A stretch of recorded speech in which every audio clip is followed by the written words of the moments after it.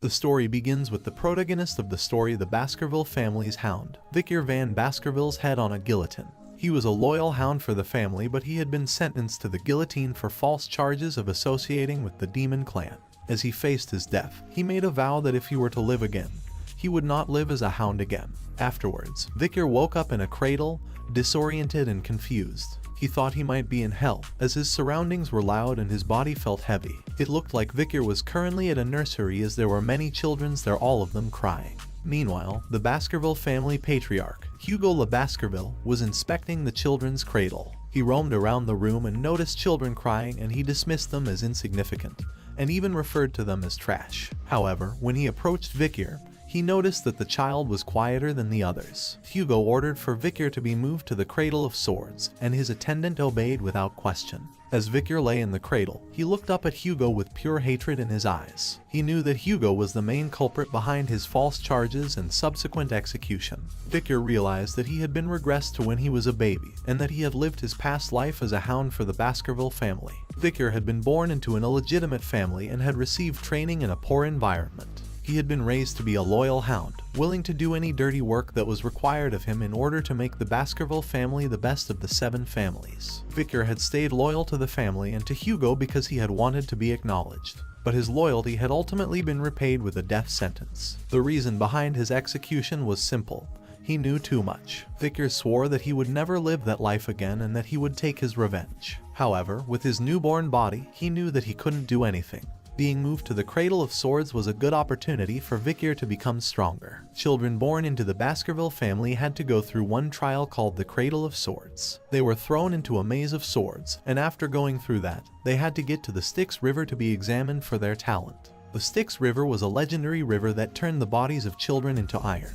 However, there was a limit to how many children it could affect, so being able to reach it faster was crucial. The only way to reach the Styx River first was to head straight out of the helix-shaped wall of blades, which was no easy feat. As Victor crawled through the Cradle of Swords maze, he couldn't help but think about his past life. He had been ousted by his siblings and couldn't receive the effect he so desperately needed. But this time, things would be different. He was determined to monopolize the Styx River's blessing for as long as he could. As he made his way through the maze, he suddenly fell into the Styx River. The water seeped deep into his body and bones through his cuts, causing him intense pain.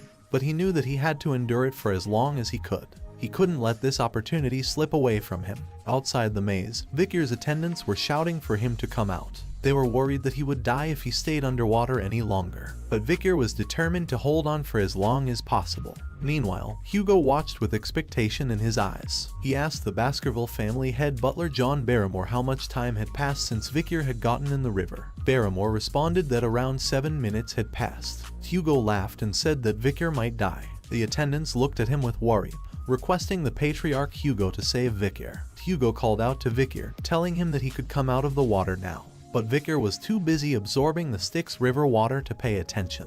He thought to himself that he couldn't give up this opportunity so easily. He needed to absorb as much as he could until the very end. But then he started to fall down as water entered his mouth. Despite the danger he was in, Victor knew that he needed to endure it. He kept repeating to himself to endure, endure, endure. It looked like Victor was about to drown, but Hugo pulled him out of the water with a smug smile on his face. He commented on how greedy Victor was, even drinking the water from the Styx River. He then noticed that Victor already had teeth, which surprised him. Hugo asked the head butler for Victor's name, and he learned that it was Victor Van Baskerville. Hugo smirked and said that a very greedy son had been born.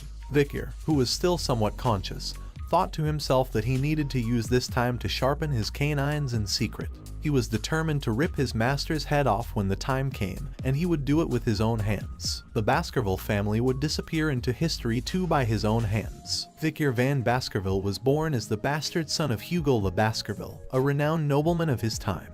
At the tender age of 8, it was apparent that Victor possessed an extraordinary intelligence that far surpassed his peers. However, within the Baskerville family, he was considered nothing but ordinary, as he did not possess the direct lineage of the family's prominent bloodline. As Victor grew older, he began to explore different fields of interest, eventually settling on the treacherous paths of assassination, espionage, and conquest. By the time he had reached the age of 20, he had already embarked on several missions that showcased his impressive skill set. But despite his achievements, Vicar still felt inadequate in comparison to those of direct lineage. At the age of 30, the gate leading to the demonic realm had opened, signaling the beginning of a terrifying invasion by the demon clans. Vicar, now a seasoned warrior, stepped up to defend his realm, engaging in battles that saw him slaughter monsters left and right. For the next 5 years, Vicar endured through the era of destruction, fighting tirelessly to protect his people. And when the long war finally came to an end, it was the humans who emerged victorious. For his unwavering loyalty and bravery, Vicar was rewarded by the kingdom. However, the reward he received was not what he expected. Instead of being praised and celebrated for his efforts, he was met with defamatory accusations and false allegations. These unfounded claims led to Vicar's eventual execution by the guillotine's blade. Vicar sat up on his bed, realizing that he was in a nursery. He looked around and came to the realization that he had successfully absorbed the Styx River. This was a major achievement, and he knew that he now had a better starting point in life than before. Suddenly, he heard the door open and a maid entered the room. The maid seemed surprised and murmured to herself, saying why Madame had asked to place this sort of thing on the bed of the young master Vicar. Vicar was surprised to hear the maid refer to Madame, as he never expected anyone in the Baskerville family to give him, a bastard, a present. The maid left after placing a box in Vicar's bed. As Vicar saw the box opening, he was shocked to see 2 bloody mambas coming out of it. He wondered if Madame had sent them to assassinate him. Vicar knew that there were only a few people in the Baskerville family who would be referred to as Madame, and whoever it was, she was probably trying to reduce competition. As the mambas hissed at Vicar, he realized that they could kill all of the babies in the nursery. However, Vicar caught both the mambas with his bare hands. Filled with hatred, he thought that he would bring the entire Baskerville family down with his own 2 hands. The next day, the people of Baskerville were shocked to find the child sleeping peacefully next to the dead vipers. All the nannies who had been on shift that night were executed after torture, but the reason for the viper's appearance remained unknown. Only the young hound Vicar knew the truth. 8 years later, Vicar was back in class, listening to his teacher discuss the levels of swordsmanship. The teacher explained that if one cannot yet imbue their sword with mana, they are considered a sword beginner. The next level is the sword expert, where one can infuse the blade with a little bit of mana. When the blade emits mana in liquid-like aura form, it is called sword graduator. Lastly, the level at which the aura is solid and the form can freely be changed is called sword master, which is the highest level of swordsmanship.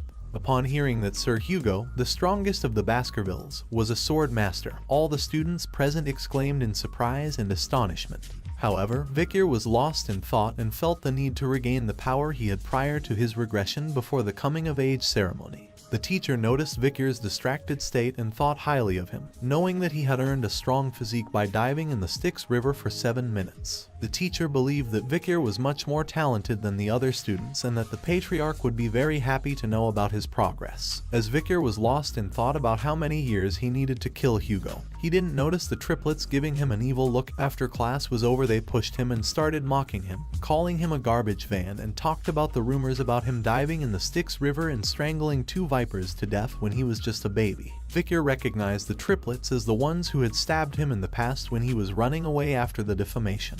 They were known as Hugo Le Baskerville's Trident, and their names were Highborough Le Baskerville, Middleborough Le Baskerville, and Lowborough Le Baskerville, all 9 years old. The triplets continued to taunt Vicar, telling him to stop lying and that they didn't like him. Vicar thought to himself that they were going to be a real pain in the ass in just 10 years, and that it might be a good idea to put them in their place now. As Vicar stood before the triplets, one of them brandished a knife and taunted him with a rumor he had heard, that if you stayed in the Styx River for long enough, your body would become like steel, and you would be impervious to injury from blades. The other 2 triplets eagerly echoed their agreement, while the third gave the order for one of the others to hold Vicar still. The triplet caught Vicar from behind and covered his mouth with one hand and said, "I'll eat my hand if he can endure this for 3 minutes." Vicar was not afraid, and even played along with this cruel game for a moment. The triplets attempted to harm him with the knife. 1 minute passed, 3 minutes passed, 10 minutes passed, but Vicar remained unscathed, and the triplets began to realize that the legend they had heard was true. They grew bored with their game and began to release Vicar. As the triplet holding Vicar released him, he noticed blood on his hand and realized that his finger was missing. Vicar then spat out the triplet's finger from his mouth. The triplet was shocked and asked Vicar what he was doing. With an evil smile on his face, Vicar reminded the triplet of his promise to eat his own hand. Meanwhile, the other 2 triplets were trying to calm down the situation and suggested that they go to a priest to put the finger back. But Victor was not interested in that and instead asked to let them go. The triplet then attacked Victor with a knife, calling him a bastard and reminding him that they were a year older than him. Victor did not dodge the attack and allowed the knife to stick into him, but to the triplet's surprise, it could not pierce his skin. Victor twisted the triplet's hand and reminded them that they had forgotten that they were dealing with a Baskerville, where power and talent overcome age. With an evil look on his face, Victor suggested that they continue playing until the end. Victor twisted the triplet's hands mercilessly, causing him to cry out in pain. He declared in a low, menacing voice that they were in Baskerville, where age doesn't matter as long as you have strength and talent. The triplets, terrified, looked at each other in shock. Victor suddenly punched the triplets, knocking him to the ground, while the other two watched in disbelief. The third triplet attacked Victor in a fit of anger, but he quickly kicked him in the face, sending him crashing down. The room fell silent as the triplets lay there, battered and broken. Victor stood over them, looking cold and unfeeling.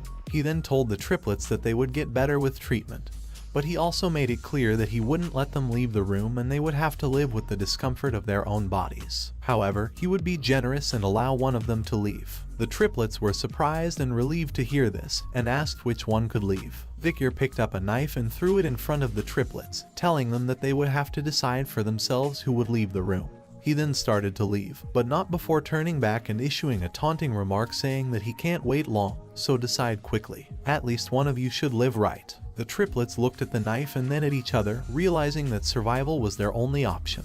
They began to fight, each trying to grab the knife and gain the upper hand. The sounds of their struggle echoed through the room, and Victor listened with satisfaction from outside. He had successfully caused the Triton of Baskerville to split, pitting brother against brother in a fight for survival. In the Patriarch's office, the head butler, John Barrymore, delivered some unsettling news to the Baskerville clan patriarch, Hugo Le Baskerville. The Moore clan had been causing trouble in the Ruby Mines, claiming it as their territory. However, Patriarch Hugo assured John that they would handle the matter when the Moore clan reached out to them. John then reported on the interim evaluation of the juvenile fortress and informed the Patriarch that Master Victor had scored the highest on the written exam. The practical exam was scheduled in 5 days, and the Guardian Knights had vacated the premises in preparation.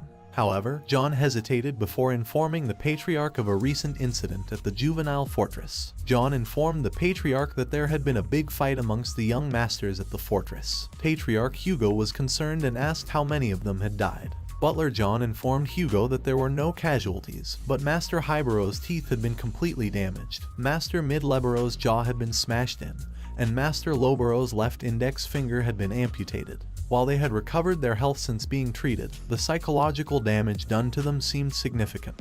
Patriarch Hugo was taken aback and remarked that they wouldn't have fought amongst themselves since they were so close. John then revealed that there was some friction with another young master, an 8-year-old named Master Victor, who had wounded the 3 young masters and who also had the highest scores on the written exam.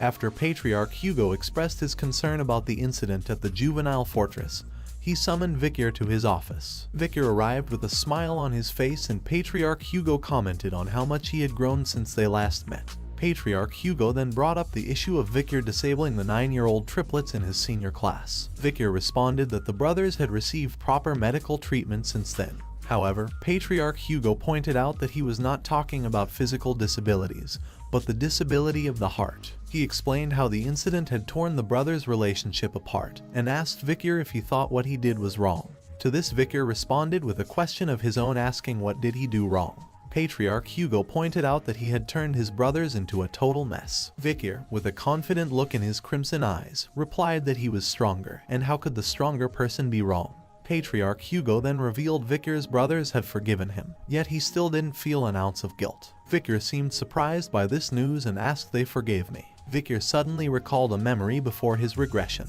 The youngest daughter of a family that was ruined by the Baskerville clan came to pay Hugo a visit. She had become a nun after many years, and she forgave Hugo despite his clan being responsible for the ruin of her family. Victor repeated the same line that Hugo had said to the nun, that forgiveness is an excuse made by the weak who cannot seek revenge due to their lack of strength. As Victor talked about the importance of strength, Hugo showed his approval by nodding and his eyes glowing with agreement. He then turned to the head butler, Barrymore, and instructed him to allow Victor to take any snack he wanted from the food storage, enough for him to carry on his own. Victor expressed his gratitude by requesting chocolates. As Victor was leaving with head butler, Hugo addressed him as his son, urging him to perform well on the upcoming evaluation and not to lose to the direct descendants. Vicar acknowledged the advice, but his face was filled with hatred. Vicar and head butler made their way to the storage room.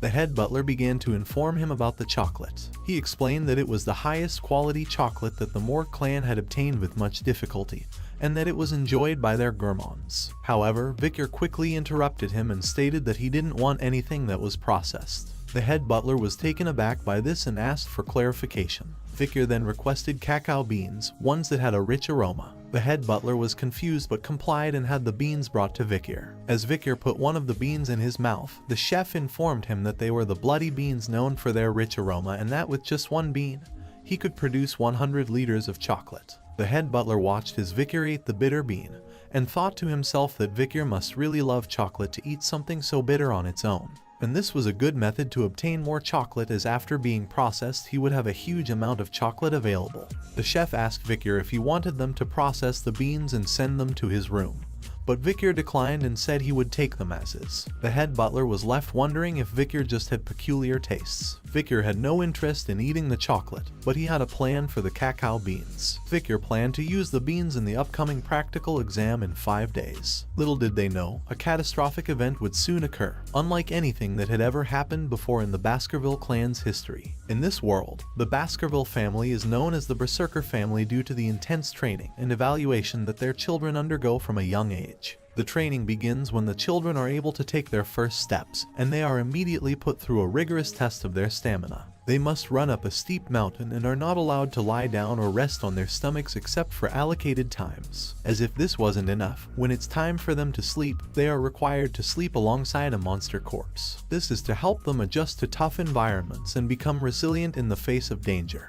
These extreme practices are what make the Baskerville family feared and respected throughout the land. After this period of grueling training, the children reach the age of 8, and the real test begins. The young hounds, as they are called, must undergo a deadly evaluation. This is the defining moment that has earned the Baskerville family its notorious reputation. Now, on the outskirts of the territory, there is a mountain known as the La Rougette La Noire Mountain. It is filled with monsters, and it is here that the young hounds gather to undergo their evaluation. The instructor of the Baskerville family, Shadow Dog Pavlov van Baskerville, stood before the young masters and explained the rules of the test. They needed to survive for a month in the area and hunt large and strong monsters. He went on to explain that the points for being successful in surviving were 10 points, and if the young masters survived without becoming disabled, it was 30 points. If they failed other young masters and survived, it was 50 points. If they defeated a monster and survived, it was 70 points. And if they fulfilled all the above conditions, they would receive 90 points. Pavlov also told the young masters that if they stole the badge that was given to them from someone else, additional points would be given. However, if they died, they would receive 0 points. He emphasized that there were no 100 points and reminded them of Sir Hugo's lesson that a swordsman dies the moment they become arrogant. The instructor also cautioned against leaving the designated area, as La Rougette La Noire Mountain was a restricted area with many undiscovered things. He recommended that the young masters move within the given space where the monsters had already been subjugated. He informed them that during the exam, shadow dogs would be hiding and grading them. As the young masters waited for the start of the practical exam, some of them noticed Vicar and began discussing his past feats. Despite their comments, Vicar remained composed and thought about the La Rougette La Noire Mountain, which he had visited before. Meanwhile, the triplets standing near Vicar were visibly nervous, sweating with fear. Shadow Dog Pavlov addressed the young masters, wishing them good luck before the bell rang, signaling the start of the exam. As soon as the bell rang, all the young masters started running towards different parts of the mountain to occupy advantageous areas. One of the young masters had a plan and thought about going to a place he had seen in the last year's exam, hoping to gain an edge. The young master behind him thought he could not survive alone and decided to follow him, with the intention of taking it from him. Meanwhile, the triplets were arguing amongst themselves, each wanting to do things their own way and come out on top. Shadow Dog Pavlov observed as the exam began, knowing that it was important to keep casualties to a minimum. Although killing was not prohibited, it was discouraged, and any contestant who did kill would have points deducted. Pavlov and the other shadow dogs were determined to do their best to prevent any unnecessary deaths. One of the shadow dogs that was assigned to follow Vikir was surprised to see him heading towards a restricted area. He wondered where Vikir was going and if he was the rumored genius who had distinguished himself since childhood. The shadow dog was intrigued and looked forward to seeing the skills Vikir would display. Vikir approached a large tree and wondered if this was the right spot. He thought that the soft ground would be suitable for him to set up camp for a while. Vikir then considered taking a break, which left the shadow dog following him confused. While other participants were busy fighting each other for points or facing monsters, Vikir gathered wood and practiced with a wooden stick. Later on, he slept peacefully under the tree. The shadow dog who had been watching Vikir grew impatient and started to question his actions. He wondered how long it had been since Vikir had taken a break and observed that he spent most of his time digging holes, hunting for food, or collecting equipment. The shadow dog started to doubt the rumors about Vikir's supposed genius, wondering if he was planning on hiding instead of actively participating in the exam. At last, the shadow dog decided to leave and find something interesting elsewhere. As soon as the shadow dog left, Vikir's face lit up with a smile. He was happy that he could finally relax and thought to himself that camping outside reminded him of the old days. Vikir recalled a conversation with his group mate about using cacao beans to make fish smell less fishy. He threw some bloody beans into the fire and remarked that the interfering shadow dog was finally gone and he had finished all his preparations. He wondered if he should start his hunt now. A few days later, Vikir entered the restricted area and recognized it from his scouting days. As he was roaming around, he noticed a burning smell and burnt tree roots. He knew that the habitat of the monster he was looking for was around there. Suddenly, he spotted burning stool and realized that he had found it. There was only one monster around there that produced that kind of dropping, a hellhound. The hellhound stood in front of Vikir with flame erupting from its mouth. The hellhound was a dog from hell that brought horrific disasters to those who encountered it. It had a risk rating of B+ and was 3 meters in size. Its sulfuric flames that came out of its mouth and eyes were extremely gaseous and could trigger sparks. If it bit someone, they could not survive. The living things used as firewood would burn and not go out until they completely disappeared. Vikir knew that he was in trouble when he saw the towering figure of the lookout monster that swallowed the hellfires of the oil world, the hellhound. The beast was known to be one of the most dangerous monsters in the land, and Vikir had barely survived his encounter with one when he was just 18 years old in his past life. Now, as an 8-year-old, Vikir knew that it would be impossible for him to defeat the hellhound alone. But he remembered a way to take on the beast that even a child could manage. As the hellhound lunged towards him, Vikir quickly dodged to the side, remembering the first weakness of hellhounds. They could only move in straight lines. They found it difficult to suddenly change directions. Vikir quickly dropped some water on the ground, and as the hellhound charged towards him, he shouted out the second weakness of lookout monsters. They were unable to cross water. Because of the water Vikir dropped, the hellhound took a longer route to reach Vikir, giving him more time to dodge. Vikir knew that even a shallow depth of water could slow them down significantly, exposing the weakness common to all canine monsters, opening their mouth while running. Vikir found himself in another life-threatening situation as the bloodthirsty hellhound attacked him. But Vikir was prepared, and he threw a bloody bean into the monster's mouth. After landing, the hellhound suddenly started to whimper in pain and become unable to move. Vikir explained that chocolate was poison to canines, and with the bloody bean's power to make 100 liters of chocolate with just one bean, it was obvious what it would do to a canine monster like the hellhound. He drew his sword and aimed for the hellhound's weak spot where the ribs were not present, the kidney. With a swift and decisive strike, Vikir pierced the hellhound's kidney, killing it easily. As he absorbed the energy called XP or karma from the defeated monster, Vikir felt his body getting stronger. He swung his sword and felt it becoming lighter, knowing that he was catching up to where he was before his regression before he even reached the age of 15.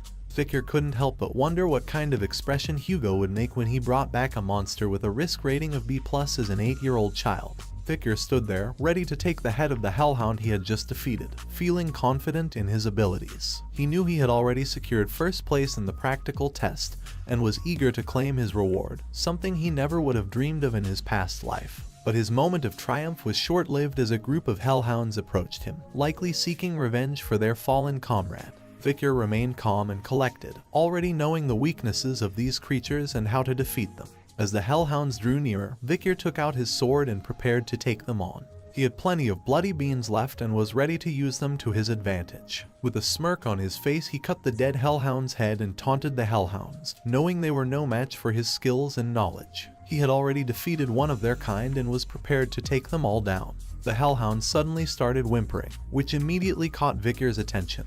He couldn't believe that the fierce beasts were feeling scared of a mere 8-year-old's bloodthirst. Hellhounds would never submit to their prey even if they were to die, Vicker thought to himself, trying to figure out what could have caused the hellhounds to feel so uneasy. As Vicker turned around, he saw a monstrous creature with 3 heads standing before him. It was a Cerberus, the legendary 3-headed dog from Greek mythology. The creature was massive, measuring at least 7 meters in size, and Vicker knew that a Cerberus had a risk rating of a+.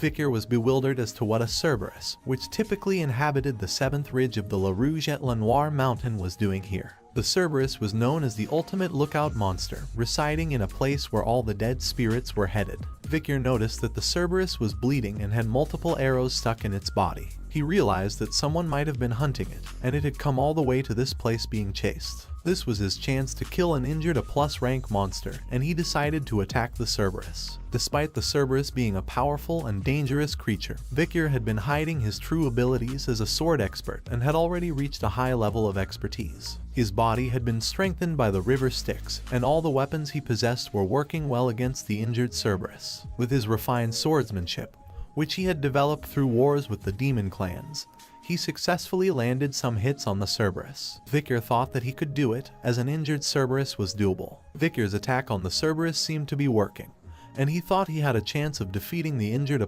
+rank monster. However, in a moment of carelessness, Vicker let his guard down, allowing the Cerberus to strike back with its claws. The first attack broke Vicker's sword, and the second sent him flying through the air. The force of the Cerberus's attack sent Vicker hurtling towards a tree trunk. With a sickening thud, he smashed into the tree trunk, and blood poured from his mouth. The impact had clearly caused a serious injury, and Vicker lay still, his body broken and unmoving. Vicker's eyes opened slowly and a surge of panic rushed through him as he remembered the direct attack of the Cerberus and felt a sharp pain in his left arm. He wondered if the beast had ripped his arm off in the attack, but when he looked down, he saw that it was still attached to his body, with some injuries. Vicker was relieved that the Cerberus was wounded and had not managed to sever his arm completely. He thought about the river Styx and how its magical properties might have played a role in protecting him from the beast's full force. He felt grateful for its protection but knew he couldn't rely on it completely. His relief was short-lived, however, as he quickly realized that the damage was still significant.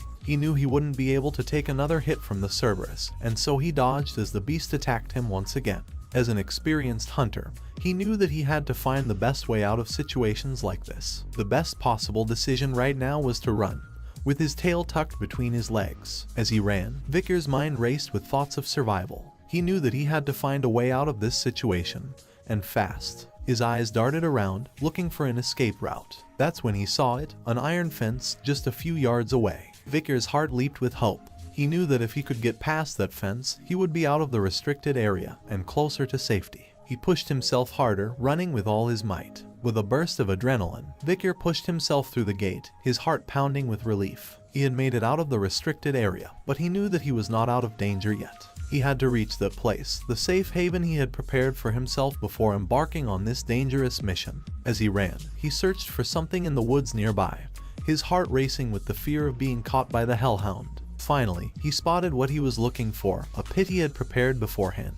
He jumped forward, narrowly avoiding Cerberus's jaws, and the hellhound fell into the pit full of wooden spears. Vicker couldn't help but smile to himself, knowing that he had prepared well for this battle. He had smeared the wooden spears with the bloody bean essence that acted as poison for the canid monsters. Cerberus growled and foam started oozing from its mouth, but Vicker remained focused and prepared for the next phase of the battle. He knew that Cerberus was a high-ranking demon and that this fight would be one of the toughest of his life. Vicker prepared a wooden spear and he threw it at Cerberus, hitting the hellhound's side. But the Cerberus was still alive and walking towards him, ready to attack. Vicker counted the hellhound's steps as it approached him, one by one. As soon as Cerberus took the 7th step, it stopped abruptly, falling to the ground right in front of Vicker. Vicker let out a sigh of relief, realizing that the rumors were true. The wooden spear he had just thrown was not like the others. It was a spear laced with the venomous fang of the deadly bloody mamba snake that prevented its victim from walking more than 7 steps once they were bitten. Vicar had hidden it away when he was younger, knowing that it could come in handy one day. The energy emanating from Cerberus' body entered Vicar as he stood over the 3 lifeless heads of the beast. He marveled at the power he now possessed, but his mind quickly turned to the concern of how he was going to transport the massive body back. He knew that the cause of the Cerberus' death would be obvious to anyone who saw it, and he began to consider who might be his witness. Perhaps the guardian knight who had seen him carving the wooden spears could be of help. But then, Vicar's thoughts turned to something else entirely. The Cerberus was a gatekeeper, which meant that it was guarding something. A dungeon, most likely, that could be nearby. Vicar's heart quickened at the thought of the treasure that might be hidden within. He knew that dungeons were often the lairs of powerful monsters. Vicar was determined to explore the dungeon, but before going there he took a handful of Cerberus feces and applied it to his body. Vicar knew that by doing this, he could avoid any small monsters that might be lurking in his path. Vicar's keen senses were on full display as he tracked the steps of the Cerberus through the forest. He noted the dried soil, the rotten leaves, and the moist roots, following the trail with a single-minded focus. As he backtracked the path, his eyes widened in recognition. This was the dungeon that the Cerberus had been guarding, and Vicar realized that he had been here before. He knew that this dungeon would be discovered in another 10 years, but he was certain that it would be completely empty by then. Right now, however, he could feel the mana beneath the rotten surface. Vicar cautiously approached the dungeon. He looked around, but he didn't see any light, and he realized that the dungeon must be deeper than he initially thought. But Vicar was undaunted. His crimson eyes glowed with excitement as he stepped inside the dungeon. He couldn't help but wonder what kind of treasures were waiting for him inside. As Vicar made his way through the dark dungeon, he saw ruby minerals that were scattered throughout the area. He was certain that these veins must be connected to the nearby Red All Mountain. Suddenly, he saw a glimmer of light shining from within the dungeon, and he couldn't help but wonder if it was the entrance he had been searching for. Eager to explore further, he quickened his pace and soon found himself standing in a brightly lit room. As his eyes adjusted to the light, he was struck by the sight of a massive ruby placed on a pillar in the center of the room. He couldn't help but marvel at the beauty of the gem, and he realized that it must be infused with mana to produce such a bright glow. However, his moment of awe was interrupted when he spotted a nearby skeleton lying on the ground. As he approached, he noticed signs of violence, including deep stab wounds and dried brown bloodstains. He realized that someone had been here before him, and it had been quite some time since their untimely demise. Curious, Vicar picked up a letter that was lying next to the skeletal remains. The writer of letter began by introducing himself as Cain and explaining that he didn't want to dirty the pure white paper with his name.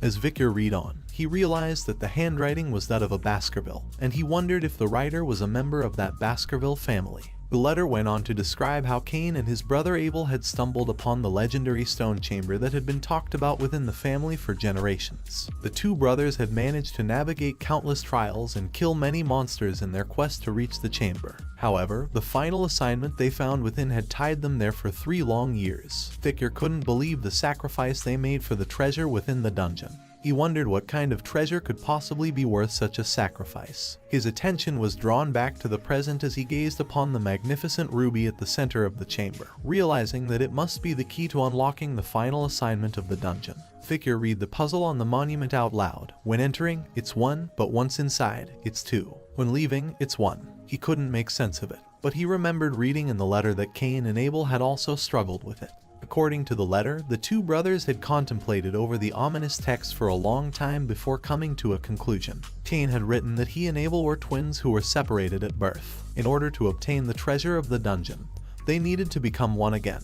That meant only one of them could leave with the treasure. Cain had ended up killing his own brother in a fierce battle, but despite that, there was no change. They had definitely gone from 2 to 1, but Cain couldn't take the treasure. After moments of regret, Cain had decided to leave the place and warn others not to come. He had written in the letter that there was nothing to obtain from this devil's den that only serves to taunt humans. Vicar read the letter carefully as Cain recounted their journey to the dungeon. They had faced countless challenges to get there, but now they were left with nothing. Vicar couldn't help but think about the assignment he had been given, and the fact that it was the same as Cain and Abel's despite the fact that he didn't have a twin.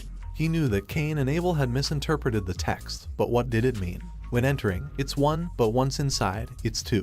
When leaving, it's 1. The words echoed in his mind as he tried to decipher their meaning. Vicar refused to give up.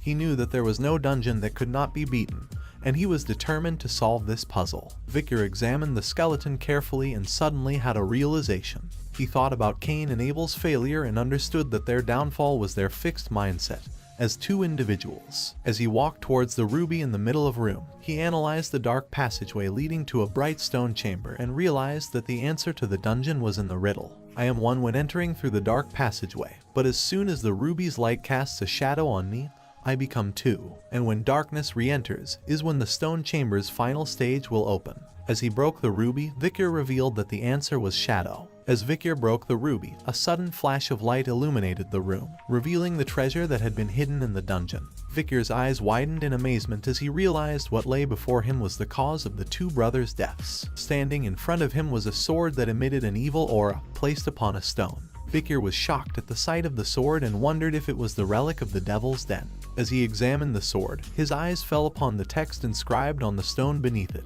It stated that only those with Baskerville's blood would be able to take Beelzebub.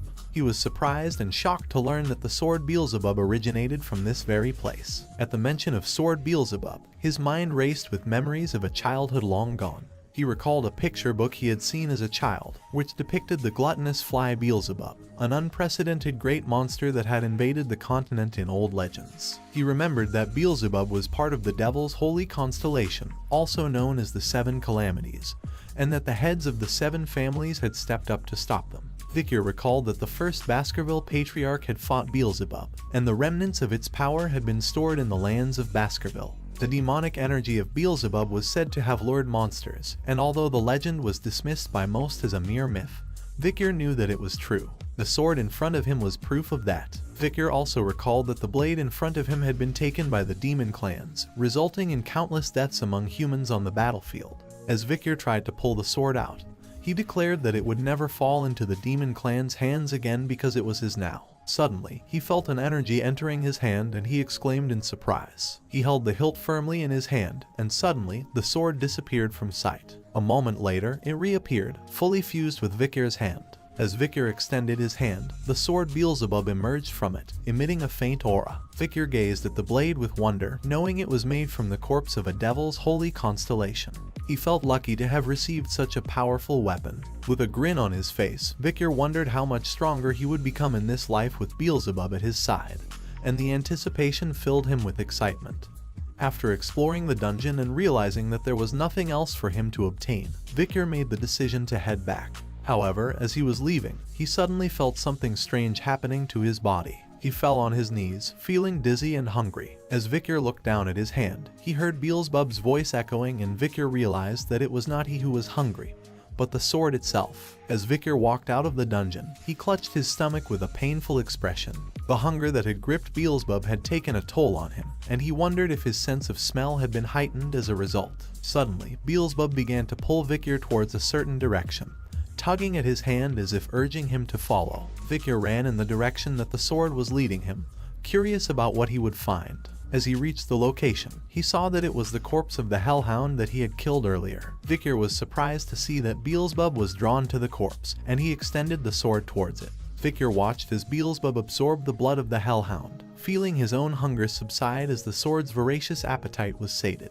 He couldn't help but wonder if Beelzebub's hunger had caused the trees and soil in the nearby mountain to dry up. As he looked down at Beelzebub, Victor felt a sense of responsibility towards the sword and thought to himself, feeling a sense of frustration at Beelzebub's unpredictable nature. Beelzebub finished its meal, making a satisfied sound. Victor watched as the sword's hunger was finally sated, and he took the opportunity to study its abilities. He looked at the slots on the sword and saw that Beelzebub's inherent ability was called Glutton of Flies. Victor knew that this power allowed the sword to absorb the skills of its opponents, making it a formidable weapon in battle. However, the absorption amount was nearly infinite, which meant that countless people had lost their abilities and become obsolete after facing Beelzebub. Victor was aware of the hazardous nature of this power, and he knew that he could only steal up to 3 abilities for the sword. As he examined the first slot on Beelzebub, Victor saw that it was now equipped with the Hemorrhage Hellhound skill, which was rated B+.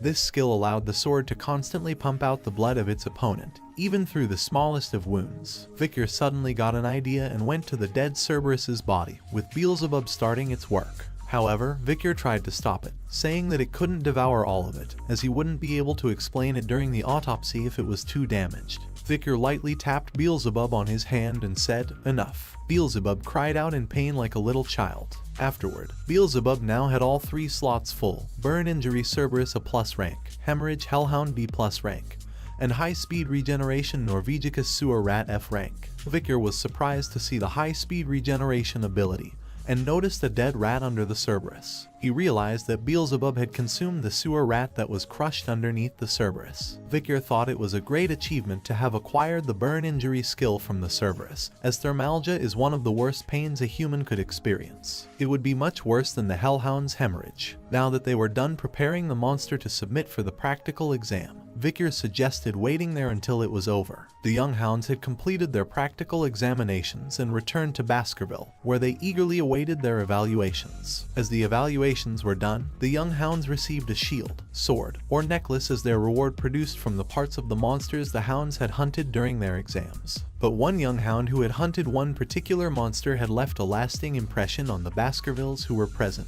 Hugo, the patriarch of the Baskerville family, sat in his office, looking surprised as he asked his head butler a question.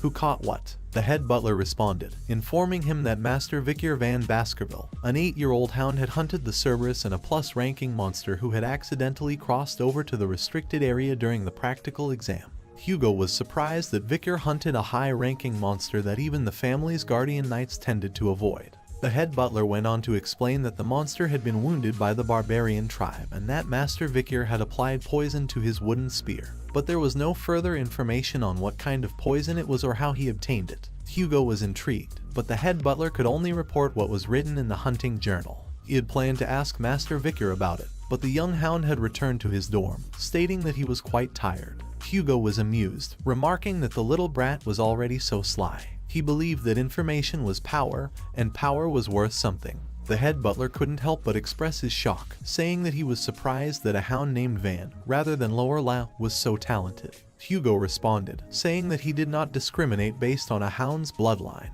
He raised hounds based on their talent and spite, not their lineage. This meant that even mutts could come from royal bloodlines. The head butler was left wondering if Hugo was concerned about his second son, who was preparing for isolation training. However, he didn't voice his thoughts aloud and simply apologized. Hugo dismissed his apology, but said that he needed a mood booster, and head butler responded by saying that he will summon Master Vicar. Vicar stood in front of Patriarch Hugo, looking composed and confident. Hugo asked him about his success in catching the Cerberus during his practical exam, and Vicar calmly replied that he had used chocolate on his wooden spear, as it was a lethal poison for canid monsters. This surprised Hugo, who then realized the reason why Vicar had asked for chocolate before the hunt. The head butler, who was present in the room, was taken aback by the lack of a proper greeting between the two, wondering if this was really a conversation between a father and son.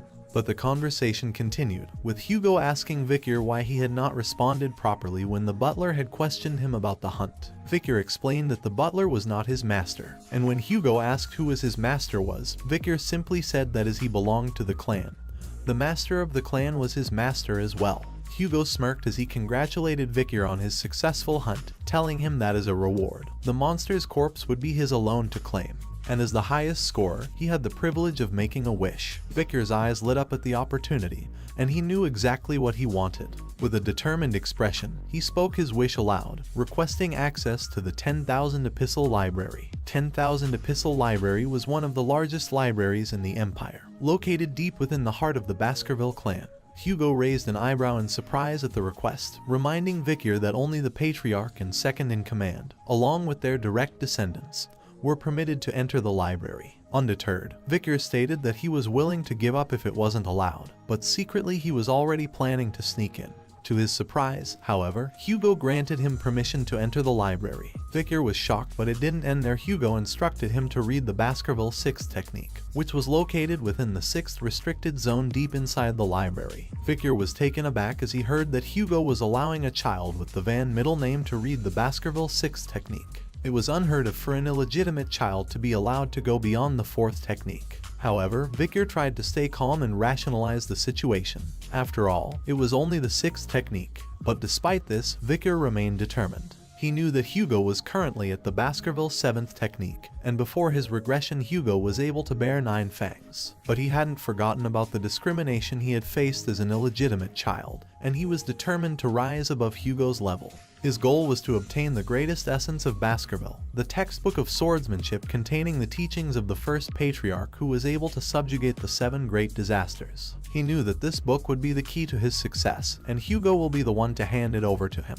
As Hugo smiled faintly and wished Victor good luck, Victor bowed and thanked him. He knew that Hugo had no idea of the true value of the random book he was handing over, but that didn't matter to Victor. He was confident that he would make the most of this opportunity and grow stronger beyond everyone's expectations. Victor arrived at the 10,000 epistle library for the first time and gazed around in amazement. As he browsed through the books, he read out their names to himself: severing incisors, grinding molars, piercing canines, snaggletooth that embeds twice, wisdom teeth that lay down, and other books on swordsmanship. These were the books on swordsmanship that he had desperately wanted to learn in his past life. However, Victor knew that no matter how much mana an illegitimate child of Baskerville had, they could not learn any swordsmanship that was superior to the 4th technique. The Baskerville family had implemented this as a defense mechanism to ensure that the children who became hounds did not bare their teeth towards their master. Victor eventually arrived at a place where a book was locked with chains with a lock in the middle.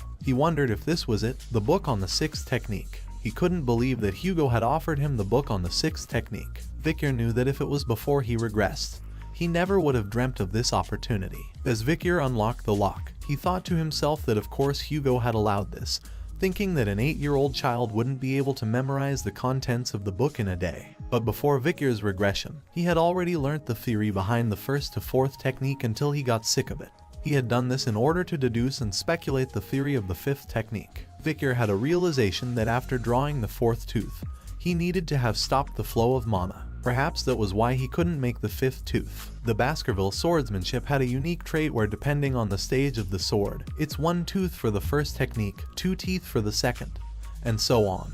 And when you draw teeth, a special trait, a red sword energy, appears. Despite getting a chance to read the book on the 6th technique, Victor didn't care about it. He had come to the 10,000 epistle library for a different reason: to find a stage that was higher than the one he was currently at. Victor walked out of the swordsmanship books section of the library, catching the guards by surprise. They questioned him in disbelief that was he done reading books already. The guards offered to get him more books, mentioning that there were other swordsmanship books deep within the library. But Victor declined and assured them that he had finished what he came for. The guards were amazed that Victor was done so quickly and suggested that he stay longer to browse other books. Victor assured them and said that he was thinking of reading other books before leaving. As Victor walked away, the guards began whispering amongst themselves, commenting that the section Victor was going to was filled with miscellaneous books. One of the guards suggested that if it were him, he would read about the textbooks on swordsmanship that were deep within the library. He wondered if Victor didn't know their worth because he was young. Victor overheard their conversation and thought to himself that he would leave them to their thoughts. He knew that among the dusty miscellaneous books lay a hidden treasure. As Victor looked around the library, suddenly his eyes lit up as he spotted a book titled A Lurking Ambush. He reached for it and held it in his hands, knowing that it was the book he had been searching for. He examined it and noted that it was a useless miscellaneous book with ripped pages, but he knew its true worth. He remembered a time before his regression when he was affiliated with the Hound squad. They had found a single ripped page from a swordsmanship textbook with Baskerville's handwriting on it. Hugo, who was obsessed with finding the book that matched the page, had scoured the entire library and finally found it in a lurking ambush. The book contained the Baskerville ancestors' writings, including the 10th technique that Hugo had gone crazy over. He had sent hounds to the 7 great families to obtain the remaining 6 pages, even declaring war on those who refused. After the sacrifice of many hounds, all the missing pages were given to Hugo. But in the end, the only reward he received was a simple word: good job. Because of this, Hugo had broken through the 7th technique and achieved the 9th technique, but it came at a terrible cost. Under him was a pile of wasted hound corpses and blood. Victor's eyes narrowed with anger as he recalled this memory and said that it was a stupid life. He knew he could not let it happen again. Victor remembered all the contents of those missing pages and realized that the only reason he couldn't progress beyond the 4th technique was that he had no access to the original book. He knew that those missing pages held the key to mastering the techniques. Without them, the book was nothing but a collection of random and useless techniques. After reading the book for a while, he said aloud that if other people read this book, it would seem like a miscellaneous book that didn't make any sense. But the moment you use the missing pages and fill in the blanks, the false and misleading information turns into an amazing masterpiece of a book. Victor had reached the highest level of graduator aura and the highest level of the fourth technique before he regressed. He knew he could do it again, but this time, he wouldn't make the same mistake. He made a vow to himself that before he turned 15, he would reclaim the power he had lost. Victor was deeply engrossed in reading the book, and time seemed to pass quickly. When he finally closed the book, he realized that the night had turned into day. He was amazed at how much he had achieved during this time and felt proud of himself for memorizing the entire book's contents. As Victor stood up, he took notice of his surroundings and realized that the Guardian Knights were nowhere to be seen. He knew that he could not draw 10 teeth with a young body, but he was confident that currently he had the potential to achieve the fifth technique that he couldn't reach in his previous life. Victor entered a focused and determined state with the statue before him.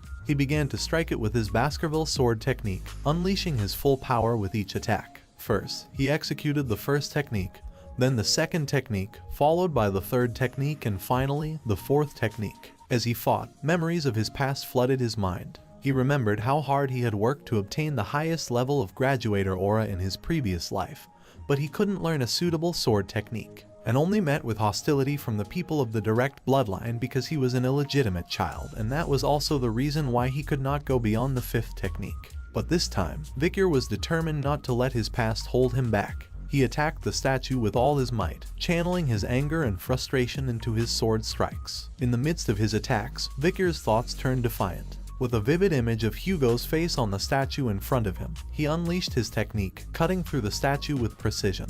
Victor breathed heavily and wondered if he was able to execute the fifth technique. He clenched his hands and smiled as he felt a hot sensation rise from his heart to his neck. He was overwhelmed with happiness to the point that he could cry. Suddenly, he realized that he needed a sword to test his newly learned technique. At that moment, at a record-breaking speed in Baskerville's history, a young hound's canine teeth started to grow that were bared towards its master. Victor beamed with pride, his body still trembling with excitement from his success in drawing the fifth tooth. He couldn't believe how far he had come, and how quickly he had managed to do it. He marveled at the strength of his mana, now able to support him at a level he had only achieved after years of hard work in his previous life. As he looked at the liquid aura flowing within him, a sign of his newfound status as a graduator, he couldn't help but feel a sense of awe. Graduators were on a completely different level from sword experts, and he was now one of them.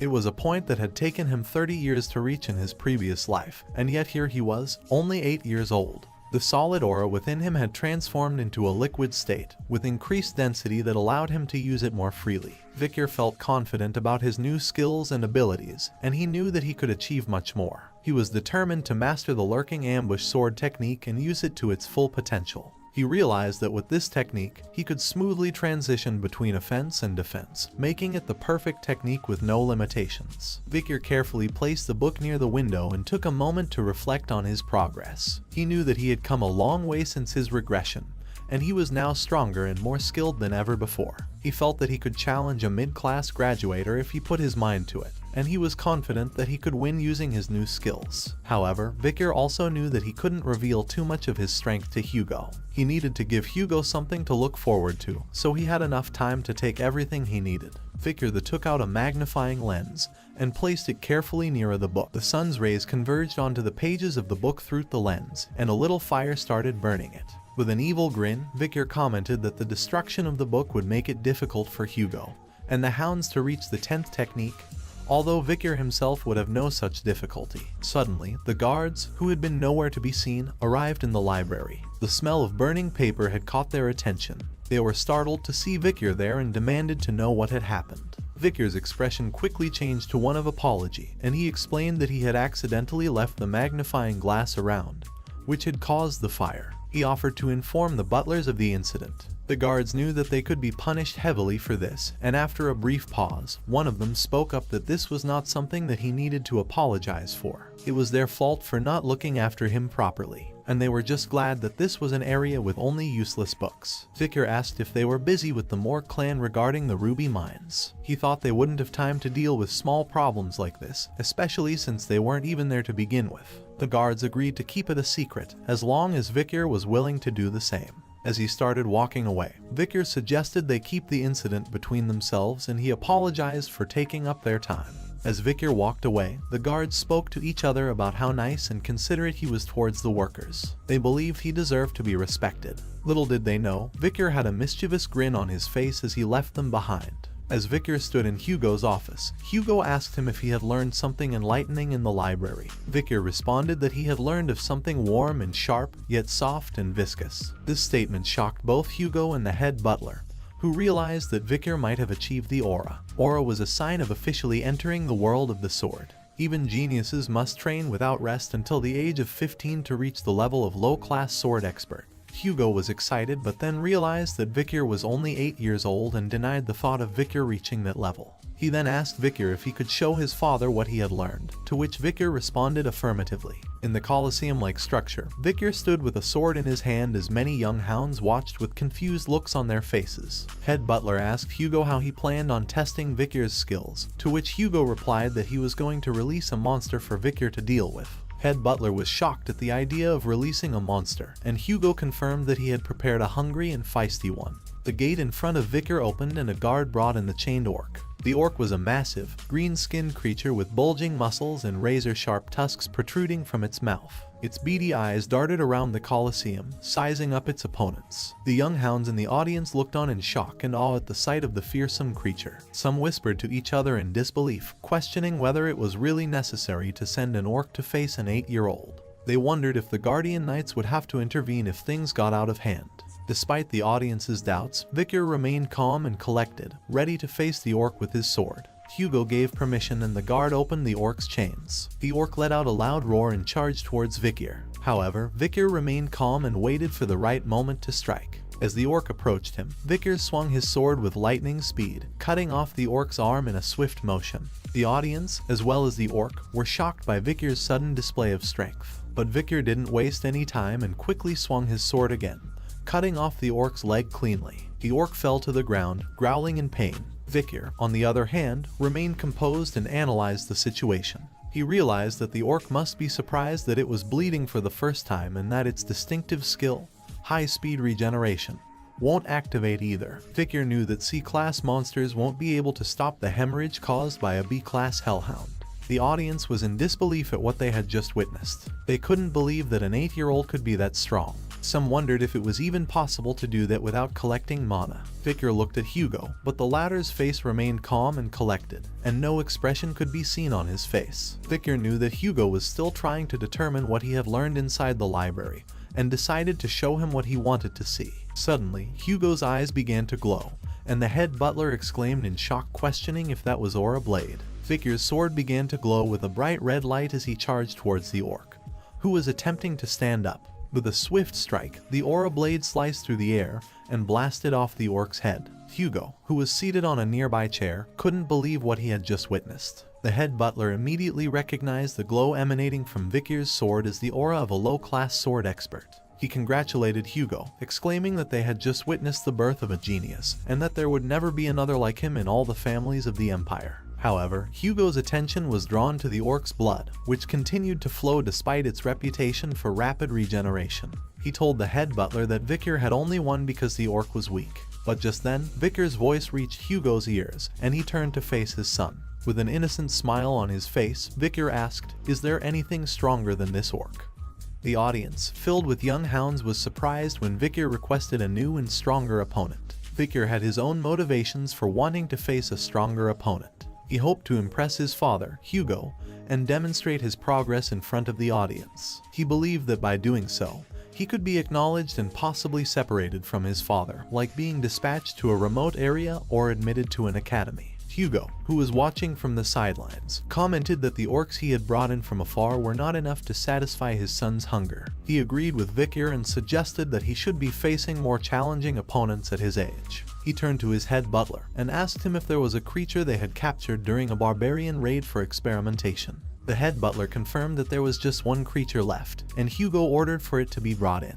Vikir and the audience were surprised as they watched a troll being led into the arena. Vikir stood in the arena, facing a fearsome troll that was twice his size. Vikir asked for Hugo approval to start the fight, and as Hugo gave his approval, the troll's chains were released, and it lunged at Vikir with a powerful punch. But Vikir was quick and agile, and he managed to dodge the attack with ease. He swiftly moved behind the troll, taking advantage of its momentary confusion.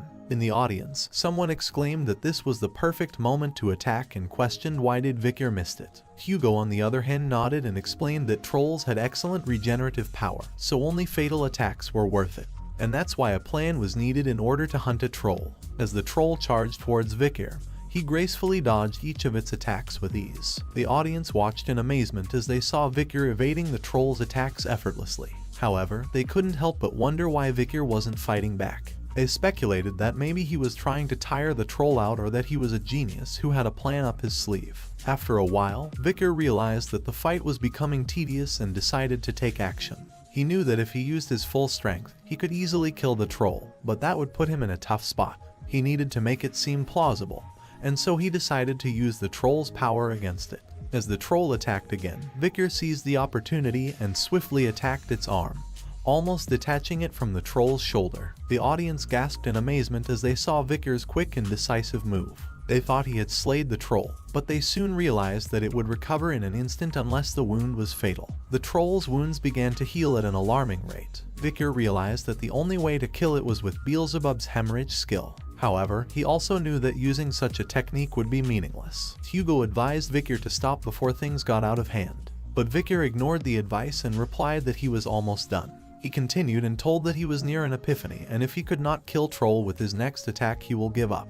As the troll growled menacingly at Vikir, he couldn't help but ponder over how much of his true power he should reveal. He knew that he had already decided on an answer. He wanted to show a scenario where he had leveled up from an epiphany during the fight. However, he was also curious to see how Hugo would react to this. His sword glowed red as he prepared for a powerful attack. As his sword struck the troll's head, it was cleanly sliced off without any resistance. Everyone, including the head butler and the audience, was shocked by what they had just witnessed. It was unprecedented for an 8-year-old to achieve the second technique of the Baskerville clan, which was normally attained at 18 years of age. Vikir was overjoyed by his victory and had an innocent smile on his face as he declared that he had done it. However, Hugo was left in shock and couldn't believe what he had just seen. A week had passed since Vikir's impressive display of power against the troll, and he found himself sitting in the Baskerville clan's dining area, staring down at a bowl of unappetizing miscellaneous meat porridge. While eating his food, Vikir noticed that everyone was avoiding him, which didn't come as a surprise to him since power was everything in their family. But he was pleased when he saw that even Hugo was taken aback by his recent display of power. Vikir reflected on what he had revealed about himself so far, including his Baskerville second technique and mid-rank sword expertise. However, he also knew the truth that he was in fact a low-rank graduator who could weakly perform the Baskerville fifth technique. With the skill he obtained from the troll, he believed he was now stronger than the average graduator. He then remembered that he had been eating a lot more since obtaining the skill for Beelzebub's third slot, which now had a super speed regeneration troll with a C+ rating. Suddenly, the triplets appeared behind Vikir, causing him to be surprised and cautious. He thought to himself that he didn't want to deal with them again, so he turned back to his food and resumed eating. The triplets quickly explained that they just wanted to tell him that he was so cool when he defeated Cerberus and the troll. Vikir was so surprised that he spat out his porridge. The triplets asked him if he was okay, but Vikir was suspicious of their motives. He thought to himself that it might be some kind of two-faced technique or deceitful policy. He considered beating them up before thinking about it more, but before he could act, the head butler, Barrymore, appeared behind him and called out his name. Vikir was surprised to see him and wondered why he was here. Barrymore then informed him that he should hurry to the Patriarch room, and Vikir wondered why Hugo had summoned him. In Baskerville clan's Patriarch office, Patriarch Hugo sat on his chair as someone entered and greeted him. It was Morg clan Patriarch by proxy Adolf Morg. Hugo acknowledged that it had been a while, and Adolf noted that he hoped the annual event would go smoothly. Hugo assured him that the joint training had always gone without a hitch. Adolf brought up the incident from last year when 2 children were seriously injured, one from each family. Hugo tried to downplay it, saying it was but a scratch and that Morg's children seemed to be quite dramatic. Adolf retorted that it was because the Morgs were noble and dignified. The Baskervilles and the Morgs were once on good terms as they were a renowned mage clan and iron-blooded sword clan respectively. The past emperor had once said that magic and swords are a complementary pair, and because of this they began joint training sessions for children between the ages of 8 and 15, which was carried out annually in a good atmosphere. However, a problem arose when a ruby mine was discovered between their territories, and blood was spilt over the conflict. As a result, the 2 patriarchs came to be on bad terms, but they had to continue with the joint training as per the emperor's command. Adolf had come in his brother's stead to ensure that the event went smoothly. Adolf mentioned to Hugo that he had heard news about a supernova appearing in the Baskerville family, which was a great blessing to the empire. He explained that a rare genius, who was perhaps only born once a century, had been born to the Baskervilles. However, Hugo responded with pride, saying that it was not that big of a deal. Adolf noticed Hugo's reaction and was surprised that Hugo actually received the compliment. But then, Adolf mentioned that the Morgs also had a genius in their hands and called for his sister's daughter, Camus, to come into the room. Camus, a girl with red hair, entered the room and Adolf introduced her to Hugo as Rispani's daughter. Adolf turned to Camus and asked her if she was going to greet the patriarch. But instead of answering the question, Camus accused Hugo for being the thief who stole their ruby mine and demanded that he give it back. This accusation didn't sit well with Hugo, who gave Adolf an angry stare and questioned the accusation. Camus then explained that Adolf had referred to the annoying chin beard as the thief who stole the ruby mine. Adolf denied ever saying such a thing, but Camus insisted that he had said it an hour and 42 minutes ago, right before getting off the carriage. Hugo, still trying to control his anger, asked for clarification, but Adolf tried to defuse the situation by suggesting that there was a misunderstanding. However, Hugo said that there was no need for Adolf to explain the Morg clan's problems with children's education to him. Camus persisted in her demand for her rubies to be returned, complaining that she couldn't even do research without them. Adolf tried to calm her down by calling out her name, but to no avail. Hugo was losing his patience and commented in anger that it seemed like the Morgs didn't teach manners at all. Adolf defended Camus, questioning what Hugo planned on doing to a child and if he was threatening an 8-year-old girl. This left Hugo speechless as he couldn't bring himself to act in such a way that would hurt his pride. Suddenly, a new voice entered the room, remarking that the Morgs don't teach their children not to envy what belongs to others. The speaker of this voice was none other than Vikir, and the head butler informed Hugo that he had brought the young master. Adolf was taken aback by the sudden appearance of Vikir and couldn't help but wonder if he was the Baskerville supernova. However, his thoughts were interrupted when he realized that Camus, who was sitting right next to him, had disappeared. Camus, on the other hand, had approached Vikir and demanded to know what he had just said. Adolf called out her name, trying to stop her from causing a scene. Meanwhile, Vikir was analyzing Camus, wondering if she was the Morg clan's iron-blooded empress, Camus Morg. Vikir recalled Camus' reputation as the genius of geniuses within the Morg clan, who had raised countless great mages. At her peak, she had killed all the monsters and barbarians in the Le Rouge et Le Noir mountain by herself, burning them to death on spears and creating the famous border of blood and ashes. In addition, her beauty was captivating, and she was able to manipulate even the imperial family. As a result, she was called the Fire Goddess of Authority. Vikir noted that this was all in the far future and that she was just a child right now. Camus interrupted Vikir's thoughts and aggressively questioned why the ruby mine belonged to Vikir. Vikir remained calm and collected, even going as far as to call Camus out on throwing a tantrum. Camus then began to cast a spell, but instead of attacking, she created an ice sculpture to illustrate her point. Vikir was surprised by Camus's use of spell as an ice sculpture instead of an attack, as was expecting a fight to break out between the two. As Camus pointed to her creation and began to explain, Camus pointed to a nearby cave and began to explain the situation regarding the ruby mine. She stated that the mine was situated on the border between Morg and Baskerville territories and was called the Joint Security Area. Camus continued, saying that while the entrance to the mine was on Morg territory, the mine itself ran underneath Baskerville territory, preventing the Baskervilles from claiming it all for themselves. Camus emphasized that the ruby mineral vein belonged to the Morg clan, but the Baskervilles were claiming that it was trespassing and interrupting their mining activities. Camus further explained that the Morgs had offered to pay rent for the territory, but the Baskervilles had rejected the offer. Adolf seemed pleased with this explanation, but Hugo was becoming annoyed with the situation. Victor then mentioned that rubies were commonly used for magic ingredients and that the Baskervilles didn't need to mine them. However, he also pointed out that it was unfortunate that the Baskervilles weren't fools who would open their territories just for few pennies. Camus was surprised and confused by this statement, pointing out that if the Baskervilles didn't need rubies, then why not rent their land? Victor explained that the Baskervilles were only interested in their land and didn't want anyone else to profit from it. He warned Camus not to come into their territory, as they were the only ones who would lose out in the situation. Camus, however, was not satisfied with this explanation and decided to take matters into her own hands. She claimed that she had possession over the ruby mineral vein, and she placed her arm over the sculpture in the Baskerville territory, asking whose arm it was. Victor caught her arm and responded with a smile, saying that it was his arm, as it was in his land. Camus felt her face flush with embarrassment as Victor's words made her feel flustered. She couldn't believe what she was hearing and responded with a stutter, asking him what was he talking about. How could she belong to him? Victor, who seemed amused by Camus's reaction, replied with a mischievous grin, "Who said you're mine?" Camus was confused by Victor's response, and suddenly, Victor pulled out a knife from his back, which surprised not only Camus but also Adolf and the head butler. Victor's evil grin sent chills down everyone's spine as he said, "I'm saying your arm's mine." Camus was taken aback by Victor's sudden change in demeanor and said in a shaky voice, "What?" Hugo, who was sitting nearby, was sweating profusely, and the only sound that could be heard in the room was a hiccup. As Victor began to move the knife towards Camus' hand, she screamed in fear and called out for help from her uncle. Adolf appeared behind Victor with a fierce expression and demanded that he back away from his niece. Camus seized the opportunity to escape from Victor's grip and ran towards Adolf, seeking comfort from her uncle. Adolf was enraged and demanded an explanation from Hugo, asking what was going on. Hugo looked at Victor and acknowledged that he had gone too far with his joke.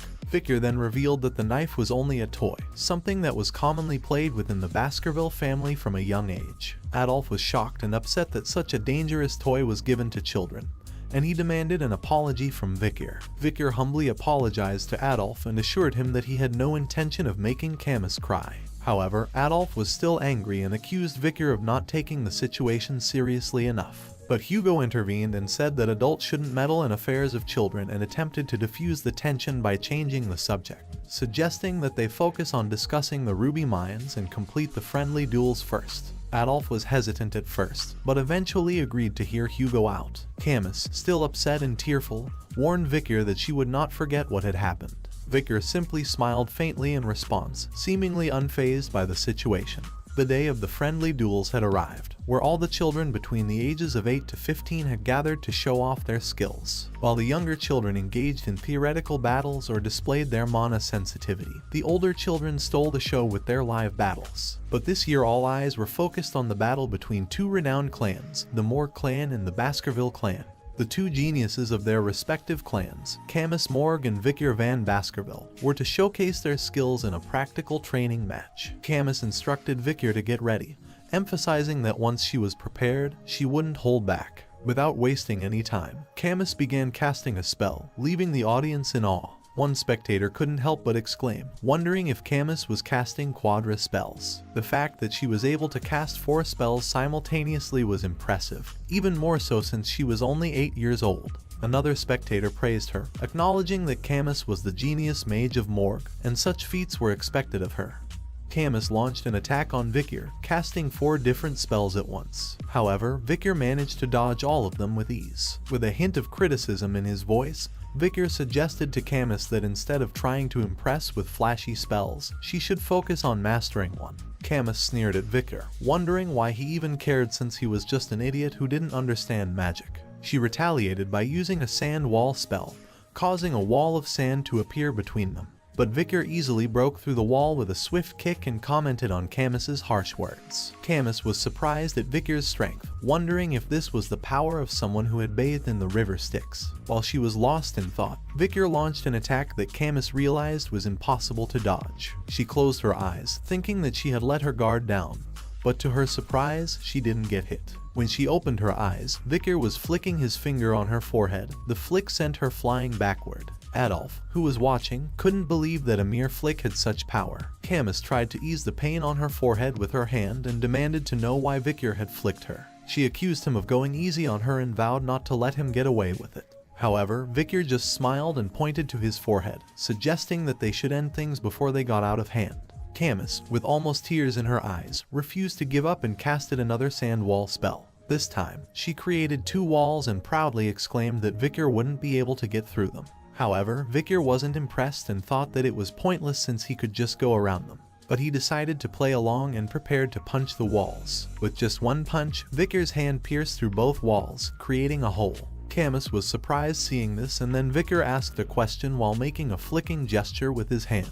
He wondered whose arm had crossed the wall. As he once again flicked on Camus' forehead, he answered the question himself, saying that it was the stronger individual. The flick on Camus's forehead caused her to fall down and growl in pain. Despite this, she continued attacking Vicar, who managed to dodge her attacks. Vicar thought that dealing with children was much harder than he thought, and that he could easily crush her neck in 0.1 seconds if he put his mind to it. However, he knew that it would cause an entire issue, and wondered what he should do to calm her down. Just then Vicar noticed that 2 other contestants were having a duel in the arena behind him. He thought it might be better to let others deal with Camus. As he turned his attention to the other contestants, he saw a swordmaster cutting a mage spells with a sword. Vicar thought that they might be useful in executing his plan. Meanwhile, Camus was getting angrier by the minute. Her attacks were not landing on Vicar, and she couldn't understand why. She demanded that Vicar stop running away and face her. As the mage behind Vicar started casting a spell, Vicar knew it was the perfect time to strike. Vicar warned Camus to have a defensive spell ready. Camus was confused at first, but then she saw the mage's attack coming from behind Vicar. Adolf, who understood Vicar's plan, shouted in surprise, and then a powerful blast covered the whole arena. As the spell engulfed the arena, the audience reacted with gasps and shouts of surprise at what they were seeing. Lady Camus heard her uncle Adolf's voice in the chaos and wondered what she should do. She had avoided injuries with the help of a defensive spell, but the flame spell had burned her clothes. Tears welled up in her eyes as she imagined the shame of being seen after the smoke cleared. Suddenly, Vicar appeared before her and offered his jacket to cover herself. Camus was shocked by his kindness, unable to understand why he was helping her despite being her enemy. She protested weakly as Vicar insisted on giving her his jacket. Camus anxiously said that he would be exposed if he gave her his only jacket, but Vicar seemed unconcerned about his own well-being. Camus couldn't understand why Vicar was taking care of her, despite their enmity. Camus noticed that Vicar was bleeding from a scratch on his arm and pointed it out to him. Vicar was surprised to see a scratch on the body strengthened by the river Styx and realized that the sword of the idiot swordsman must have had some remaining aura on it to cause the wound. As the dust cloud began to clear, Camus and Vicar were revealed to the audience. Adolf was relieved to see that Camus was okay, and the audience observed that the Lady of Morgue was on the floor. But the one bleeding was the young Baskerville, making it difficult to determine the winner of the battle. The audience also noticed shirtless Vicar, revealing his fit physique. They marveled at his muscles, impressed by his talent for training his body at such a young age. Camus's eyes looked different as she watched Vicar, and a light blush spread across her cheeks. As Adolf hugged his niece, Camus, she continued to steal glances at Vicar, unable to understand why she was feeling drawn to him despite their earlier enmity. After the battle, Hugo and Vicar walked down a dimly lit hallway. Hugo turned to Vicar and asked how the battle with the Lady of the Morgue clan was. Vicar replied that it was interesting and that he had learned the purpose of the event once again. Hugo then remarked that a battle with a mage was different from a battle between swordsmen and asked why Vicar did not go for a clear blow. Vicar hesitated before admitting that he was confused about how to deal with a lady. Hugo warned him that letting his guard down in battle would lead to injury, and that he should take the injury as a lesson. Vicar was surprised that Hugo was worried about him. He didn't remember much about what Hugo was like during his youth since he was always so cold, strict, and brutal. There were rumors that his personality had become that way because he had lost his first wife and eldest daughter, but that wasn't Vicar's problem. Hugo then changed the subject and asked Vicar what he thought they should do with the ruby mines. Vicar spoke up, suggesting that they give away control over the mines. Hugo was taken aback and asked for his reasoning. Vicar explained that the main task of the Baskerville clan was to grow their territories, and that the monsters and barbarians living in the area around the mines would become a problem during their expansion into that region. He suggested that if they could utilize the Morg clan well, they may be able to minimize the losses incurred during their expansion. Hugo agreed with Victor's reasoning and explained his plan. Once the Morg clan receives control over the ruby mines, they will assign a great number of people there, and all they need to do is push the monsters and barbarians into that region. They would then be able to take care of all the problems at once, and the rubies would be bathed in the blood of their enemies. Hugo was confident that if that happened, the Morg clan would have to think twice before entering their territory. Hugo placed his hand on Victor's head and acknowledged that Victor's idea was about 90% in line with what he had in mind. Victor, on the other hand, couldn't help but think that it was not a surprise, as the idea was originally Hugo's, as Victor had executed the same plan in his past life on Hugo's orders. Victor then suggested that they should keep an eye on the Morg's movements, but Hugo did not think it was necessary, as he had already increased the number of hounds scouting the area. As Hugo and Victor were walking, Adolf's voice interrupted them, calling out to Hugo. Hugo and Victor turned their attention to Adolf as he mentioned that he had something to discuss with them before he left. They took seats in a nearby room, and Hugo asked what Adolf wanted to talk about. Adolf suggested that they peacefully resolve the issues regarding the ruby mines, and mentioned that fees for its usage was just one of many suggestions. He then proposed the idea of an engagement between the Morg and Baskerville children. While Hugo and Adolf discussed the details, Camus was looking at Victor with a blush on her face. Hugo then asked Adolf which child he had in mind for the engagement. Adolf suggested a union between the eldest son of the Baskervilles and the eldest daughter of the Morgs, his niece Camus. He spoke highly of his niece, stating that she was an incredible child with both beauty and knowledge, lacking nothing. Adolf suggested that Camus would be a great fit for the child known as the small son of the Baskerville clan. But Hugo expressed concern about the significant age gap between his son and Camus, informing Adolf that his eldest son was 25 years old this year. Adolf didn't consider it a significant issue, as it was only a 17-year gap between them. Suddenly Camus spoke and made it clear that she wouldn't marry anyone weaker than her mother and didn't want a significant age gap in her partner. Adolf tried to persuade her by saying that she will have to live alone rest of her life if she wants to marry someone stronger than her mother. Hugo also didn't seem pleased with her attitude and reminded her that engagements weren't a buffet of her choosing. But Camus was confident in her choices and claimed she had no intention of playing around. Suddenly, her face turned red, and she looked to the side, catching the attention of Adolf and Hugo. Adolf was shocked when he realized that Camus was looking at Victor, and started cursing him in his mind. Adolf couldn't believe what he was witnessing. He whispered to Camus, urging her not to even think about it, as Victor was from the Van surname and not from the La descent. Adolf believed that no matter what happens, Victor would merely be a small fish in a big pond. Hugo, on the other hand, was getting increasingly frustrated with the situation, so he decided to intervene and reminded everyone that the most important thing in engagements was what the people involved had in mind. He then turned to Victor and asked him for his thoughts. Camus looked at Victor, waiting for his answer. Camus and Victor exchanged looks, and then Victor spoke up and said, "I accept." Adolf became visibly upset at Victor's response, but before Adolf could say anything, Victor continued his sentence and added that "I accept to do as I'm told." Adolf was even more outraged at this, wondering how someone could have such an attitude towards the daughter of the Morg clan. On the other hand, Camus was blushing from head to toe, wondering what Victor's response meant. She couldn't help but wonder if he was shyer than he portrayed himself to be and if he wasn't opposed to the idea of their engagement. Hugo stated that names and titles had no meaning in the Baskerville household, and that great people come from those of Van descent, not just those of La descent. However, Adolf seemed skeptical about this statement, especially when it came to Victor. Adolf stood in front of Victor, examining him closely. Victor, in turn, looked back at Adolf and thought about his reputation as a sixth circle master and one of the strongest mage within the renowned clan and supporter of his niece. Adolf then spoke up, saying that he didn't think it's quite wise to tell Victor this, but they couldn't have just anyone become Camus' husband. Victor thought about how engagement was merely a suggestion between clans and wondered if Adolf was not satisfied with even the genius of the Baskerville clan. Adolf then placed his hand on Victor's shoulder and tried to press him down, but Victor didn't budge. Adolf was surprised by Victor's sturdy body. Adolf then asked Victor why he wasn't answering him and was he even listening to him, and Victor replied that he hadn't been listening to him since he said it wasn't wise to tell him something. Camus was shocked at Victor's reply, especially since he said it to her uncle, who was one of the strongest mage. On the side, Hugo tried to control his laughter in the midst of the tense situation. Victor's response caused Adolf to laugh menacingly. He turned to Hugo and requested to have a deeper conversation with Vikir. Hugo questioned Adolf's intentions and asked if he was going to scold an 8-year-old child. However, Adolf responded with a laugh, stating that Vikir may become his niece's future husband and that he was making the request as an uncle rather than as the deputy patriarch of the Mork clan.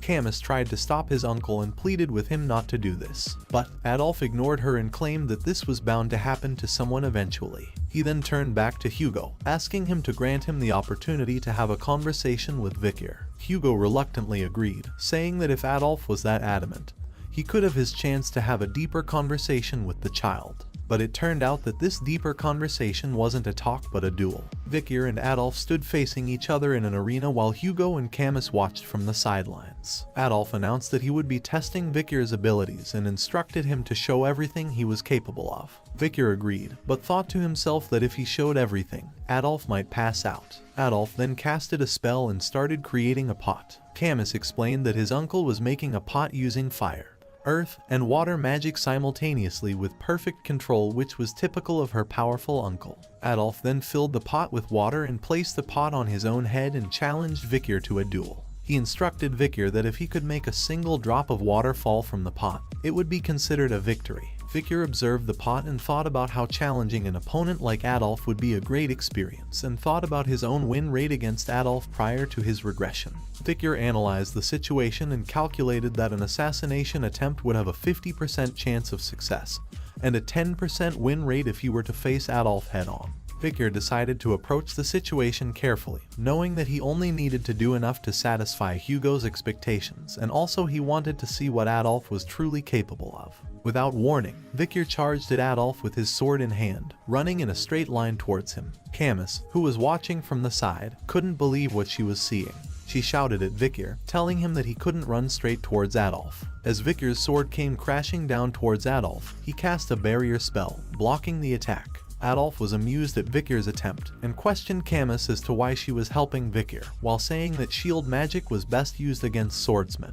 Adolf knew that it would be difficult for Vikir to pierce through with most aura swords. Vikir was frustrated with the failed attack and clicked his tongue in annoyance. Adolf decided to take the offensive and started casting spells towards Vikir. Vikir, being nimble and quick, started dodging the spells effortlessly. Camus interjected, exclaiming that it was unfair as Adolf never used this level of magic against her in their duels. Adolf was taken aback by Camus' support of Vikir and asked her whose side she was on. He then turned to Vikir with a crying face, calling him a bastard and promising not to forgive him. Hugo watched the battle unfold, analyzing the two combatants. He noted that Vikir was attacking at a speed that was difficult but not impossible to dodge, and decided there was no need to intervene. He wanted to see what Vikir was capable of, and show the old man what a young hound could do. As Vikir dodged Adolf's spells, he analyzed his opponent's abilities. He knew that he could use his knowledge from before his regression and his current age to gain an advantage. Adolf smirked at Vikir, claiming that his sword would never pierce through his shield.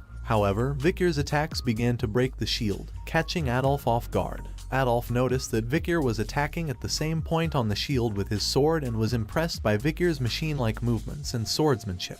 As Vikir was attacking with his sword, it suddenly broke into pieces, causing Adolf to smirk and taunt him about his lack of consideration for the durability of his sword and the strength of his shield. However, Hugo and Camus, who were watching from the sidelines, had shocked expressions on their faces. Adolf continued to speak, unaware of the surprised reactions of those around him. Suddenly, water started pouring on his face, completely covering his head in a matter of seconds. Adolf shouted in surprise, wondering how a piece of the broken sword had managed to pierce the pot and drench him with water. Vikir, with a smile on his face, commented that the pot seemed to be full. Camus, who witnessed the unexpected turn of events, blushed and exclaimed in disbelief that Vikir had won against her uncle and started thinking about the possibility of marriage. Meanwhile, Hugo, who was standing beside Camus, realized that the incident with the broken sword was not just a coincidence, but a sign of Vikir's exceptional talent and strength. He couldn't help but wonder if he was raising a much stronger hound than he had initially anticipated.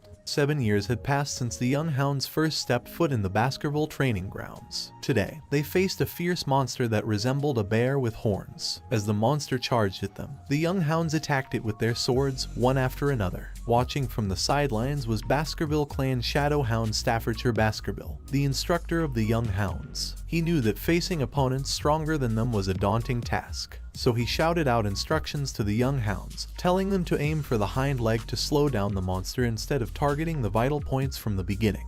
The triplets among the young hounds coordinated their strikes, leaving the monster exhausted. Staffordshire was impressed and thought to himself that their dark crimson aura was very suitable for the Baskervilles. After the triplets had weakened the monster, the other young hounds resumed their attacks and finished it off. Staffordshire applauded the young hounds and congratulated them on becoming low-rank sword experts and masters of the first Baskerville technique. Staffordshire reminded the young hounds that they were facing a caged monster and that the wild ox bear on La Rouge-et-Lenoir mountain would be quite different. He warned them that death could occur much more easily than they thought, and they must use their bloodline to overcome it or build their experience to survive somehow. With that, the instructor concluded the 7-year training and congratulated the young hounds on their graduation.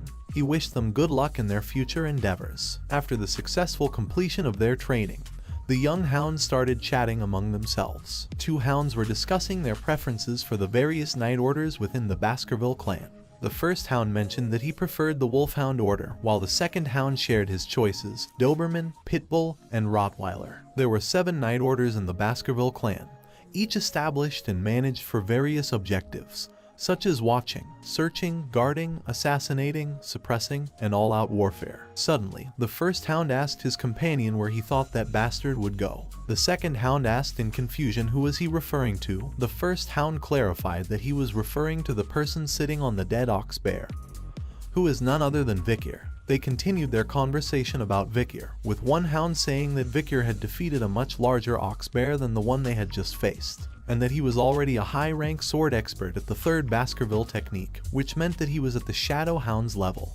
Vikir sat on the dead ox bear, lost in thought. He knew it had taken longer than he had anticipated to reach his current level, which was graduate intermediate rank at the 5th Baskerville technique. While his swordsmanship had improved greatly, he felt his growth was much slower than he had hoped for. Suddenly, head butler Barrymore appeared behind Vikir and addressed him as Master Vikir. The butler informed Vikir that the Patriarch was looking for him and that his assignment had been decided. Vikir, with a serious expression on his face, replied with a simple "all right." Vikir entered the Patriarch's office and greeted Hugo. However, he only received a grunt in response. Vikir noticed a cut on Hugo's nose and asked him what had happened. Hugo replied that he had been subjugating barbarians on La Rouge-et-Lenoir mountain, and that one of the archers had gotten the better of him. Vikir asked if he had captured them, but Hugo replied that he had not. However, he did manage to give the archer the same scar on her face. After a moment of silence, Hugo congratulated Vikir on graduating. However, his tone was ominous when he added that it was only going to get harder. Vikir wondered if Hugo was going to talk about the assignment now as he reminisced about his past before his regression.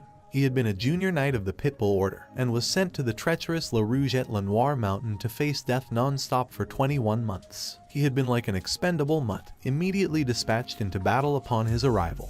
He remembered that the Baskerville children were categorized as either elite or expendable once they reached the age of 15. The expendables were sent to die in battle, while the elite were educated about politics and administration. Through numerous brushes with death, the experienced expendables eventually became guards to the elite, while the elite matured over time through practicing politics and administration. Vikir knew that the 5th Baskerville technique existed to let the elite catch up to the expendables' long hours and experiences with real-life battles. However, his swordsmanship had not been able to surpass the 4th technique prior to his regression. There was no way that Hugo, the one in charge, would let him, an illegitimate child, take a course for the elite. Vikir's thoughts were suddenly interrupted by Hugo. Hugo suggested that Vikir should try the lower house of parliament. Not fully understanding what Hugo meant, Vikir asked for clarification. Hugo explained that the lower house of parliament assisted the Baskerville clan's regional administration, legislature, and law enforcement, as well as inviting businesses and looking after the region as necessary. Simply put, they managed both small and large matters of the clan. Vikir was surprised that Hugo had selected him, an illegitimate child, to take the elite course. Hugo continued, saying that Vikir's achievements were greater than any child who was referred to as a genius by 10 years. So, he would treat Vikir as such. The position that Vikir would be taking was the deputy consul of the underdog city. Currently, both the consul and deputy consul positions were vacant. Hugo asked Vikir if he would like to try it. After considering Hugo's proposal, Victor decided to accept the position of deputy consul of the underdog city. However, before proceeding, he wanted to discuss an incident involving the Morg clan and the Ruby Mines. Hugo seemed to know about it already and referred to how Victor screwed over Adolf Morg. Victor confirmed this and asked if he could borrow his reward once. Even though what Victor wanted to borrow was still not revealed yet, the head butler, who had an idea about it, was shocked at Victor's bold request. But Hugo didn't seem to mind. He stamped a paper and assured Victor that he trusted him not to do anything foolish. With confidence, Victor promised he wouldn't make Hugo worry, but he couldn't help but think how strange it was to be called son by Hugo, something that would have been unimaginable before his regression. As head butler and Victor walked down the hallway, the head butler spoke in a serious tone.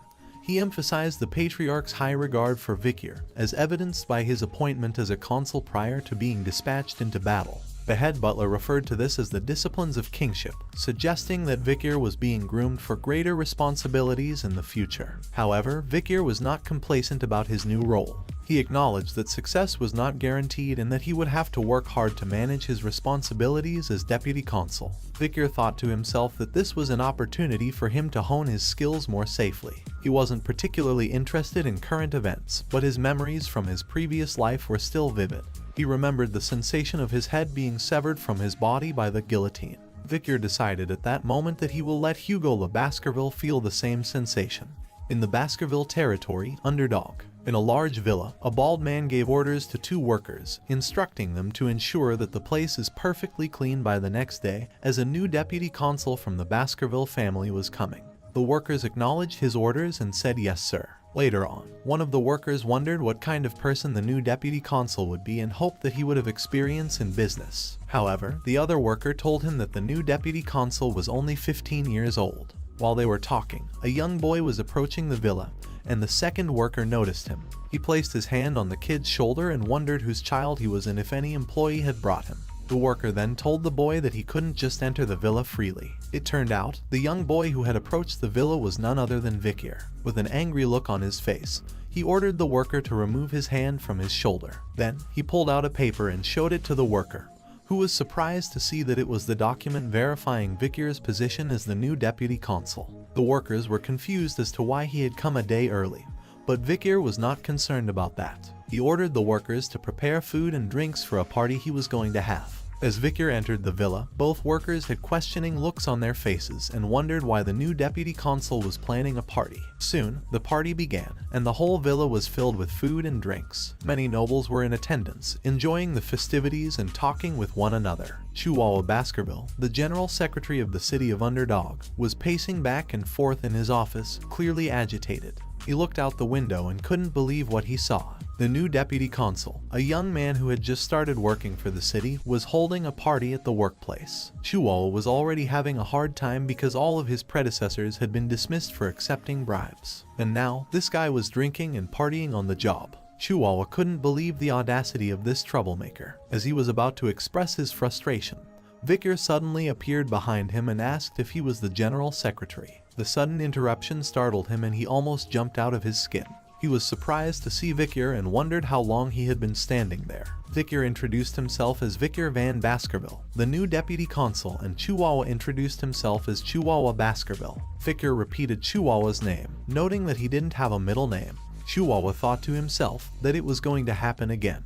He knew that a lack of a middle name signified that he was from outside the family and that he was employed rather than a blood member of the family. Chihuahua had to deal with discrimination from deputy consuls because of this. He was tired of being looked down upon and treated unfairly because he wasn't born into the family. But Chihuahua was surprised by Victor's response. Instead of mocking him, Victor placed his hand on Chihuahua's shoulder and simply said, "Nice." This threw Chihuahua off guard, and he responded with a confused look. Victor went on to explain that he had scanned through Chihuahua's personal information on the way there, and had noticed that he was from Underdog. Chihuahua agreed with him, saying that he was born and raised in the current place they were in. Victor acknowledged this and mentioned that he knew how hard people like him had to work and that he didn't intend to interfere with how he did his job. Chihuahua was still a bit confused but responded with an awkward okay. Chihuahua couldn't help but think that was this some new form of harassment, and wondered why Victor was even there in the first place when he was the one who asked for the party. But Victor continued, mentioning that while the personal law system itself didn't have a problem, There were many strange things about the judicial system. Vicar continued speaking, explaining that the problem with Underdog was that many illegal business owners were successful, and as a result, the underground held the power above the law. Simply stopping the illegal businesses wouldn't resolve the problem. The heads of the underground businesses needed to be removed. As a deputy consul, his job was to make laws and execute them, and while he respected all the laws that were already in place, he intended to add a new one. Chihuahua exclaimed in surprise as he heard the word new law. Vicar nodded and explained that he would make sure the underground economy was in shambles within a week. However, he needed a cause in order to make and execute this law. Chihuahua couldn't understand why Vicar needed a cause for getting rid of illegal businesses. Vicar explained that he was still young and a newly appointed deputy consul. He needed a performance in order to make it more convincing. Chihuahua still didn't fully understand Vicar's plan. Vicar looked out of window as his expression turned into an evil grin, and he said that to put it differently, I will lay out poop for the flies. Chihuahua couldn't help but wonder what Vicar was planning. The next day, Vicar arrived at Doorsmile Street in downtown Underdog. A huge crowd had already gathered there and people were chatting among themselves. Vicar stood on the stage with a stake in his hand. Chihuahua and his companions wondered what the deputy consul was planning to do. They commented that there were a lot of people there, and that the deputy consul had been standing there since the crack of dawn. Suddenly, Vicar stepped forward and announced that he was the newly appointed deputy consul. The crowd was surprised to see such a young man as the deputy consul, and wondered what he was going to do. Some of them murmured that he was cute, while some questioned what a young man like him could do. Vicar ignored the crowd and said, I believe you have all seen this notice. These are laws that have been in place for a while. Even if the deputy consul has changed, the Baskerville family's laws are still strict as before and will continue to be upheld. However, the crowd did not seem to have any faith in Vicar's words. They muttered among themselves, questioning his ability to carry out laws at such a young age. Some even commented on the corruption of the higher-ups and thought that Vicar would soon fall victim to it. Chihuahua, who stood by Vicar's side, could no longer remain silent. He shouted at the crowd, demanding that they show respect to the new deputy consul. The crowd fell silent, but some still doubted Vicar's ability to uphold the laws, and they thought that Chihuahua might be a better choice for the position of deputy consul. Suddenly, Vicar's actions had the entire crowd in a state of shock. As he pulled up the stake, whole crowd fell silent, and all eyes were fixed on him. With immense power, Vicar then plunged the stake into the ground with such force that the earth around it seemed to shake. The crowd could hardly believe what they were seeing. They were amazed at the sheer strength that Vicar had displayed. But then, Vicar announced something that took everyone by surprise. He said that he would announce a special law, with his authority as a deputy consul known as the Vicar Special Law, which would award 100 million gold to anyone who could remove the stake from the ground. The entire crowd looked at Vicar and the stake in disbelief, trying to analyze what was happening. Suddenly, the crowd erupted into a loud chorus of disbelief, shouting, 100 million. As the crowd gathered around him, Deputy Consul Vicar Van Baskerville announced his new laws. The first law, known as the Vicar Special Law, Paragraph 1, Article 1, stipulated that whoever pulled out an appointed stake, henceforth referred to as the stake, would be paid 100 million gold immediately by Vicar himself. The crowd was stunned by the announcement and exclaimed in shock. They couldn't believe that they could get such a huge amount of money just by pulling out a stake. One person in the crowd asked if it was really that easy, and everyone murmured about it in disbelief. Despite the excitement, nobody came forward to pull out the stake. Vicar saw that no one was willing to take the risk, so he asked if there was no one who wanted to get 100 million gold. When no one stepped forward, Vicar declared a new law. The Vicar Special Law, Paragraph 1, Article 2, stated that the person who pulled out this stake would be paid 1 billion gold immediately by Vicar himself. This time, the offer was too tempting to resist. Suddenly, Vicar heard someone laugh, and he saw a fat old man in the crowd with an angry voice. The man exclaimed that it was ridiculous and asked if Vicar was making fun of them. He questioned who would attempt it, and the crowd began to murmur in agreement. But someone in the crowd pointed out that 1 billion gold was not chump change, and the mood shifted slightly. General Secretary Chihuahua, who was on stage behind Vicar, wondered why they were getting embarrassed instead.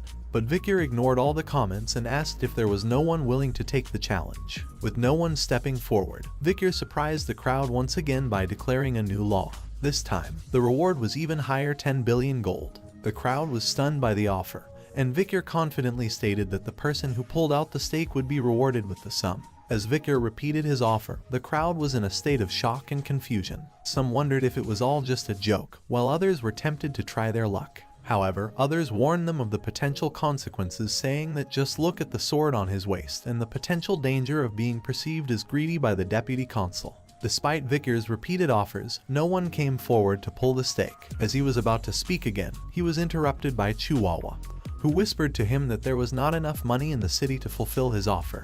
Suddenly, a small hand shot up from within the crowd. The hand belonged to a little girl who had a flower basket on her other hand. She timidly asked if she could try. The crowd was shocked that this little girl was trying to pull out the stake from the ground. An old man recognized her as Judy, the flower girl, and tried to stop her. But Judy explained that her mother was sick and she had to try something. Despite the old man's warnings, Judy approached the stake and stood in front of it. She looked at the man behind the stake with fear and hesitation.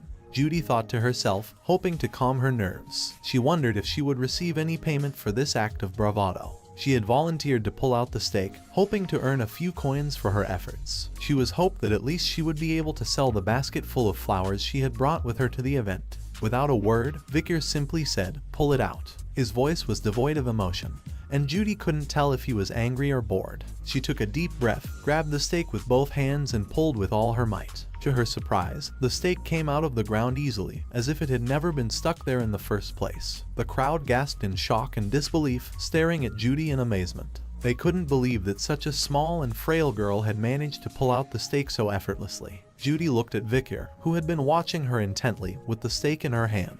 Judy wondered if she had done something wrong, as Vickers made a motion as if he was about to pull out his sword. Her heart sank as she closed her eyes in fear, tears threatening to spill down her cheeks. She thought of her mother and wondered who would take care of her after she was gone. But instead of the sword, a hand with a bag appeared in front of her. As Judy opened her eyes, she saw Vickers on one knee, holding a bag filled with gold. Vickers, while giving the bag to Judy, said that for now, here is 100 million gold. Judy stood there, still in shock, holding the bag of gold tightly in her hand. Vickers looked at her and asked her where her home was, since 10 billion gold will be heavy, so he will have it shipped to her home. Vickers even provided her with a guard to protect her reward. Judy couldn't believe what she was hearing. Vickers then placed his hand on her head and said, "This is the law. It must always be obeyed." The crowd behind them was equally stunned, their mouths hanging open in disbelief. Even Chihuahua, who had been watching the scene, had his mouth hung open. No one had expected Vickers to actually follow through with his promise to reward the person who managed to pull out the stake from the ground. The performance was a significant turning point, as it allowed the Vickers special law to become more famous than the self-governance law of the Baskerville clan. The citizens were touched by the simple logic of being rewarded for obeying the law and punished for disobeying it. People were discussing the new deputy consul, who was vastly different from his predecessors. Vickers was known for keeping his word no matter what, which earned him a great deal of respect from the people. The society in which principles were upheld was something to be admired, and the implementation of the Vickers special law led to a noticeable decrease in unlawfulness and a halving of crime rates. Chihuahua had just finished writing something on a board in the deputy office when Vickers noticed and asked if it was written in the Eastern language. Vickers complimented Chihuahua on his handwriting, and Chihuahua expressed his admiration for Vickers' daring performance.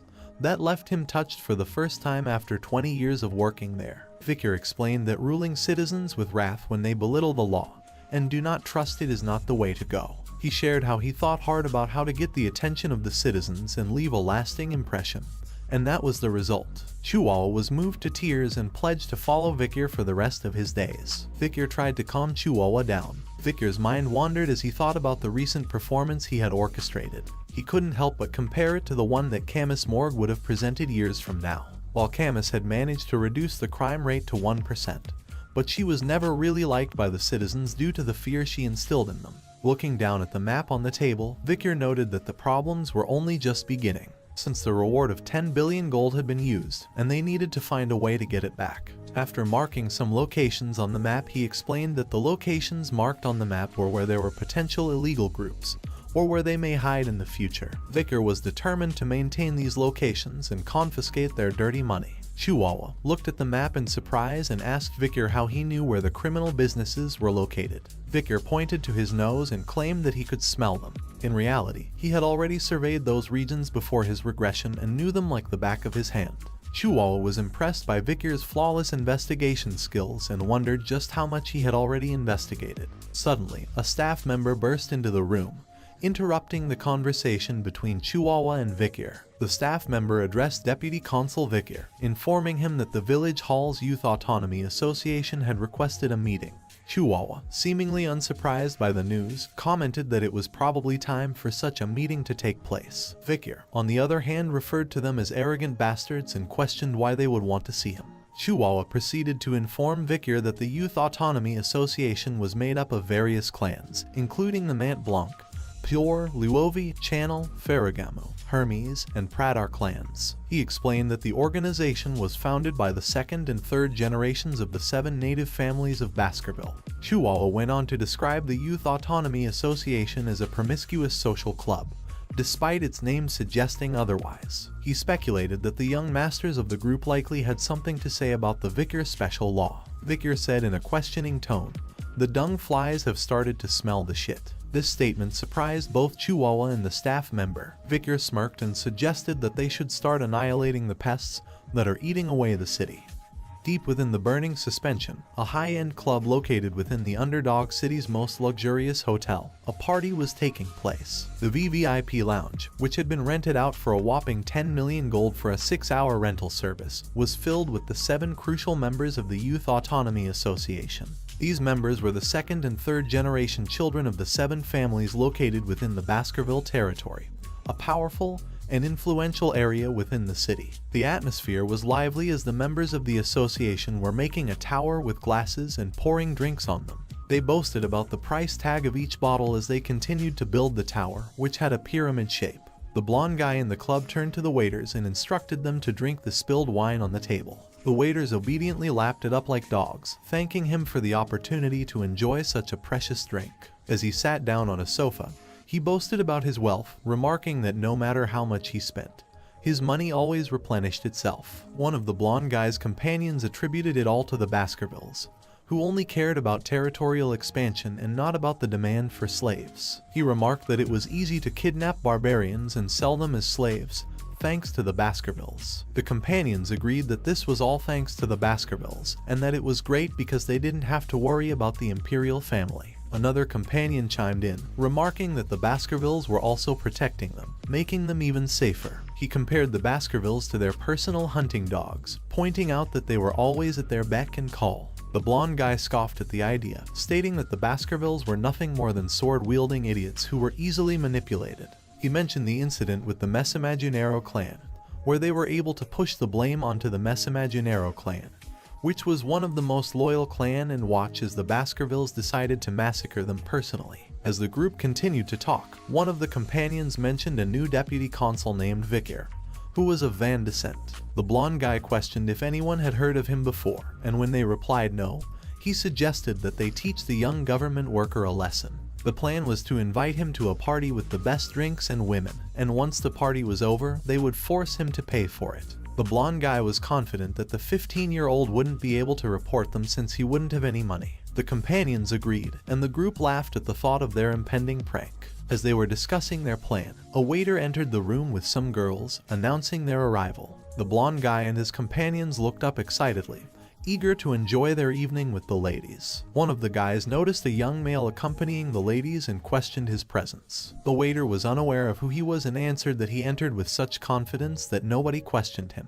The young male was none other than Vikir. The waiter grabbed Vikir by his hair and, in an angry tone, demanded to know why he was there. However, Vikir's eyes glowed with anger, and suddenly the room fell silent as the group had shocked expression on their faces. As Vikir approached the group, the waiter noticed that his arm was bent at an impossible angle, causing him to shout in pain. One of the guys who had initially pointed out Vikir expressed his surprise at the sight. Vikir introduced himself as Vikir van Baskerville, and the guy repeated his name and recognized him as the deputy consul, and questioned why he was there. Vikir simply replied that they have invited him here. The blonde guy realized that the situation was getting out of hand and tried to calm down the situation and exclaimed with laughter, saying that it was amazing that he had come to the party. Vikir watched the blonde guy whisper with one of his companions, discussing something. The blonde guy asked if they should enact their plans, and his companion agreed, suggesting they see how Vikir deals with paying for everything. The blonde guy agreed and suggested they keep Vikir there and force him to pay once the party was over. Vikir couldn't take it any longer. He placed his hand on the table, interrupting their conversation, and demanded that they stop the pointless chatter. Suddenly, the whole table exploded, and glasses filled with drinks crashed to the floor, causing the people in the room to look on in surprise. As the drinks fell down, the blonde guy watched in disbelief as the table exploded, and his thoughts immediately went to Victor's potential abilities. He thought, could he have used mana manipulation to make the champagne tower explode just by touching the table? The blonde guy realized that Victor was a graduator. The blonde guy's companion was equally shocked and whispered in anger that they had thought Victor was just a 15-year-old kid. The blonde guy snapped back, telling his companion that they were a middle-class expert and should do something. But the companion was too scared, knowing that they would lose in an instant if they tried to fight Victor. Suddenly, Victor placed his hand on one of the guy's shoulders and addressed him directly. The guy was so scared that he blurted out that they were going to pay for the drinks. Victor questioned whether they were planning on forcing him to pay for everything, and the guy realized that he had made a huge mistake. Another companion spoke up, asking who would dare do such a thing. The blonde guy tried to calm the situation, saying that they only wanted to test Victor, as Underdog City had become corrupt. They wanted to ensure that Victor wouldn't be enticed by the city's offers. The blonde guy's companion agreed, saying that it seemed like Victor had what it takes to lead them, and they would be sure to follow. Victor suddenly attacked the guy sitting closest to him with a palm strike that was more like a claw attack. He clutched the guy's stomach tightly and delivered a stern message. An owner can test their dog, but a dog should never test their owner, no matter the situation. As he looked at the rest of the group, Victor questioned whether they were unmoved by his actions because they had money and power. He warned them that they had never seen anything truly frightening before. Victor threw the guy he had been holding to the ground and stepped on his face. He then looked at the rest of the group and asked if they knew why he had done this. If they didn't, it seemed like they would meet the same fate. The blonde guy's face was stricken with fear as he stuttered out a response, saying that they were well aware of why Victor had taken such actions. But Victor kicked the man's head on which he was stepping on, and told them that if they really knew, they would understand what he would do next. The group became angry seeing this, and blonde guy called Victor a bastard, while another questioned if he thought he could get away with it. Suddenly, Victor appeared right in front of the second guy and accused the group of committing crimes such as abduction, kidnapping, illegal slave trafficking, and insulting Baskerville. The rest of the group had a shocked expression hearing Victor mention the crimes that they had done. Victor then punched the second guy and told them that animals don't learn until you teach them. Victor's face turned into an evil grin as said that now he was prepared to teach the disobedient creatures a lesson. In a dimly lit prison cell, two men stood with contrasting expressions. Victor, the deputy consul, appeared unfazed while Chihuahua, the general secretary, looked on with a mix of shock and concern. Before them stood a blonde man with a beaten-up face, who was screaming and shouting at them, calling them all sorts of names. The man continued to yell, accusing Victor of pulling some kind of stunt that would result in his father retaliating against them. He threatened to kill both of them once he was released, promising never to forgive them for what they had done. Chihuahua was visibly distressed by the situation and turned to Victor, asking why the man had been beaten so brutally. Victor asked if he thought he had overdone it, to which Chihuahua responded with a resounding yes. He expressed his disbelief that anyone could inflict such serious injuries on another human being, comparing the victim to a meat bag. But Victor didn't seem to care. He walked towards the cell with a cold smile on his face, assuring Chihuahua that he hadn't even started yet. Chihuahua, on the other hand, looked shocked and disbelieving. He asked Victor what he was planning to do, to which Victor replied that he was going to execute all the wicked civil servants who had mutated into a hideous organization. He claimed that he could tell from their arrogant expressions that they lacked proper education, and that they had even overlooked the authority of the Baskerville clan. Chihuahua still couldn't believe what he was hearing.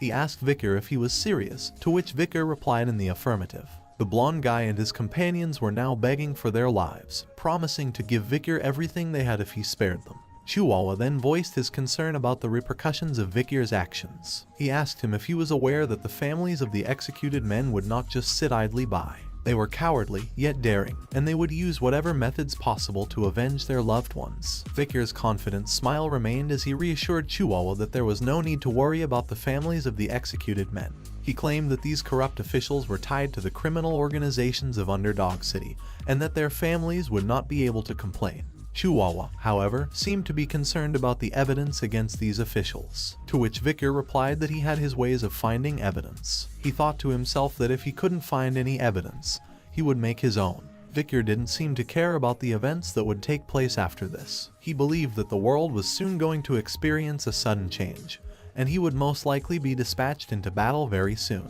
Even if that wasn't the case, he knew that he would have to leave this place once he enrolled at the academy. Victor stood in front of the prisoners, his eyes cold and unfeeling as he gazed at them. Victor listed out their crimes, his voice flat and monotone: human trafficking, kidnapping, bribery, blackmail, threatening, assault through a third party, and murder. The blonde guy immediately denied their involvement in any of those crimes and asked for evidence. However, Victor just smirked and asked if they would accept punishment if there was evidence. After hearing this, the blonde guy looked down, his guilt written all over his face. It was like he was saying, "I'll never cause damage to the family, even if I were to die here." Suddenly, a man appeared to be walking towards him, carrying a bag. The man had a bald head, called out to Victor. Victor turned around, not surprised to see the man there. The bald guy placed the bag in front of Victor and informed him that his custom order was ready. Victor expressed his gratitude for the timely delivery of his order, and the bald guy just chuckled in response. Victor opened the bag to reveal an assortment of tools, which he arranged carefully on a cloth. As Victor was setting up his tools, the bald guy suddenly spoke up, saying that he had never seen some of these tools before, despite having been torturing people for 30 years. He asked Victor how he had come up with such scary tools. Victor shrugged and replied that he didn't invent them himself. They were common where he came from. The bald guy was taken aback and asked if Victor had come from hell. Victor just chuckled and said that it was something like that. And then he asked the bald guy if he would like to learn it. The bald guy quickly declined, saying that he might vomit everything he had eaten if he saw Victor work with those tools. Victor just nodded and looked at his tools, lost in thought. He missed the days of the era of destruction when even the demon clan's prisoners of war would spit out everything during torture. By torturing the demon clan, the torturing methods had evolved significantly. Victor opened his coat and revealed his tools, causing the blonde guy to squeal in fear. Victor looked at the prisoners and asked where their expressions were from before when they had claimed they wouldn't admit to anything no matter what. He then tied the buttons on his wrist and said, "Please don't say anything. I want to cherish the memories of my past for once." The blonde guy couldn't hold back the flood of tears that streamed down his face. Rumors of the arrest of the 7 wicked gangs quickly spread throughout Underdog City. As long as there was a gathering of more than 3 citizens, that rumor continued to circulate. In a nearby tavern, patrons were discussing the incident. One of them expressed relief that the arrested gangs were the ones who treated civilians like pests. Another patron doubted that the new deputy consul would release them anytime soon, considering their history. A third person chimed in, noting that the 7 arrested individuals were the 2nd generation of native families, and that the deputy consul would likely just embarrass them before releasing them. However, another individual added that the charges against the 7 suggested that they may be executed. This sparked a conversation about whether the children of native families would really be put to death. One person claimed that the new deputy consul had a reputation for being ruthless, citing the fact that he had burned a 10 billion gold with one stake. Despite this, another person thought that executing the 7 individuals would put the deputy consul in a difficult situation. The citizens of Underdog City had believed that the arrest of the 7 notorious gang leaders was just a political power play between the new politician and the native authorities. They had predicted that once the local powerhouses bent their wills, the situation would be over and the imprisoned gang members would be released unscathed. As expected, the Mant Blanc clan, Pure clan, Luovi clan, Channel clan, Ferragamu clan, Hermes clan, and the Pradar clan delivered an apology to the new deputy consul. But things didn't go as predicted. The 7 heads of the gang leaders were hung in the middle of the center square, preserved with salt and displaying expressions of agony as if they had experienced excruciating pain until their last breaths. The public notice above the heads explained the punishments they received prior to their executions in detail. The Baskerville family autonomy constitution was known for its strict laws and harsh punishments. The first clause was about the banning of illegal brothels. The penalty for this offense was a tattoo on the face of the criminal, with the symbol for sex being tattooed all over the face. The punishment was executed according to the governing law above. The second clause was about the banning of illegal gambling, and the penalty for this offense was wrist amputation. The punishment was carried out according to the law, with both wrists being amputated, taking into account the number of times the law was disobeyed. The criminal's wrists were amputated 72 times at regular intervals. The third clause was about the banning of illegal private loans, and the penalty for this offense was the removal of eyes. However, in consideration of the pleas of those who had been affected by these criminals, the punishment was not executed. The fourth and final clause was about the banning of illegal lobbying, and the penalty for this offense was exile. Since the criminals were already dead, their bodies, excluding their heads, were thrown outside the castle walls. The crowd was in shock as they read the notice and saw the scene in front of them. Victor in his office explained that there was no reason to be surprised as the laws were already in place. However, this was the first time that the infamous native families would be serving the sentences. He believed that this would bring forth change and that once the destruction of either parties began, Underdog City would go through a bloodbath. Victor turned to Chihuahua and warned him to brace himself, as he would join him in the next strategy. Chihuahua was surprised and clearly taken aback by Victor's words. The scene changes and Chihuahua was standing in the same pose with a mask on his face. Chihuahua turned back and whispered to the occupant inside the cage, who was none other than the deputy consul, asking if this was really the right strategy. Victor simply asked Chihuahua if he didn't trust him. As Chihuahua stood there, the place began to fill up with people.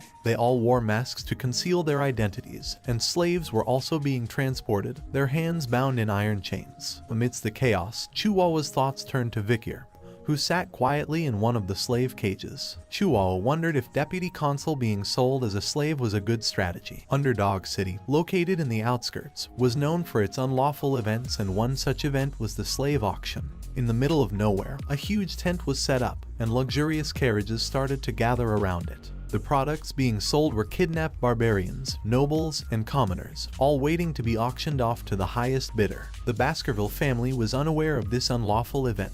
The auctioneer, standing in front of the crowd, greeted them and welcomed them to the circus. The auctioneer noticed the arrival of Chihuahua's group. He greeted them with a smile, recognizing their signature trait as an exclusive feature of the Mont Blanc clan.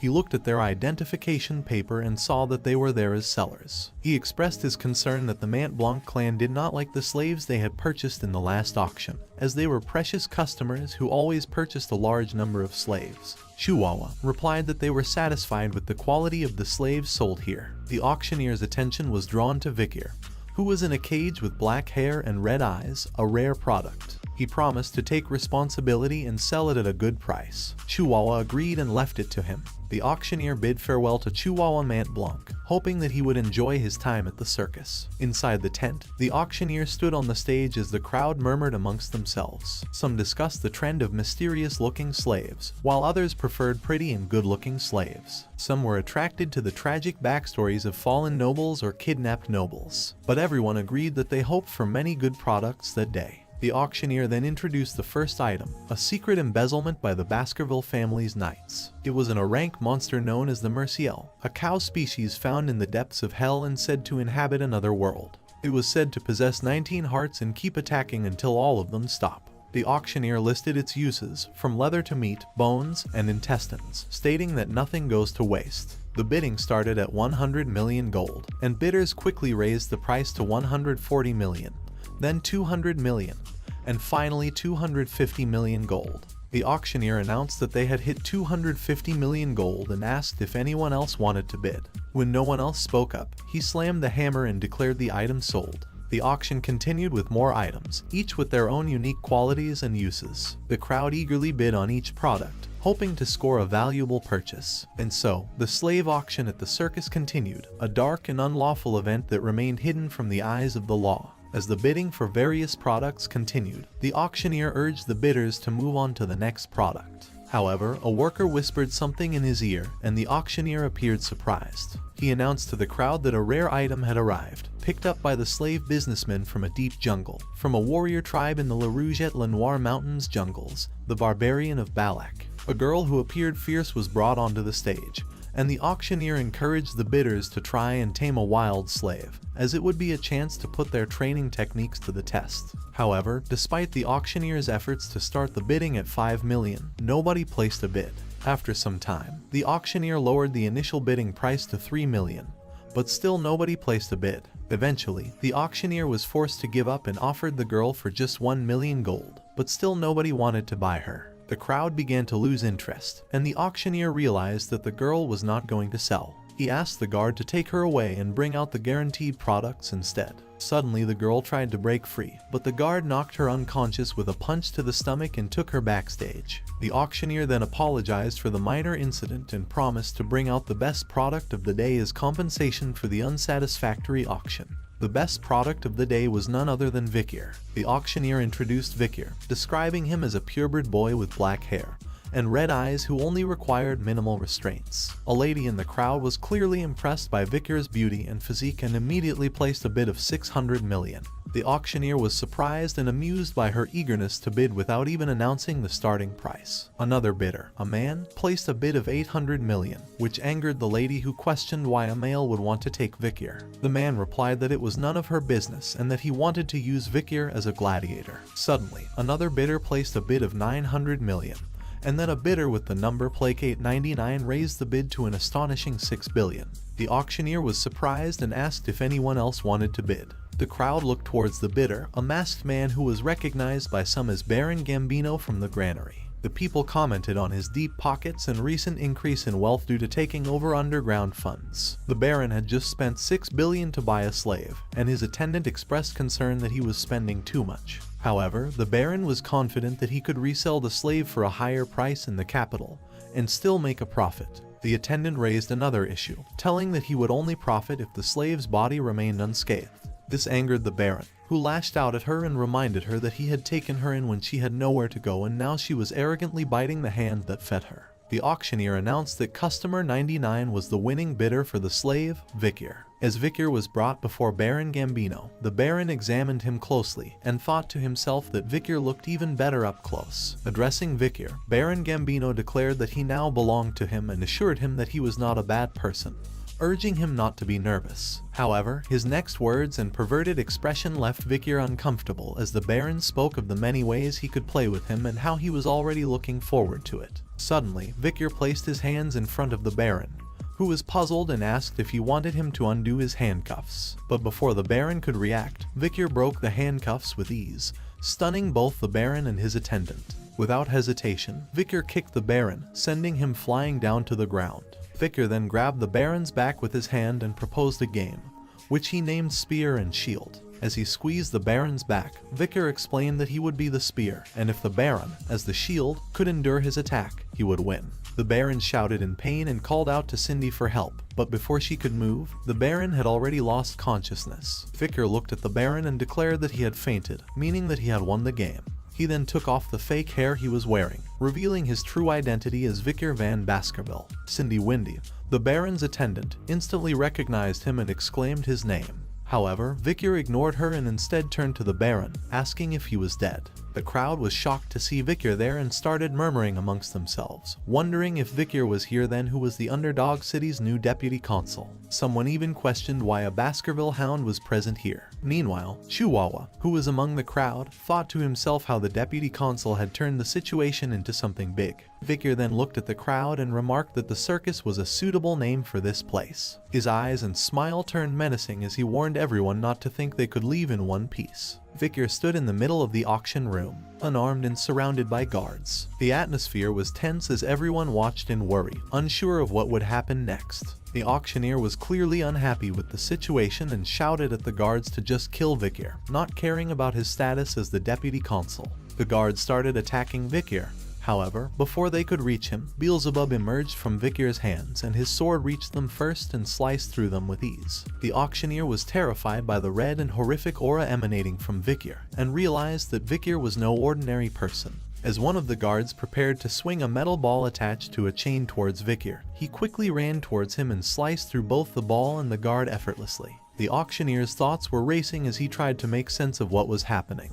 He couldn't believe that Vikir was a graduator, that too at such a young age. Graduators were the ultimate weapons that represented a nation's strength. He knew that they didn't stand a chance at winning if Vikir was their opponent. Suddenly, Chihuahua spoke up, revealing that he had never expected the deputy consul's swordsmanship skills to be so irregular. However, he was soon shocked by something he saw. As Vikir continued to fight, he suddenly heard a laugh coming from behind him.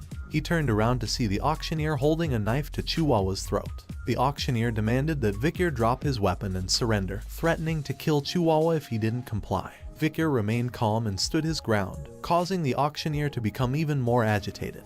Chihuahua, whose throat was still being held by the knife, reassured Vikir that he was alright and urged him to look after himself. The auctioneer was angry at Chihuahua's words and tried to stop him from talking, but Chihuahua remained steadfast in his loyalty to his superior. Victor laughed at Chihuahua's words, impressed by his dedication, and assured him that he had received a trump card from the patriarch Hugo. Victor revealed a flute attached to his leg, causing the auctioneer to become confused and ask what he was planning to do with it.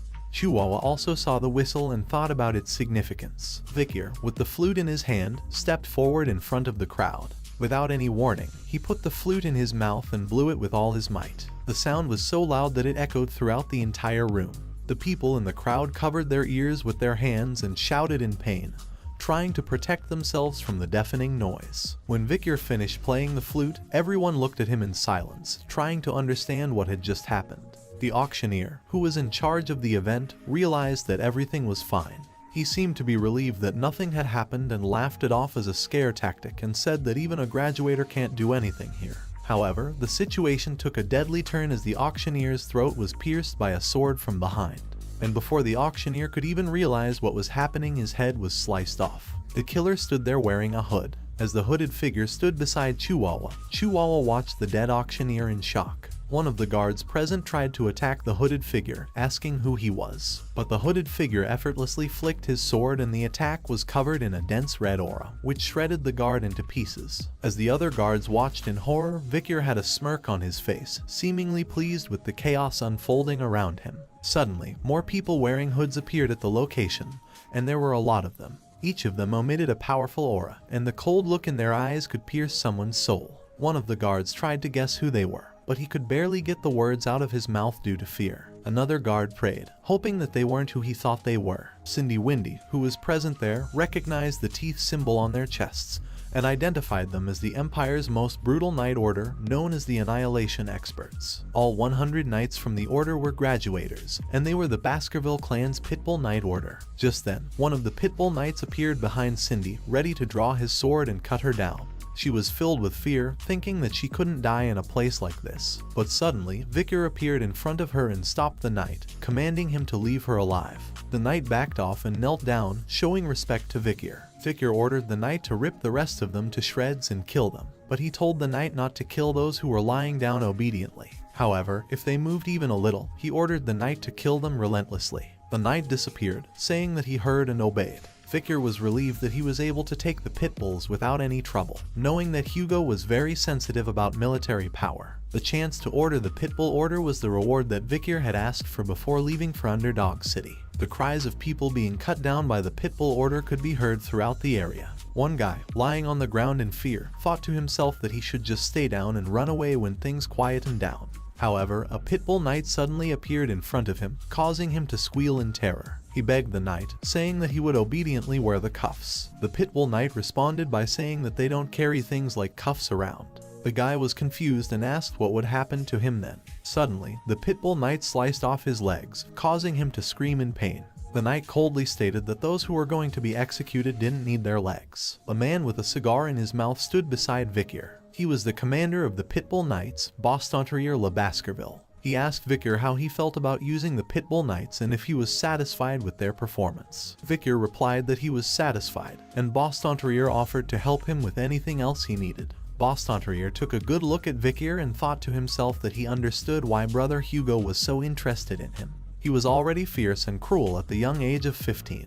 Bostontrier placed his hand on Victor's head and invited him to come to the Pitbull Knights later, promising to raise him properly. Victor hesitated and said he would think about it. As he started to leave, he mentioned an urgent matter that he needed to attend to. Bostontrier watched Victor leave and couldn't help but feel ignored. He thought to himself that he wanted Victor even more now. As Victor left, he thought to himself that Bostontrier was burdensome. Victor stepped into the dimly lit storeroom, his eyes scanning and searching for something as he muttered to himself.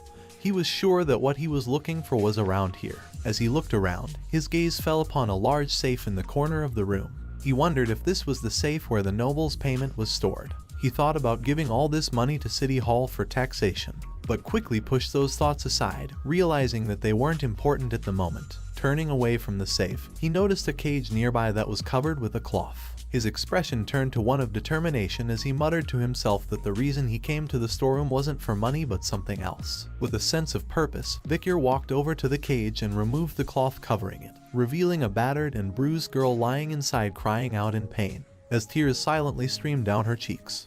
Vicar gazed at the girl who lay in the cage, tears streaming down her face. From the bruises and injury marks on her body, it was apparent that she had been tormented before being brought here. With a disapproving click of his tongue, Vicar took out a potion from his pack and said that the girl was fortunate enough to receive it.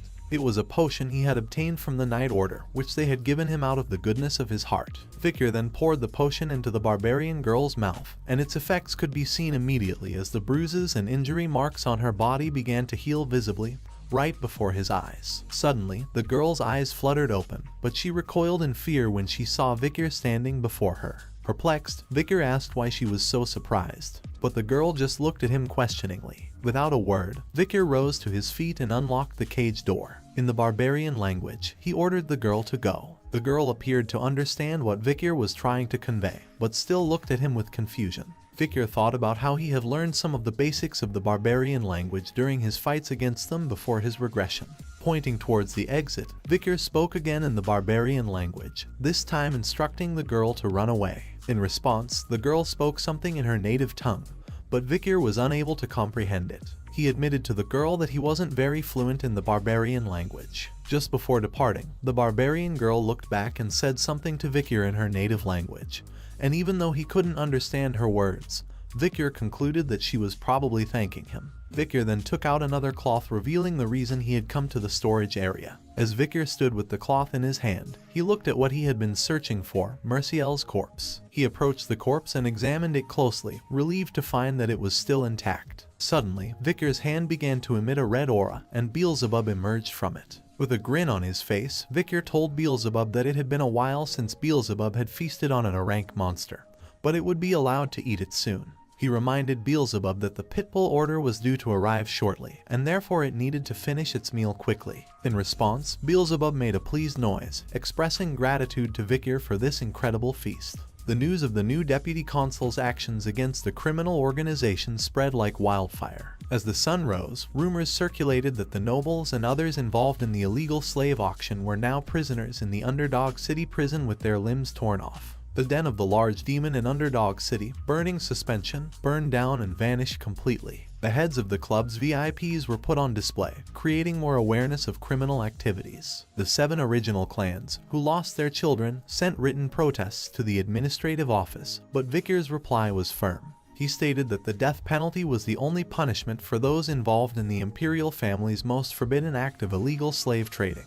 Bank drafts, ledger books, and information about the criminals' cash transactions were all taken into custody. The Baskerville clan was currently investigating the incident, and was going to report its findings to the imperial family. After hearing that, the written protests from the 7 families eventually came to a halt. The patriarchs of each of the 7 families personally came to the administrative office, marking an unprecedented situation where they had to plead with their enemy who had killed their sons. Vicar's response was simple. The black ledgers that were inside burning suspension had already been investigated. In accordance with the Baskerville self-governing dominion, the 7 families' assets would be confiscated, and, on the charge of treason, 3 generations would be destroyed. Due to the new deputy consul being appointed, the floors of the execution ground were filled with the dirty blood of the city's corrupt vermin. As a result of this, public officials and related subcontractors needed manpower, which led to a decrease in unemployment rates in the Underdog City. The collapse of the illegal underground auction led to a surge in tax revenue,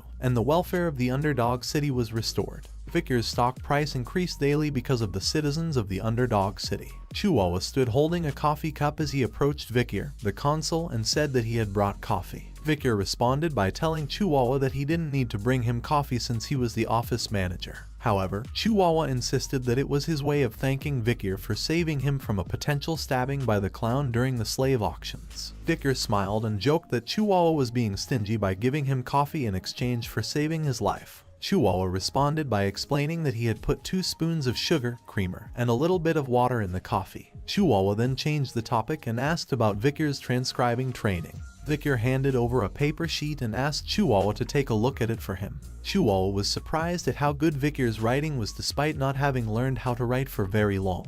Vicar humbly stated that he still had a lot to learn and praised Chihuahua's abilities as the office manager. Chihuahua thought to himself that Vicar was an amazing person, having the ability to create new laws and comprehend knowledge of the law. He He believed that if the deputy consul stayed in the city, Underdog City would be able to develop even more. In the middle of the night, the sky was filled with clouds, and some moonlight rays escaped and fell into a prison cell. Victor was standing in the cell, facing a prisoner who was none other than Cindy Windy, Baron Gambino's attendant whom Victor had saved previously in the slave auctions. Cindy Windy had handcuffs on her hands and a blindfold covering her eyes. Victor apologized for not being able to visit her sooner, and explained that he had been busy with other matters. He asked her a question to confirm that her name was Cindy Windy Senrose, but she didn't answer his question and instead asked why he had let her live. Victor removed the blindfold covering her eyes and replied that reason he had saved her was that he had some questions he wanted to ask her. Cindy Windy looked at him with disdain and questioned if that was the only reason he kept her alive. Victor didn't answer the question and turned around and said that after investigating, he had discovered that the reason Baron Gambino, who was just an ordinary homosexual, was able to increase his power so quickly, and the reason was due to Cindy Windy's abilities to earn money. He added that if she had been able to grow her talent in a place other than an underworld family, she would have been able to become a great merchant or banker. Victor then placed a chair in front of Cindy and sat down on it. He made her an offer, promising to let her go if she answered his questions but warning of consequences if she refused. Cindy bit her lips in anger but eventually agreed to answer if she could. Victor looked at Cindy and asked about his performance as a law enforcer. Cindy responded with a mocking smile, saying that a reputable magistrate has graced the city with his presence. Victor was not satisfied with her response and expressed his concern that he cannot uphold his promise if she doesn't take him seriously. Cindy sighed in annoyance and finally gave in, admitting that she thinks he was doing well. Victor gazed at Cindy with a cold, calculating look in his eyes. Suddenly, his expression changed and a grin spread across his face. He rose from his chair and strode towards Cindy, grabbing her chin and bringing his face closer to hers. With a deep voice, he asked her why she thought he was doing well as a law enforcer. Cindy's face was covered in cold sweat as she looked at Victor's red eyes. Victor released her chin and walked towards a nearby chair. He turned to Cindy and asked her to speak her mind. Cindy gritted her teeth in anger and began to explain her perspective. She reminded Victor that, as a consul, the concept of virtue had always been considered one of the most important factors. While Victor's laws might take care of street criminals and raise his own dignity, they would ultimately result in the deaths and suffering of many citizens. In the long term, such laws would only fuel hatred and rage among the people. Cindy then looked directly at Victor and warned him that the Baskervilles would not welcome him once he gained more power than the clan leader in Underdog City.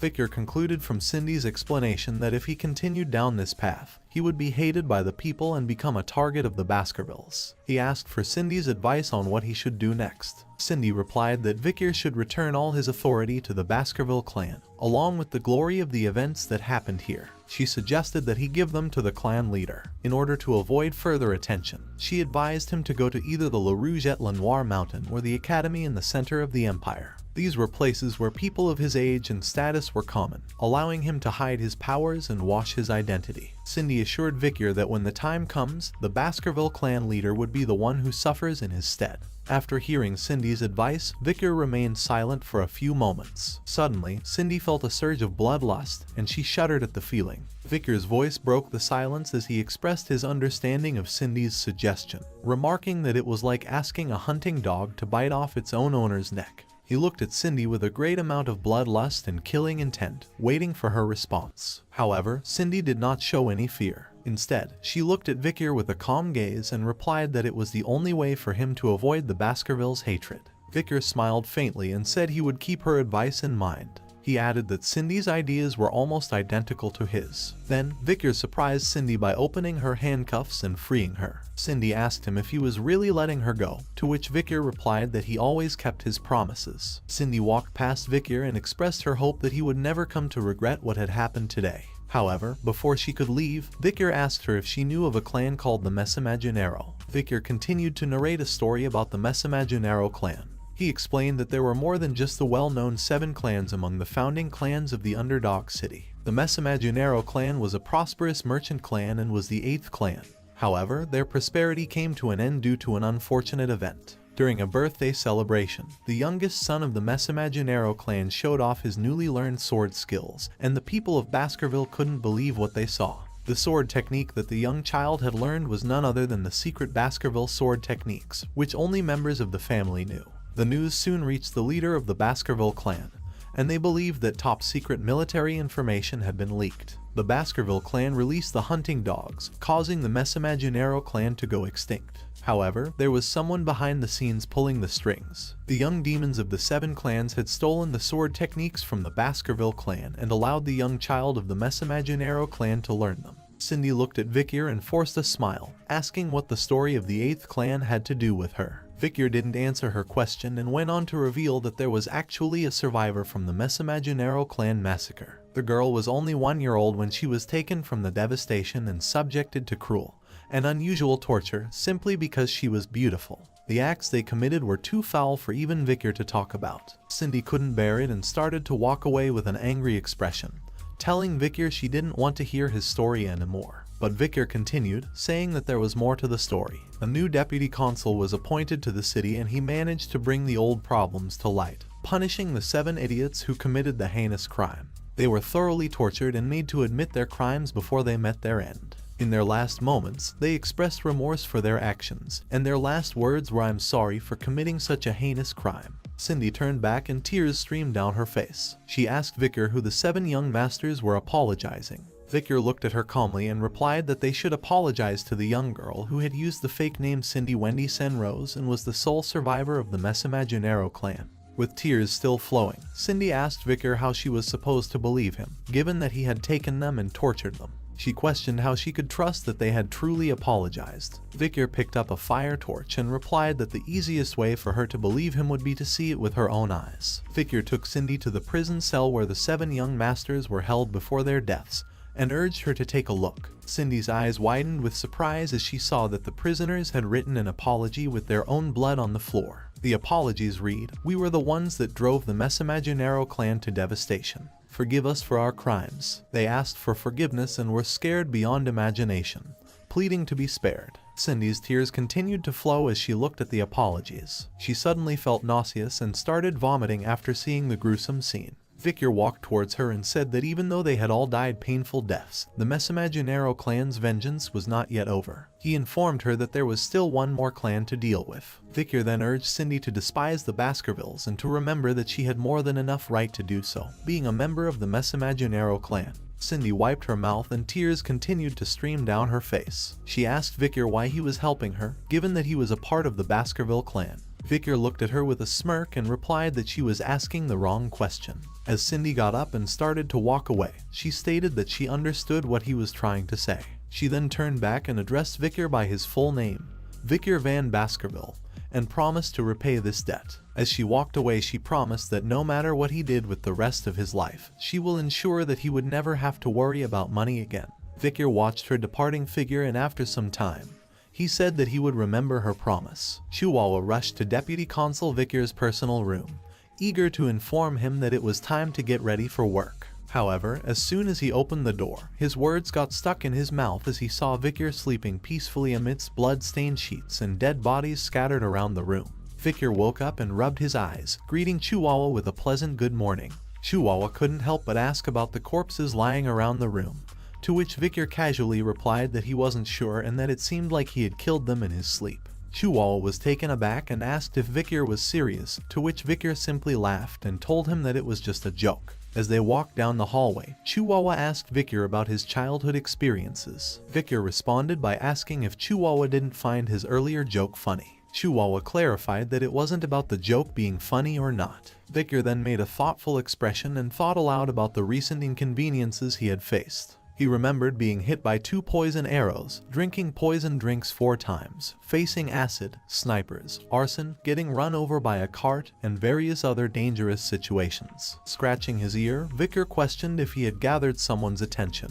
Chihuahua responded by saying that he thought Victor had gone insane. Victor contemplated the skills stored in Beelzebub, the sword summoned from his arm. He couldn't help but be impressed with the effectiveness of the Hellish Buffalo's Tough Life skill, which he had obtained during the last illegal auction. The skill had a risk rating of 1, but it had proven to be even more effective than he had initially thought. All 3 of Beelzebub's slots were filled with skills: Burn Injury Cerberus, Hemorrhage Hellhound, and Tough Life Hellish Buffalo. With the enhancements of the River Styx and Tough Life enhancing his body, even Graduator Class Assassin has been unable to pierce his skin.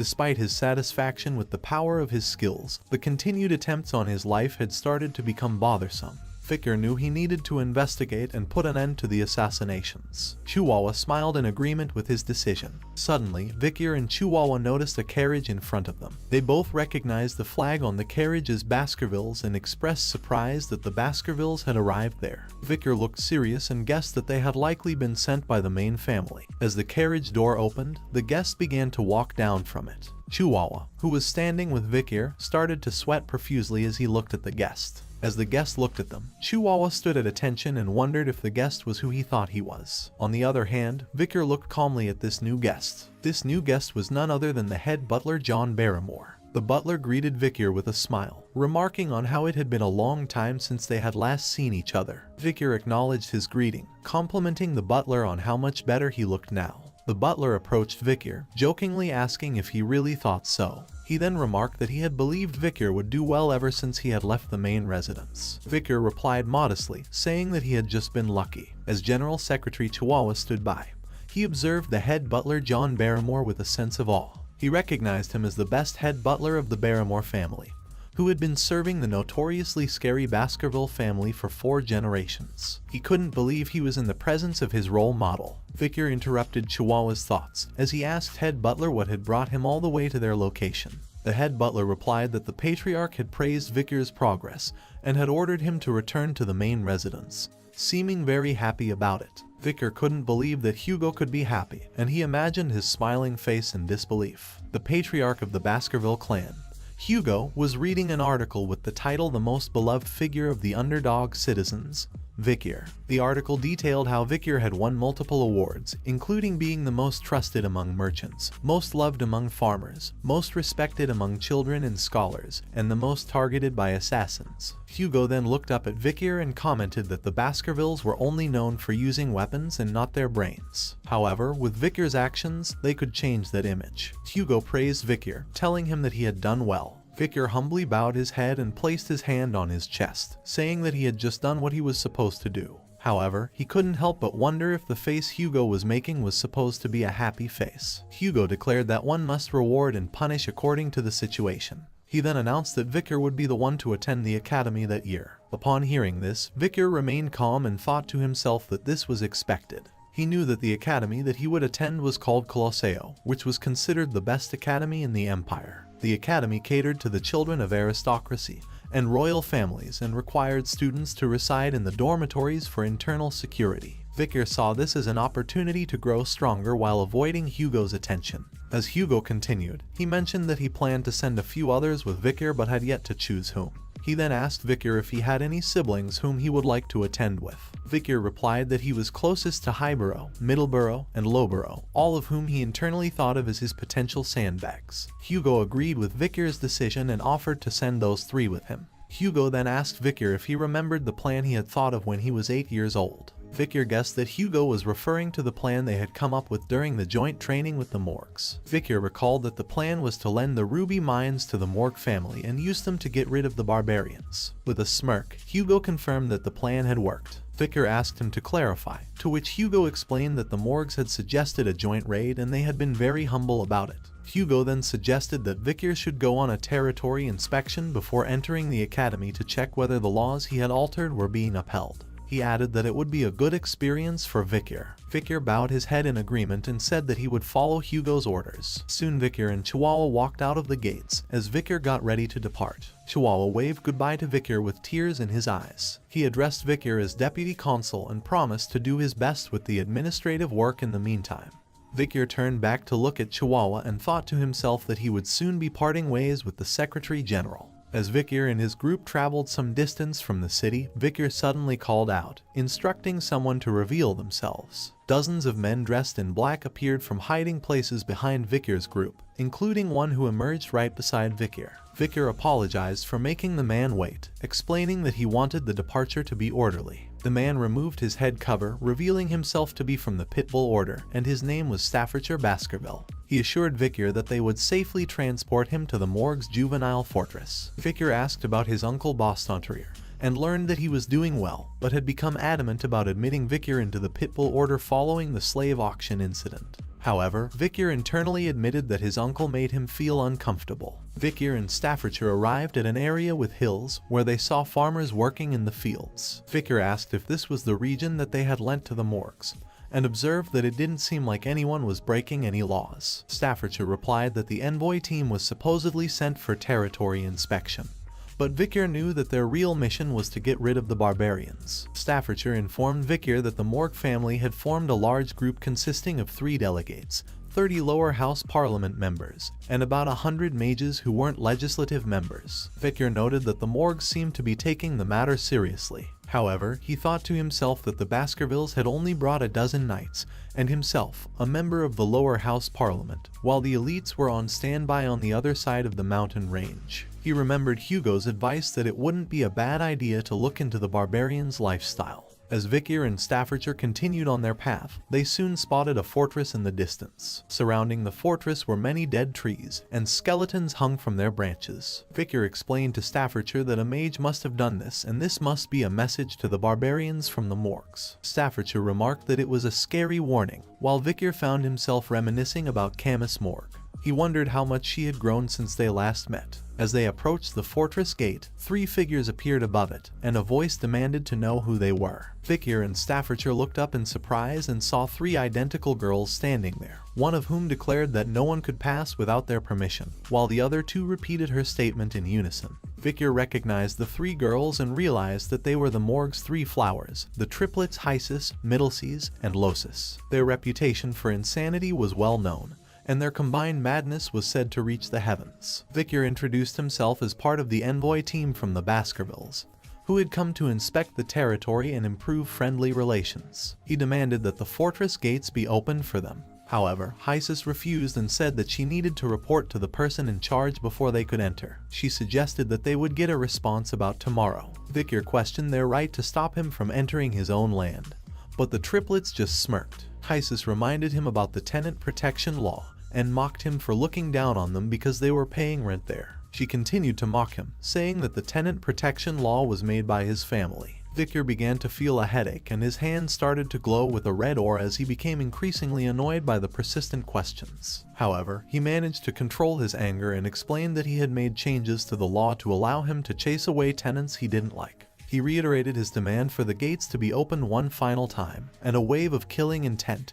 and bloodlust emanated from Vikir, aimed directly at the morgue's 3 flowers, causing them to look upon Vikir with fear. Amidst this tension, Losis broke out in anger and cast a spell towards Vikir. She stated that she had heard that some psycho kid had taken charge of the underdog city, but they had dealt with enough of such individuals before and knew how to handle him. The spell landed near Vikir, causing his horse to jump to the side in fear. From high above the gate, Losis shouted at the group, demanding that they wait and not enter the morgue's land without permission. She insulted them, calling them stupid swordsmen. She even threatened to test the strength of the rising star of the Baskerville family. In response, Staffordshire started drawing his sword and said to Vikir that he didn't think the situation could be resolved with words. Vikir agreed with Staffordshire's words, indicating that he was prepared for a fight. As Vikir and Staffordshire were about to react, one of Vikir's group members shouted that the girls didn't even know their place, calling their words absurd. 2 other members echoed his sentiment, saying the words were absurd. Vikir heard the voices and thought that he had heard these voices before. The 3 sisters then spoke, with Hysis saying that the group members were just mere underlings, Middleseas questioning if they thought their ranks were higher than theirs,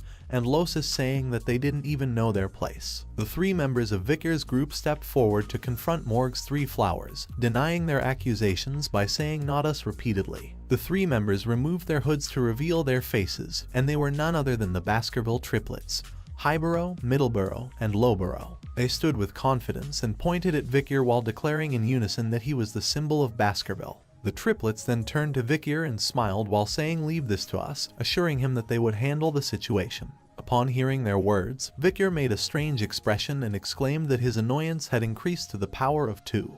Vikir found himself questioning the identity and intentions of the individuals before him. Their strange behavior left him bewildered and curious. Highborough glanced back at Vikir, expressing his gratitude for recommending them to the academy. He indicated that Vikir should leave this situation in their capable hands. Vikir's thoughts raced as he began to piece together the situation. It became clear to him that their actions were motivated by their connection to the academy. However, he couldn't help but see them as mere sandbags. Vicar was aware that in the future, the triplets would become murderous soldiers. They lacked the intelligence to make independent judgments but could effectively carry out orders. Vicar believed that with his training, they would prove to be useful. Vicar smiled and expressed his intention to place his trust in the triplets while referring to them as his older brothers. Upon receiving Vicar's affirmation, the Baskerville triplets displayed signs of joy and satisfaction. Morg's three flowers, who had observed this exchange, expressed their disdain for the Baskerville triplets' close bond, labeling them as ignorant fools who relied solely on each other. Unfazed by the taunts, the Baskerville triplets responded defiantly, while showing their middle fingers, and asserted that it was Morg's three flowers who were the real fools. Morg's three flowers were fueled by anger and vowed to discipline the Baskerville triplets for their insolence. Vicar's thoughts shifted as he recalled his past knowledge. Before his regression, he had known the Morg triplets as powerful mages who possessed the attributes of water, earth,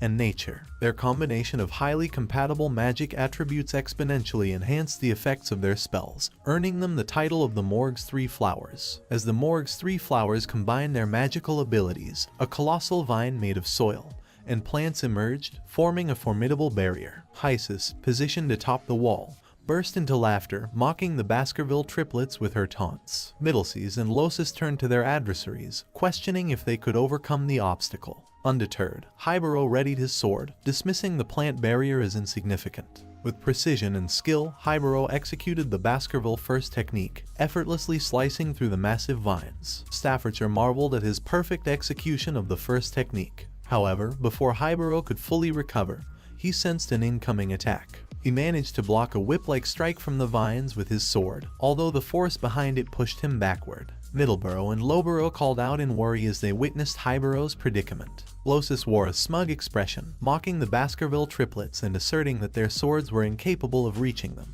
The Baskerville triplets responded with intense anger, their expressions resembling hounds ready to hunt their prey. Staffordshire turned to Vicar and asked him if he found the situation enjoyable. Perplexed, Vicar questioned what Staffordshire was referring to. Staffordshire explained the ongoing clash between magic and swordsmanship, highlighting the long-standing debate about which is stronger. Magic utilizes surrounding mana to amplify and reproduce elemental powers, while swordsmanship channels the user's energy and mana for explosive and enduring strength. Staffordshire found pleasure in observing the potential and talents of the clans of mages and swordsmen who would shape the future. Vicar said that if viewed from that perspective, he was also a part of them. Staffordshire commented that Vicar had already surpassed others his age. Vicar, uninterested in the ongoing fight, expressed his frustration and wished for all of them to perish. He felt that it was a waste of time, as he had important tasks to attend to, having recently found a supervisor with a significant workload. Just then, someone arrived at the scene and began casting a fiery spell. Anger infused her voice as she questioned what the others were doing in front of her territory. Hybero, who was busy fighting, took the opportunity to attack Hysis, believing he had the upper hand. However, the situation quickly changed as they noticed a massive fire approaching them. They were taken aback and shocked by the unexpected turn of events. A tremendous explosion of fire engulfed the area, causing tension in Staffordshire but eliciting a smile from Vicar, who wondered if everyone had perished. To Vicar's annoyance, he realized that the Baskerville triplets had survived the attack. He looked at them with a displeased expression, uttering a disapproving sound. Hybero, in a state of shock, questioned the sudden appearance of fire magic. Middleborough shouted at the figures behind the smoke wall, expressing frustration at the near-death experience they had just encountered. Behind the dissipating smoke, the three flowers of the Morg clan were in tears. Middleseas, still shaken from the near-death experience, expressed her relief at having survived. Hysis chimed in, acknowledging that if she had dodged the attack even slightly later, she might not have been so fortunate. Losis, scared and seeking comfort, voiced her fears to her older sisters. The person responsible for the powerful fire spell questioned the situation and asked what was going on here. Vicar looked up at the figure who had unleashed the attack. It was Camus Morg, standing atop the castle gate wall with flames still burning in her hands. Camus looked down and declared her inability to forgive anyone who caused trouble within her managed territory. As she landed in front of Morg's three flowers, Middleseas tried to explain that their intention was to stop the invader, while Losis added that the fight had been initiated by the other party. Camus cast a cold gaze upon them and questioned their informal way of addressing her as Camus, emphasizing her position as the vice head of the fortress. Middle Sis couldn't help but shudder in fear, denying any disrespect and quickly correcting herself, addressing Camus with the appropriate honorific. Camus then pointed towards the treetops where dead skeletons hung, warning them to be cautious if they wished to avoid a similar fate. Middleseas let out a frightened cry and apologized for their actions. Camus noticed Vikier, and her eyes widened in shock. She approached him and remarked that it had been a long time since they had seen each other, recalling that it had been 7 years. Vikier smiled and acknowledged that it had been a while, and he greeted her as Camus Morgue. Vikier wondered if Camus's more mature appearance was the reason for her increased attractiveness. He pondered the beauty of Camus Morgue, who had captivated the hearts of many men in high society. In his previous life, there had been scandals and rumors surrounding her, as she allured even married men.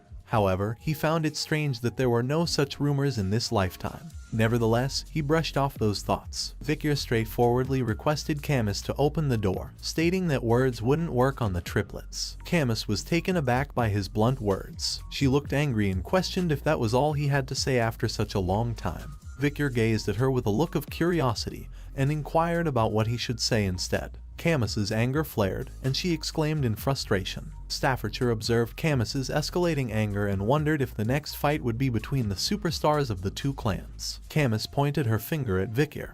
Her eyes filled with angry tears, and declared that he scored 0 points. She accused him of having a disrespectful attitude towards his future wife, giving him a score of 0 out of 100. The Morgue's 3 flowers, the Baskerville triplets, Vikier, and Staffordshire all looked at Camus Morgue in disbelief. Camus averted her gaze to the side, her face blushing, and muttered a huff. Everyone present was left with the same question in their minds. Whose wife? Vikier and Camus rode their horses together, making their way toward the fortress. Camus remarked that the Baskerville clan seemed to have little knowledge about the barbarians. Vikier confidently replied that they were well aware of the barbarians and fought against them frequently. He claimed that they knew more about the barbarians than Morgues did. Camus questioned why Vikier had sent the idiots then, referring to the Baskerville triplets, whom she considered young and foolish hounds. Vikier explained that it had already been agreed with the Morgue clan that the main force would be positioned on the other side of the mountain range. He questioned why Camus was asking when she already knew the arrangement. Camus smiled and remarked that she believed Vikier might not be well informed about barbarians. Vikier retorted, asserting that as the person in charge of the delegation, he naturally possessed extensive knowledge. Camus said that despite being someone whom the clan might have wanted to discard, he seemed to be quite trusted within the clan. The topic shifted to which of the barbaric tribes was the most annoying.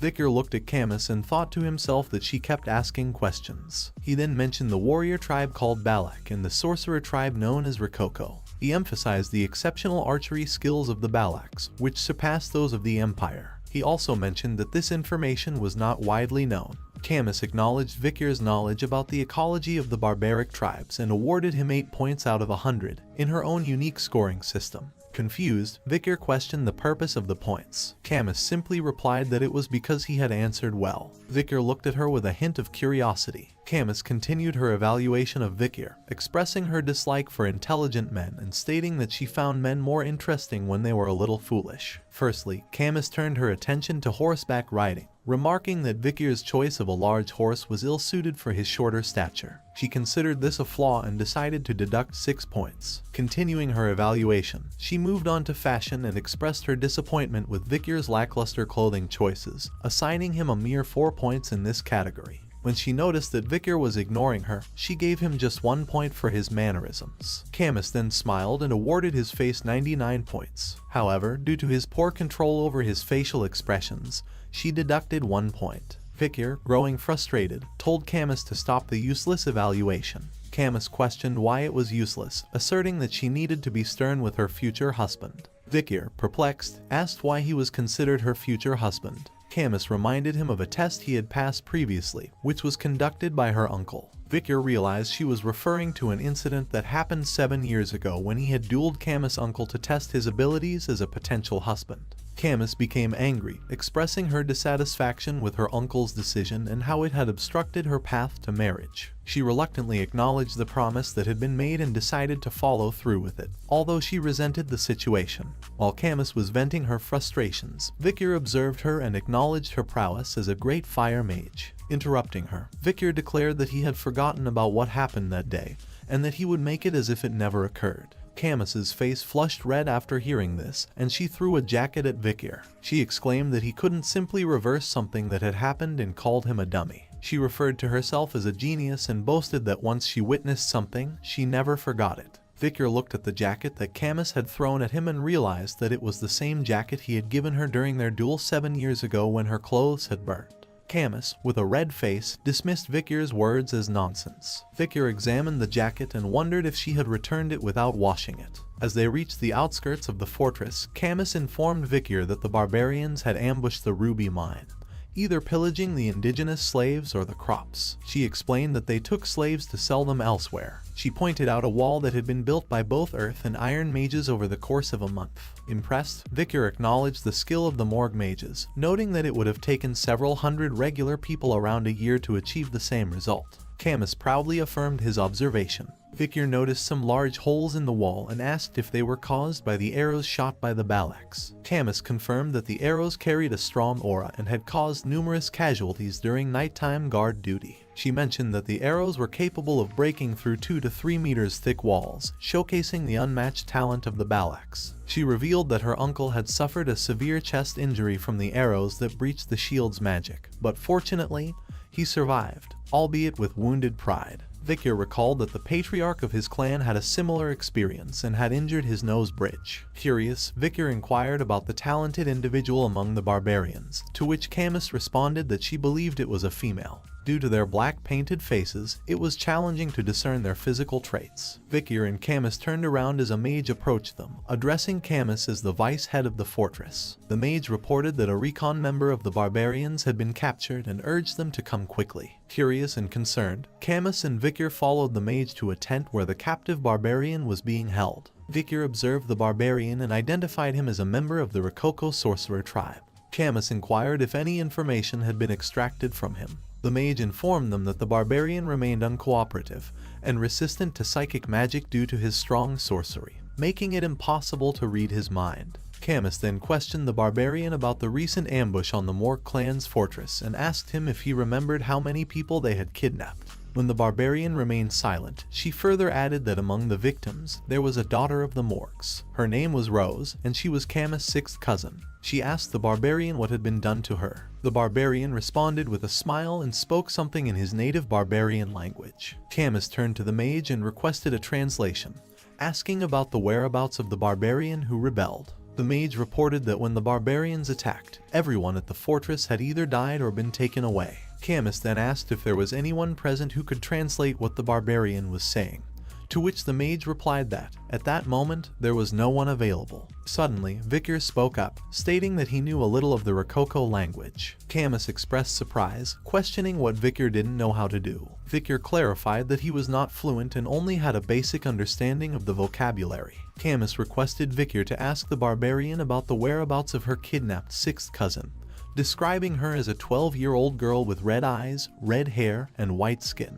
Victor posed the question to the barbarian in the barbarian language, and the barbarian responded with an evil smile and gave him a short reply. Victor closed his eyes and relayed the grim news to Camus: her cousin was dead. Camus's face filled with anger upon hearing this. She declared that since the senator of the audience hall was currently being treated and the senator of the temple was away on an inspection, the decision would be made by her, Camus Morgue, a member of the middle house and the vice head of the fortress. She declared the verdict: immediate execution. A spike pierced the barbarian's body, and soon he was consumed by fire. As the barbarian burned, he uttered something, but Camus dismissed his words, saying that after the war, the language he spoke would only be used in hell. The barbarian's companion watched in horror as he met his fiery demise. Camus, still filled with anger, turned around and urged Victor to follow her. Victor silently observed her departing figure. As Victor exited the tent, he was greeted by the sight of Camus crying out loud. He walked towards her, recognizing that despite her tough exterior, she was still only 15 years old. Victor asked her about her close relationship with her cousin, and Camus confirmed that they were indeed very close. She described her cousin as a pure child who didn't fit into the cold-hearted Morg clan. Victor tried to console her, saying that he believed her cousin had left this world comfortably. However, Camus looked at him and expressed her doubts, stating that she was a genius and understood a little of what was said. She asked him to tell her honestly if what she heard was true. Victor felt tense and wondered if she had understood the barbarian's words correctly. What the barbarian had said previously was, "We ate her." Tears once again flooded Camus's eyes, and she fell to her knees, apologizing for not being able to protect her younger cousin. Victor witnessed her anguish and initially extended his hand to comfort her. However, he hesitated and retracted his hand back. Camus's cries filled the air, leaving Victor standing there, pondering the situation. After some time, Camus managed to stop crying and wipe the tears from her eyes. She expressed that it wasn't a bad thing, stating that if someone had shown half-hearted sympathy, she would have killed them. Looking at Victor, she declared that it was not the time to mourn and that she needed to quickly regain her composure and seek revenge. Victor observed her strength and determination, acknowledging that heroines were indeed different. He extended his hand toward Camus, agreeing with her sentiment. However, before she could take his hand, a loud voice sounded, resembling a bell-like sound. Victor questioned the source of the sound, and Camus stood up, explaining that it was the signal that notified them of a barbarian attack. Victor remarked that her time for revenge had come rather quickly. Somewhere outside the fortress, a group of barbarian girls sat on white wolves, armed with arrows and bows in their hands. Their leader prepared an arrow and shot it toward the guards standing on the fortress walls. Caught off guard, the guards were unable to react in time, and the arrow caused a devastating explosion in their vicinity. The barbarian girl then ordered her companions to begin attacking. The barbarian, along with her wolves, engaged in a fierce battle against the soldiers of the Morg clan. The wolves attacked with ferocity while the barbarians slashed at their enemies. They used ropes to tie the soldiers' necks, incapacitating them. Just as the chaotic scene unfolded, Victor arrived and witnessed the gruesome sight. He wondered if he had arrived too quickly, observing the intense fight between the Morg soldiers and the barbarians. Suddenly, a rope flew toward him and wrapped tightly around his neck. Victor looked ahead with a questioning gaze and realized that two barbarian girls had skillfully used ropes to secure it around his neck. They spoke in their native language, mentioning something about catching a good one and the hunt for husbands going well. Victor realized their intention and thought to himself about the barbarians hunting for husbands. He deduced that they were capturing people to become suitors, aiming to breed a superior race for their tribe. Swiftly, Victor caught hold of the rope and swung it, causing the girls who held the leash to be flung into the air. Victor simply said that he couldn't be their husband and that he might already be engaged. As the two barbarian girls slammed into the ground, the male barbarians watched in shock. They began preparing for an arrow attack, uncertain of Victor's affiliation. One of them questioned his companion if Victor was part of the enemy forces. Undeterred by the situation, Victor didn't back down. He boldly moved forward, heading straight toward the incoming arrows. In his mind, he recalled Hugo's eager request for him to avoid initiating a battle before joining up with the main force. He contemplated whether he should wait for the main force to arrive. With determination, Victor drew his sword and swiftly cut down the incoming arrows with precise strikes, showcasing his skill and agility. The barbarians were shocked by Victor's display of skill and expressed their disbelief. However, their surprise was short-lived as a sudden fire attack engulfed them, causing them to cry out in pain. Camus, who had used the fire spell, appeared behind Victor and expressed her anger towards the barbarians, declaring their demise. Victor observed Camus with surprise as he realized that she had turned the entire area into a sea of fire. Camus questioned Victor, asking if he had used liquid aura, implying that she recognized his abilities as a graduator. She stated that she knew he was the only man she could acknowledge. Victor confirmed that he had received an order from the Patriarch to avoid battles until regrouping with the main force. Undeterred, Camus began casting multiple spells and questioned if it was an order from Baskerville's Patriarch. She then asserted that a Baskerville should refrain from intervening, as she intended to eliminate all the barbarians. Camus unleashed a series of powerful attacks, burning a vast area in front of them. Victor looked in shock and recognized the spell as burn. He also noticed that she was employing a quadra casting technique for burning spells, and he observed an increase in the lethality of her attacks. Camus, driven by the desire to avenge her younger cousin, continued to cast spells, determined to carry out her revenge. Suddenly, a barbarian used a dart blower and blew a needle that landed on Camus' neck. She felt the sting and realized she had been poisoned. Camus noticed a barbarian sitting on a wolf's back who had attacked her. She fell to the ground, unable to move due to the numbing poison. Victor observed her condition and thought to himself that she was quite a handful. The barbarian then threw a rope toward Camus, but Victor swiftly caught it before it could reach her. Camus acknowledged his catch and complimented him. Victor looked at her and suggested that it would be better for them to retreat. Camus questioned what would happen to the farmlands and the captives. Victor replied that it would be wiser to avoid engaging in battles until the main force from Baskerville arrived. Camus, determined to avenge her cousin who had been taken away by the barbarians, refused to retreat. Victor looked at her and urged her to make a rational decision. However, in the next moment, Victor sensed an arrow attack approaching from behind his head. With quick reflexes, he managed to dodge the arrow just in time. Victor observed the barbarian girl who had launched the arrow and wondered if this was the destructive power Camus had mentioned earlier. However, while lost in his thoughts, a barbarian arrived behind him and swiftly took Camus away. In desperation, Camus called out Victor's name, desperately seeking his help. Victor watched the scene unfold in frustration and contemplated the situation. He recalled a time in the past when Camus Morgue, still an adolescent, was held captive but returned after annihilating the barbarians. Despite her reputation as the Queen of Le Rouge et Le Noir, Victor realized that he needed to do what was necessary. Suddenly, the barbarian girl lunged at Victor, launching an attack. With remarkable agility, he swiftly evaded her strike, his senses sharpened. To his astonishment, he discovered that she had used a bow to attack him. The barbarian girl immediately followed up with a kick that sent Victor sliding back. Victor assessed the situation and thought that her movements were different from the other barbarians. He wondered if he needed to go all out against her. However, to his surprise, the barbarian girl attempted to speak in his language. She said, "You, me, we meet again." Victor looked at her and realized that this barbarian girl was the one he had freed during the slave auctions. He couldn't help but call her a bastard in his mind. The barbarian girl looked at Victor with a smirk and said, "We meet again." Victor's memory flashed back to the slave auction where he had liberated her from her cage. He hesitated for a moment, then asked her if she intended to repay his act of kindness with revenge. The barbarian girl clarified that her vengeance was directed towards the Morgue clan, as they had captured her and enslaved her. She emphasized that Morgue clan had no direct connection to Victor. She mounted her wolf and declared that she would repay what she had received. She declared her intention to exact revenge and take Camus, the next leader of the Morgue clan, as payment for what she had endured. If Victor desired to rescue his girl, he was to follow them. Victor considered whether he needed to reveal his power in this situation. Just then, Camus' uncle, Adolf, arrived and called out to Camus. Victor looked at Adolf Morgue and wondered if he had come after learning about the ambush. Adolf immediately began casting a spell and called the barbarians bastard. Adolf launched the spell, causing the ground to break, and demanded the barbarians to return his niece. But the barbarians swiftly maneuvered over the surface with the aid of their wolves. They deftly leaped between the shattered rocks and managed to escape. Adolf witnessed this with frustration and uttered his displeasure. Victor thought about Balak and how the ambush had concluded merely 3 minutes after the warning bell had rung. The situation had escalated due to Camus' carelessness and lack of practical experience overlapping with it.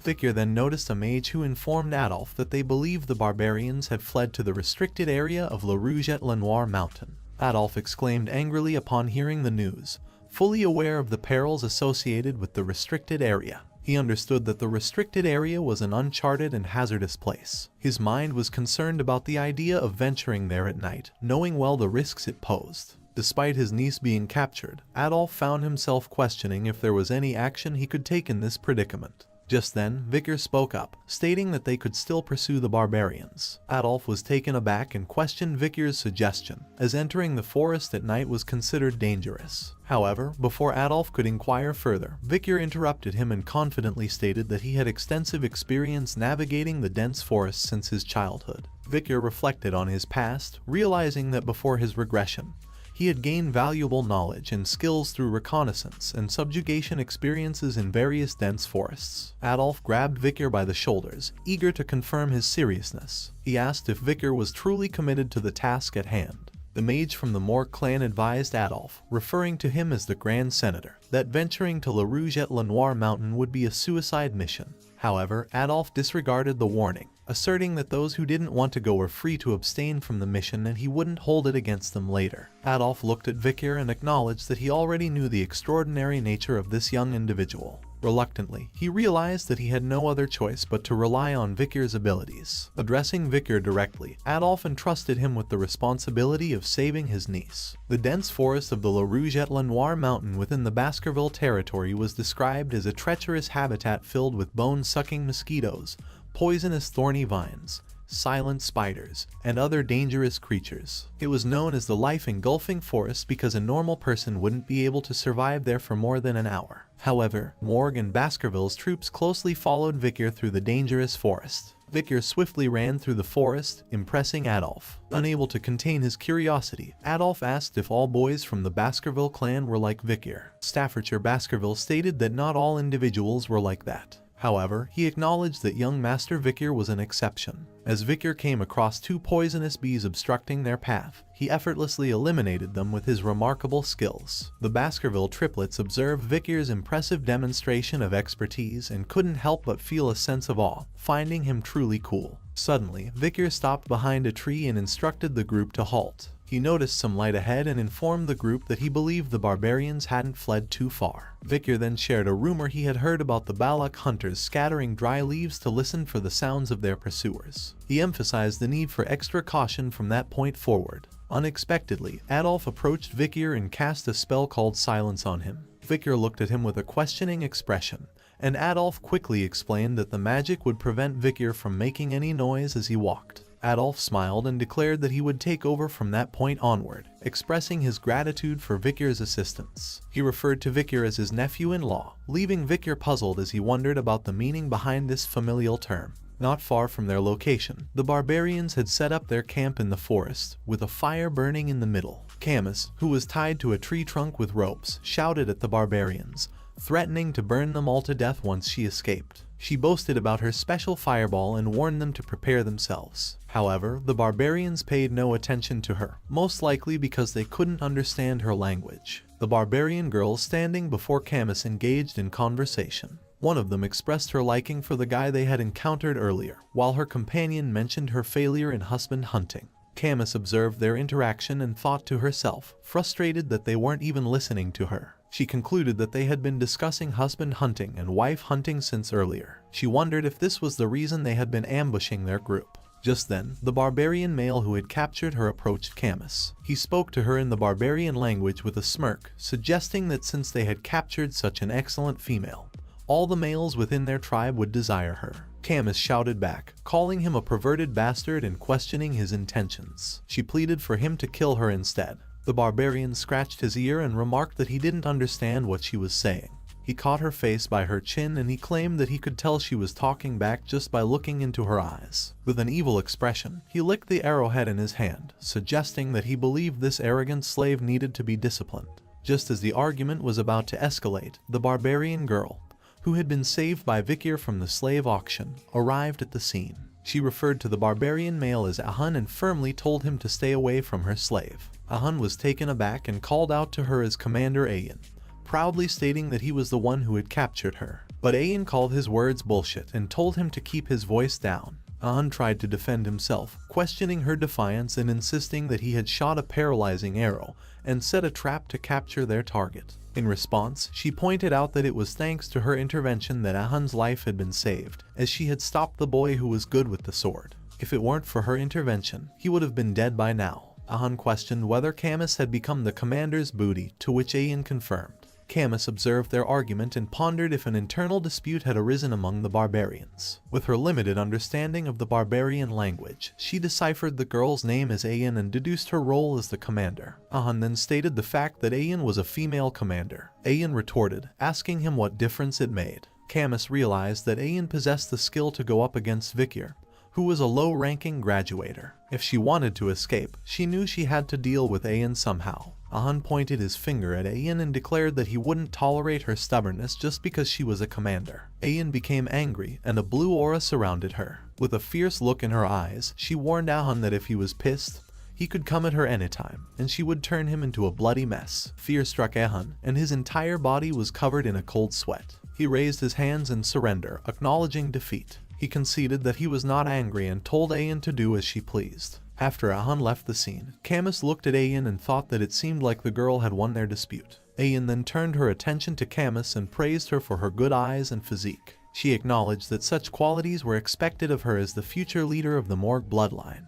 However, Ayan kicked Camus and revealed that she had been captured by the Morgue bastards and sold into slavery. She was lucky enough and had managed to escape that fate with some kindness, but she warned Camus that she wouldn't be as lucky. Ayan vowed to tame Camus to the point where she would feel it in her bones and soul. She ominously mentioned that performing menial tasks, such as licking the space between her toes, would become a daily routine for Camus. Just then, a loud scream came from behind Ayan, and as she turned back, she saw a large fire. She questioned if it was an explosion. One of the barbarians was engulfed in flames and screaming in pain. Meanwhile, the other barbarians prepared their weapons and shouted that it was an ambush. A figure emerged before the fire and condemned the barbarians, vowing to repay them for what they had done. Camus's face lit up with a smile as she recognized the voice and shouted, "Uncle." Adolf Morgue, who was responsible for the massive explosion, stood there with flames still burning in his hands, and in a stern voice, he demanded the immediate return of his niece.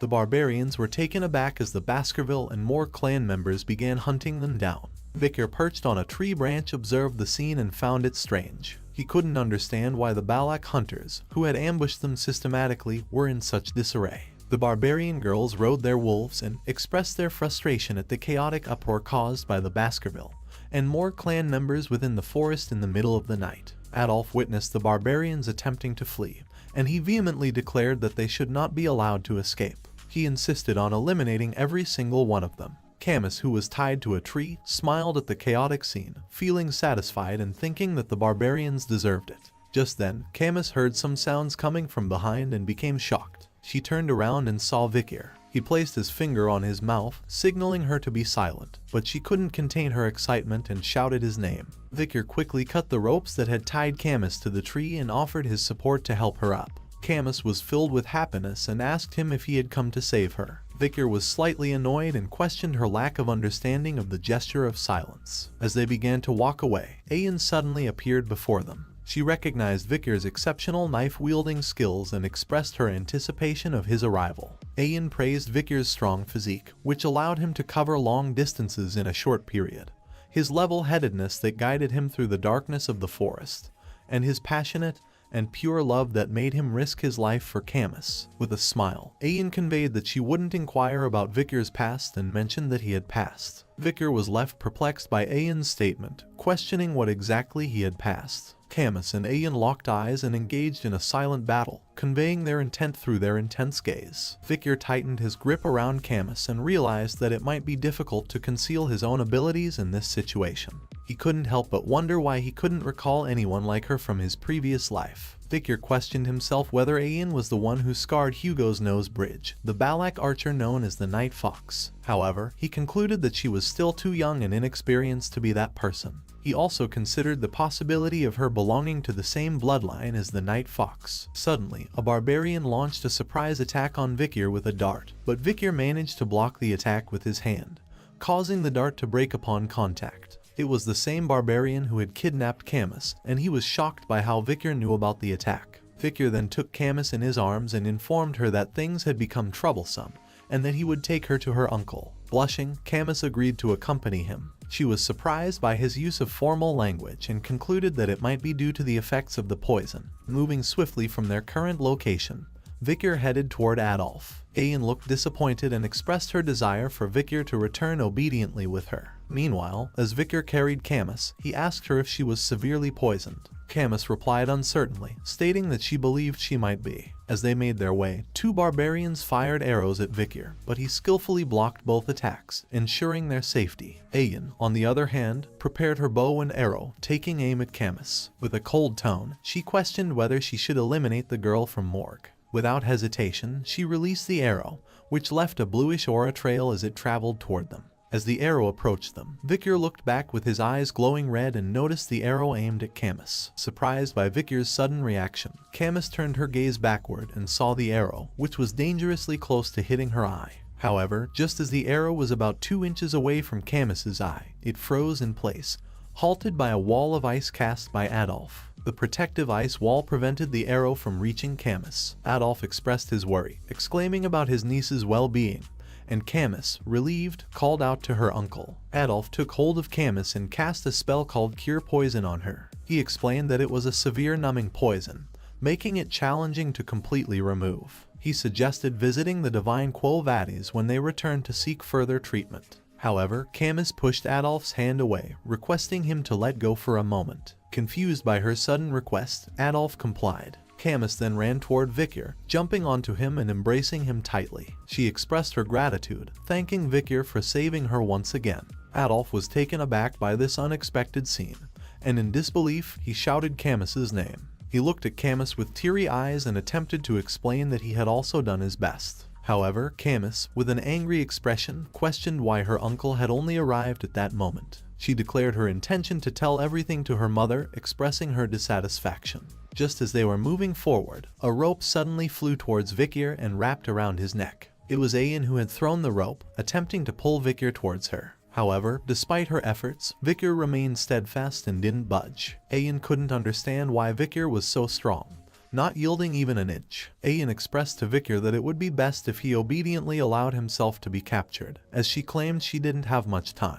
Camus, witnessing this exchange, recognized Ayan and exclaimed her disbelief at encountering her once again. Vikir broke the rope around his neck and pondered Ayan's words about there being no time. He wondered if there was a specific reason for the Balak to be in such a hurry. Suddenly, a wave of killing intent engulfed the entire forest. Birds took flight in a panic, and a sense of dread permeated the area. Ayan looked up in horror and exclaimed, realizing that whatever she had anticipated had finally noticed their presence. Beelzebub on Vikir's hand began to buzz, and he looked down to find his hand stained with red lines. He realized that the hidden Beelzebub within his arteries was giving him an intense warning, indicating that something was approaching. Ayan uttered the words, "She's coming." Vikir looked at her with a questioning gaze and wondered who or what Ayan was referring to with the word she. With a cold sweat covering her face, Ayan uttered the words, "Madam Eight Legs." Suddenly, a massive pillar-like structure emerged from the heart of the forest. The barbarians recognized it immediately and exclaimed, "It's the Madam.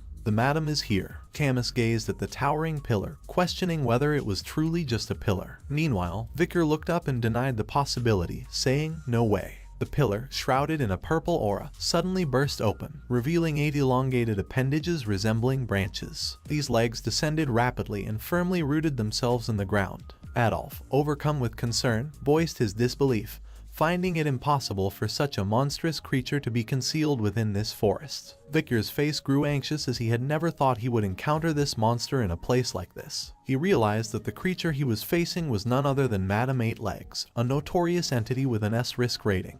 The gigantic spider stood tall on its 8 legs and emitted a piercing scream that resonated throughout the entire forest, instilling fear in everyone present.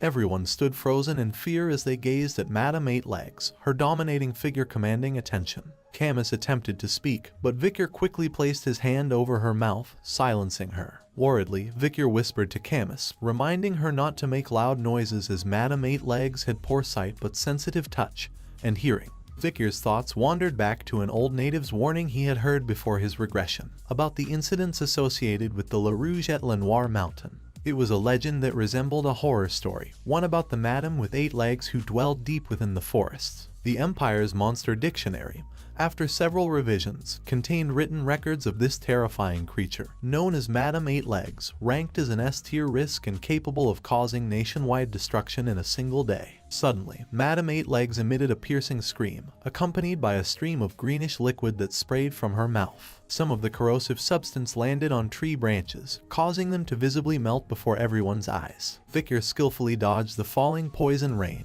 while Adolf created a protective barrier to shield himself and Camus. Ahun, the barbarian, panicked as some poison landed on his hair, exclaiming in fear. Ayan swiftly cut off his hair to prevent further exposure, leaving Ahun on his knees, panting in terror. In a low voice filled with anger, Ayan whispered to him, berating him for screaming in front of Madam Eight Legs. She then glanced at Madam Eight Legs and warned Ahun that if he weren't the shaman's grandchild, she would have killed him. Ayan turned around and in a low voice gave an order to the barbarians, commanding them to retreat. Adolf, carrying Camus, also issued a hushed command to make a run for it. Madame Eight Legs responded with playful noises, seemingly amused by the chaos unfolding before her. Among the fleeing groups, the Balaks scattered in smaller clusters, while the Baskervilles and Morgs retreated together. There was a slight difference in how both groups retreated, but it helped the Madame decide whom to chase after. As Madame Eight Legs charged toward the Baskerville and Morg groups, Adolf expressed his frustration, questioning why the creature was heading their way. A Morg mage stepped forward confidently and told Adolf to leave the monster to him. He began casting a fire spell and proclaimed that fire attacks would be the bug's weakness. With a surge of power, he unleashed the fiery spell upon Madame Eight Legs, resulting in a colossal explosion that engulfed the area. The mage believed he had succeeded, boasting to Sir Adolf about the effectiveness of his attack. However, before he could say anything further, one of the mages standing beside him was impaled by one of Madame's legs. The mage, covered in his companion's blood, trembled in fear, realizing that the fire spell hadn't done anything to stop the creature. As Adolf, Camus, and Vicar continued running, Camus expressed shock and bewilderment at the sight of the monstrous creature. Vicar, who had been lost in thought, suddenly realized something.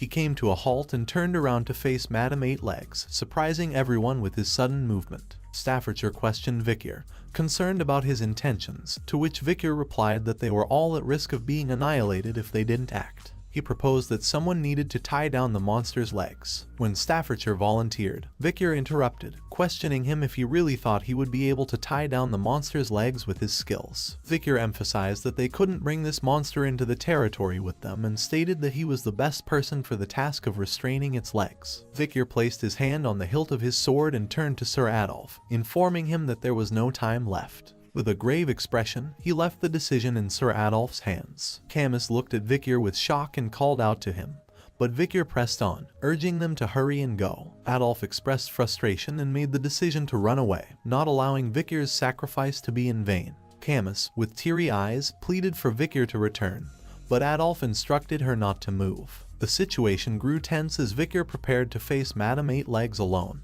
His hand was tightly clenched around the hilt of his sword at first, but eventually he loosened his grip and let out a sigh. He contemplated his situation, realizing that he had no personal interest in the destruction of the Baskerville territory. Furthermore, he believed that the Allied forces would be unable to stop the growing power of Madame Eight Legs. However, Vicar saw this as an opportunity for himself. If he could fake his death, he could create distance between himself and Hugo's surveillance. This would allow him to buy some time to master the 10th technique that resided in his mind. Once he became skilled enough to stand against Hugo or perfected his ability to hide and control his power, he planned to return to the clan. A red aura began to glow on Vicar's hand, and soon Beelzebub emerged from his hand. Vicar realized that if he didn't use everything he had, he would die. With unwavering determination, he made the decision to utilize every resource at his disposal, including a large amount of mana he had received from the River Styx's blessing, and the ethereal aura that was reserved for the high-ranking Baskerville swordsmanship techniques. Moreover, he wielded the formidable demonic sword known as Beelzebub. Covered in a red aura, Vicar's eyes glowed with a fierce red light. He resolved to utilize all his power and launch an attack. With swift movements, he darted toward Madame Eight Legs and then leaped high into the air. Vicar, hovering in the air, directed his gaze down at Madame Eight Legs. The monstrous creature let out a scream as she locked eyes with Vicar. His hand continued to emit a powerful red glow, with the aura intensifying until it reached its limit. With incredible speed, Vicar shot toward Madame Eight Legs, utilizing the Baskerville 5th technique. As he closed in on her, Madame Eight Legs found herself unable to move her legs, which began to press firmly into the ground. At the same time, Vicar's attack struck Madame Eight Legs' head, causing it to be forced to the ground. From a distance, a radiant red light became visible, rapidly increasing in size. Adolf ran while holding Camus, the Baskerville triplets ran with teary eyes, and a massive beam of light shot up from the location where Vicar and Madame Eight Legs clashed. Camus, watching the scene unfold, was struck with shock. Soon a tear welled up in her eyes. She couldn't contain herself and shouted Vicar's name. Only a bright red glow remained in the now silent forest, marking the aftermath of the powerful encounter. Vicar Van Baskerville's head was on a guillotine. He looked ahead with cold eyes and saw Hugo Le Baskerville standing under the moonlight. Hugo extended his hand and signaled the guillotine to be dropped. As his head rolled on the ground, he saw people looking at him with cold gazes. Soon, Hugo turned around and started to leave. Victor looked at his departing figure and thought that in the end, Hugo did it. But before he could think further, his eyes opened, and he found himself in an unfamiliar room with a different roof. He was lying on a mattress covered in bandages, with one of his eyes also bandaged. His body was covered in scars and a rope was tied around his neck. Confused by his surroundings, Victor wondered where he was. He tried to recall the recent events, questioning how many days had passed since the battle against Madame Eight Legs. He remembered the crucial moment when Madame had been shocked by the explosion's light, which had possibly saved his life. Attempting to get up, Victor felt excruciating pain coursing through his entire body. He quickly realized that his muscles, veins, and even his bones had been grievously injured. There wasn't a single spot on his body that wasn't affected by the damage. The extent of his injuries after taking a direct hit far surpassed anything he had ever imagined. He had severely underestimated the sheer force behind Madame's attack, to the point where he could feel its impact deep within his bones. He pondered the trap that had caused the neckache he was currently experiencing, realizing it had inadvertently saved him. Considering the situation, Victor contemplated whether everything was progressing according to his plan. He acknowledged his successful escape from Hugo's watch and the presence of witnesses, including Adolf and Camus, so he didn't need to worry about his death being proven. Victor exited the room and surveyed his surroundings, observing barbarians strolling around and children learning how to use bows. Recognizing the place as the Balak's camp, known as Gulak, Victor wondered if he was being held captive there. Realizing that he was amidst a camp belonging to the natural enemies of the Baskerville clan, Victor grew concerned. He acknowledged his inability to escape with his heavily injured body. As he contemplated his situation, a barbarian girl ordered some slaves to hurry up, warning them about the danger of a wolf's bite. Victor looked at the slaves and recognized some soldiers from the Baskerville and more clans among them. Perplexed, he wondered why he was not being executed like the others. Just then, a barbarian named Ahun approached him, mentioning his ability to speak Balak. Victor recognized Ahun as someone from the past, one who had kidnapped Camus. Ahun informed Victor that he should be thankful for not meeting the same fate as the others. With an evil smirk, he taunted Victor, highlighting his despair due to his crippled body. Ahun sneered even further, asserting that if Victor weren't the commander's pet dog, he would have boiled him without delay. Victor repeated the phrase pet dog in his mind. The mention of being someone's pet dog triggered an image of Hugo attempting to chain him down, and a surge of anger boiled within him. Suddenly, Ahun was taken aback as an immense amount of killing intent radiated from Victor, unsettling him. He looked at Victor and was taken aback by the intensity in his eyes. Fueled by his emotions, Ahun threw a punch at Victor's face, expressing his frustration and calling him an arrogant bastard. Victor fell to the ground, and Ahun walked away in anger, instructing him to find his owner at the end of the rope. Victor, lying on the ground, watched Ahun leave and vowed to remember his face. He resolved to make him pay once his body recovered. As Victor followed the rope, he questioned the length of it, expressing his frustration as he walked without reaching the end.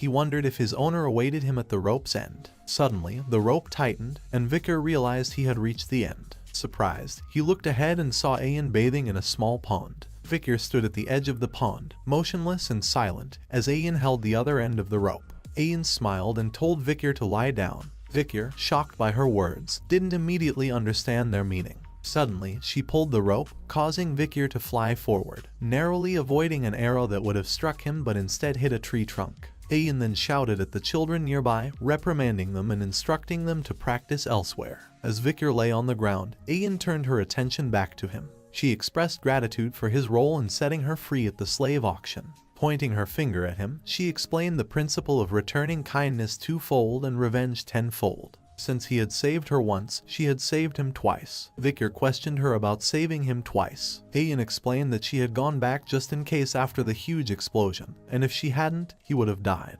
She told him to be thankful that she was tenacious. Confused, Victor questioned her about the rope and her reason for keeping him alive. Ayan responded, implying that he held a high position within his party. This revelation startled Victor. Ayan continued, suggesting that she wondered how much his party would pay for his return.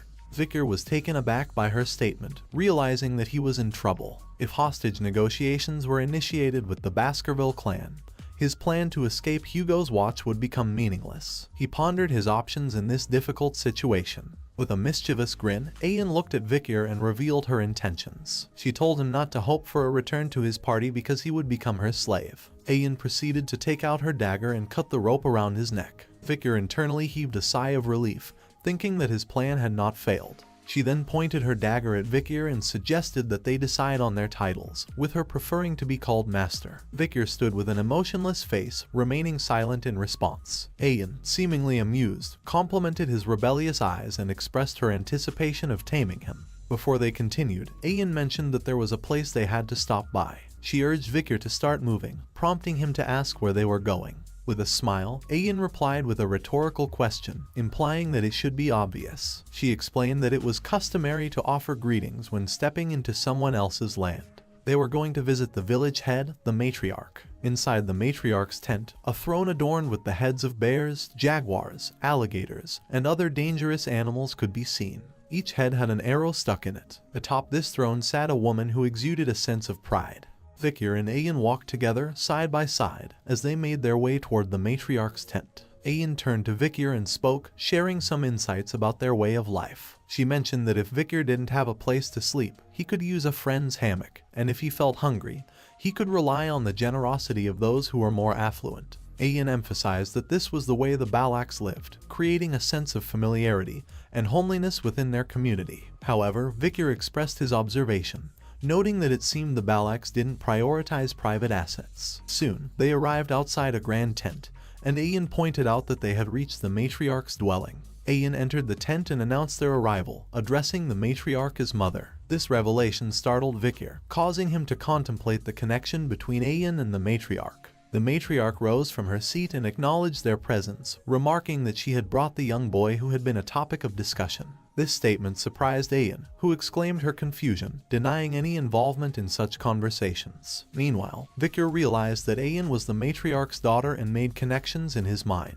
He looked directly at the matriarch and acknowledged her true identity as the Night Fox, the female Balak warrior who had left a scar on Hugo's nose bridge. He reflected on the challenges he had faced in the past, recalling how he couldn't traverse the landscape of the La Rouge et La Noire mountain due to her influence. Curiosity lingered as he pondered the outcome if his past self had engaged in a confrontation with her. Vikir assessed the situation, considering his chances of survival. Head-on combat and assassination were out of the question, both at 0% probability. The only viable option seemed to be escaping, offering a 20% possibility of survival. Vikir contemplated these odds, mindful of the danger he potentially faced in the matriarch's presence. The matriarch directed her gaze towards Vikir and remarked that she had seen his face before. Vikir's mind raced, wondering if the matriarch could somehow sense his connection to Hugo through instinct alone. However, Ayan interjected, explaining that most imperial men tend to look similar. Curiosity piqued, the matriarch inquired about Ayan's intentions regarding Vikir, describing him as no different from a cripple. Ayan responded, stating that Vikir would be useful once he received proper treatment, as he was the one who had attacked Madame Eight Legs. The matriarch cautioned Ayan, suggesting that taking action without understanding one's place might have unforeseen consequences. She then shifted her focus to Vikir and expressed that his physical well-being was inconsequential, as long as his seed was fine. Before the matriarch could elaborate, Ayan interjected nervously, revealing her true intention. She stammered that she planned to use Vikir as a slave, deviating from her previous statements. Surprised by this sudden change, the matriarch questioned Ayan's inconsistent statements. Ayan hurriedly clarified, stating that she required a slave to assist her during hunts. The matriarch gently patted Ayan's head, acknowledging that it was the owner's prerogative to decide what they wished to do with their slave. Ayan, with a blush on her face, gazed at Vikir. Meanwhile, Vikir stood in the center of the tent, observing the beam that supported its structure, his thoughts momentarily shifting away from the unfolding conversation. After leaving the matriarch's tent, Vikir initiated a conversation with Ayan, expressing his curiosity. He asked for her name, to which Ayan reacted in shock, berating Vikir for daring to ask questions as a slave. Undeterred, Vikir clarified that he had no intention of addressing her as master, hence his request for her name.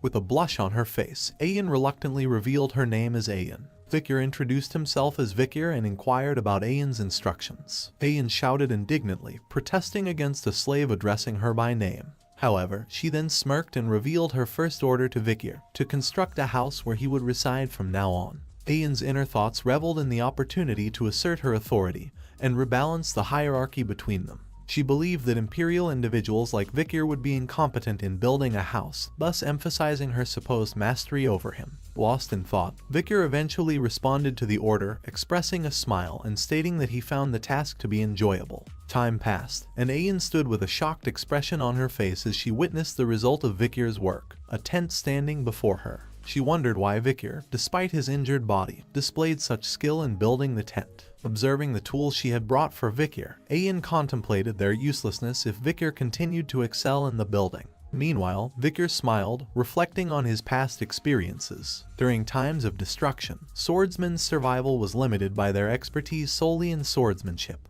To thrive in extreme situations, one needed to acquire a diverse range of survival skills. Ayan noticed the presence of drains outside the tent and remarked on their perfection. Vikir then brought up the observation that the matriarch's tent appeared unstable. Ayan, shocked by this revelation, questioned Vikir about her mother's house. Vikir explained that in its current state, during rainy seasons, the ground around the central pillar of the tent would shake, potentially causing water leakage. He offered a solution, proposing to mix limey dirt and gravel from the opposite hill to create bricks. He would then reinforce them by spreading oil and burning it. Ayan, in agreement, instructed Vikir to proceed with the plan. Vikir collected soil and poured it into a container. After preparing the necessary materials, he used a cast to shape the bricks and dried them by heating them over a fire. Finally, Vikir and Ayan arrived at the matriarch's tent, where Ayan explained their intentions to her mother. After the tent was fixed, the matriarch looked on in shock, expressing her frustration at previous failed attempts to repair the roof. She realized that the problem lay with the pillar. With a smile, the matriarch commended Ayan, acknowledging that her daughter had found a truly useful male. She then issued an order to Vikir, instructing him to handle tedious matters like this around the barracks from now on. Sometime later, Vikir was washing clothes near a water source when Ayan called out to him. She initiated a conversation, questioning whether he found it exhausting to slave away, and suggesting that he become an official member of their tribe. Vikir responded that slaving away wasn't too bad, internally noting that this peaceful life was preferable to his previous experiences with the Baskervilles or living in the underdog city. Ayan acknowledged that Vikir seemed disciplined and commented that it would be challenging for a slave to complain. Vikir insisted that it really wasn't that bad, but Ayan disagreed, asserting that tough and tedious work couldn't be easy. As they began to head back, Ayan urged Vikir not to have that attitude and to follow her. She offered to help him in terms of survival and adjusting to their tribe. If he performed well, she promised to untie the rope that bound him. Vikir looked at her with interest and asked what he needed to do. Ayan smiled and said that he was finally being honest. She then challenged him to go on a hunt and capture a huge prey. Vikir was intrigued by the proposition and questioned her about the hunt. Ayan explained to Vikir that the tribe's warriors had been unable to catch large enough prey recently, resulting in the growing children going without meat. She emphasized that if Vikir could bring in a huge prey, it would not be unrealistic for his title to change from slave to commoner. Playfully, Ayan slapped Vikir's back and mentioned that he seemed capable of moving lighter objects, so his role would be to assist her. As Ayan jokingly reminded Vikir that he should be grateful for being the slave of the Balak's hunting commander, Vikir felt a pang of pain from her slap on his back. However, after a moment of thought, he agreed to go along with her plan. Ayan's face beamed with a smile, and a slight blush appeared on her cheeks. She then stated that they would be leaving tomorrow for the hunt. When Vikir questioned her smile, Ayan retorted, denying that she was actually smiling. Unbeknownst to them, a figure secretly observed their conversation. It was Ahan, who looked upon Ayan happily engaging with Vikir, but his heart was filled with jealousy and anger. He couldn't help but regard Vikir as a disgusting bastard.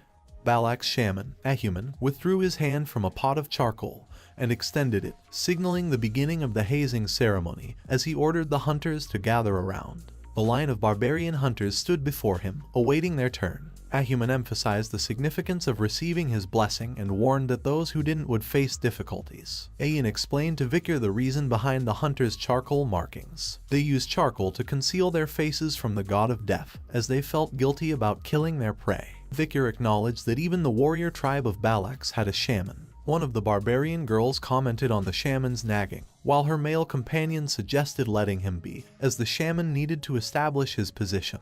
The girl expressed doubts about the effectiveness of the shaman's blessings because they had often failed in the past. She indicated that they only sought his blessings on specific occasions. Victor wondered if her skepticism meant that the shaman's position held little meaning, realizing that this place wasn't much different from others. Sometime later, Ayan stood with her face adorned in comical charcoal markings. Victor looked at her and jokingly remarked on her appearance. Ayan wiped the markings off her face and angrily retorted, stating that she didn't get along with the shaman. In her embarrassment, she offered Victor a collar. Victor held the collar in his hand, questioning if it was a dog collar. Ayan proceeded to put on a collar herself and explained that they wore them to protect their necks from being bitten by their prey. Victor contemplated the situation and decided that since he was already there, it would be better to adapt to this place. As Ayan and Victor rode a wolf, she reminded him to hold on to her waist, concerned about his safety. Victor assured her that he would be fine, and they set off. Ayan glanced back at Victor,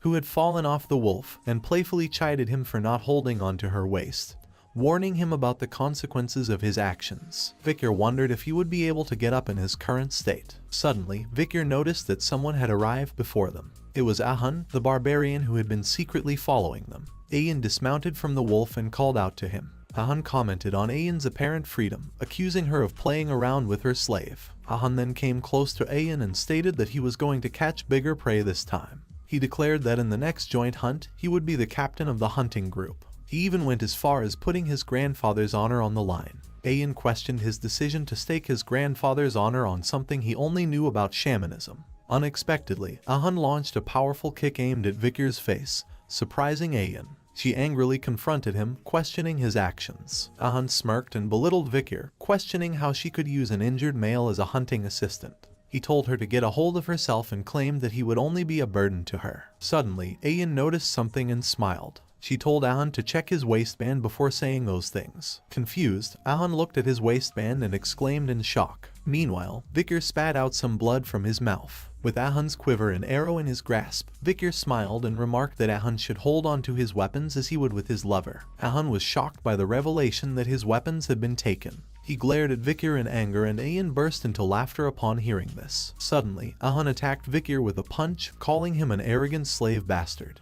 However, before the punch could reach Victor, Ayan swiftly intervened, using her bow to block the attack, and shouted at Ahun, commanding him to stop. She questioned Ahun in a cold voice, asking him whose slave he thought he was punishing on his own accord. Ahun, filled with anger, exclaimed that Victor was a slave and had insulted a Balak warrior. Ayan responded, stating that Ahun had been acting pathetic in front of Victor. Ahun continued to argue, questioning why she was defending Victor so passionately, and suggesting that she might have developed feelings for the slave. Ayan, frustrated, placed her hand on her head and conceded, acknowledging that Victor was indeed a slave and should be punished if he had done something wrong. However, she emphasized that Ahun didn't have the right to punish him because Victor was her slave. Victor, who was still on the ground, looked at them with a questioning expression. Suddenly, Ayan unleashed a powerful punch aimed at Victor's face. Ahun watched the scene in shock, his mouth agape as blood sprayed onto the lush green grass. Ayan gazed at Ahun with cold eyes and asked if he was happy now. With a mixture of coldness and anger, she warned Ahun that she knew he was upset because he had failed to capture a maiden for himself before.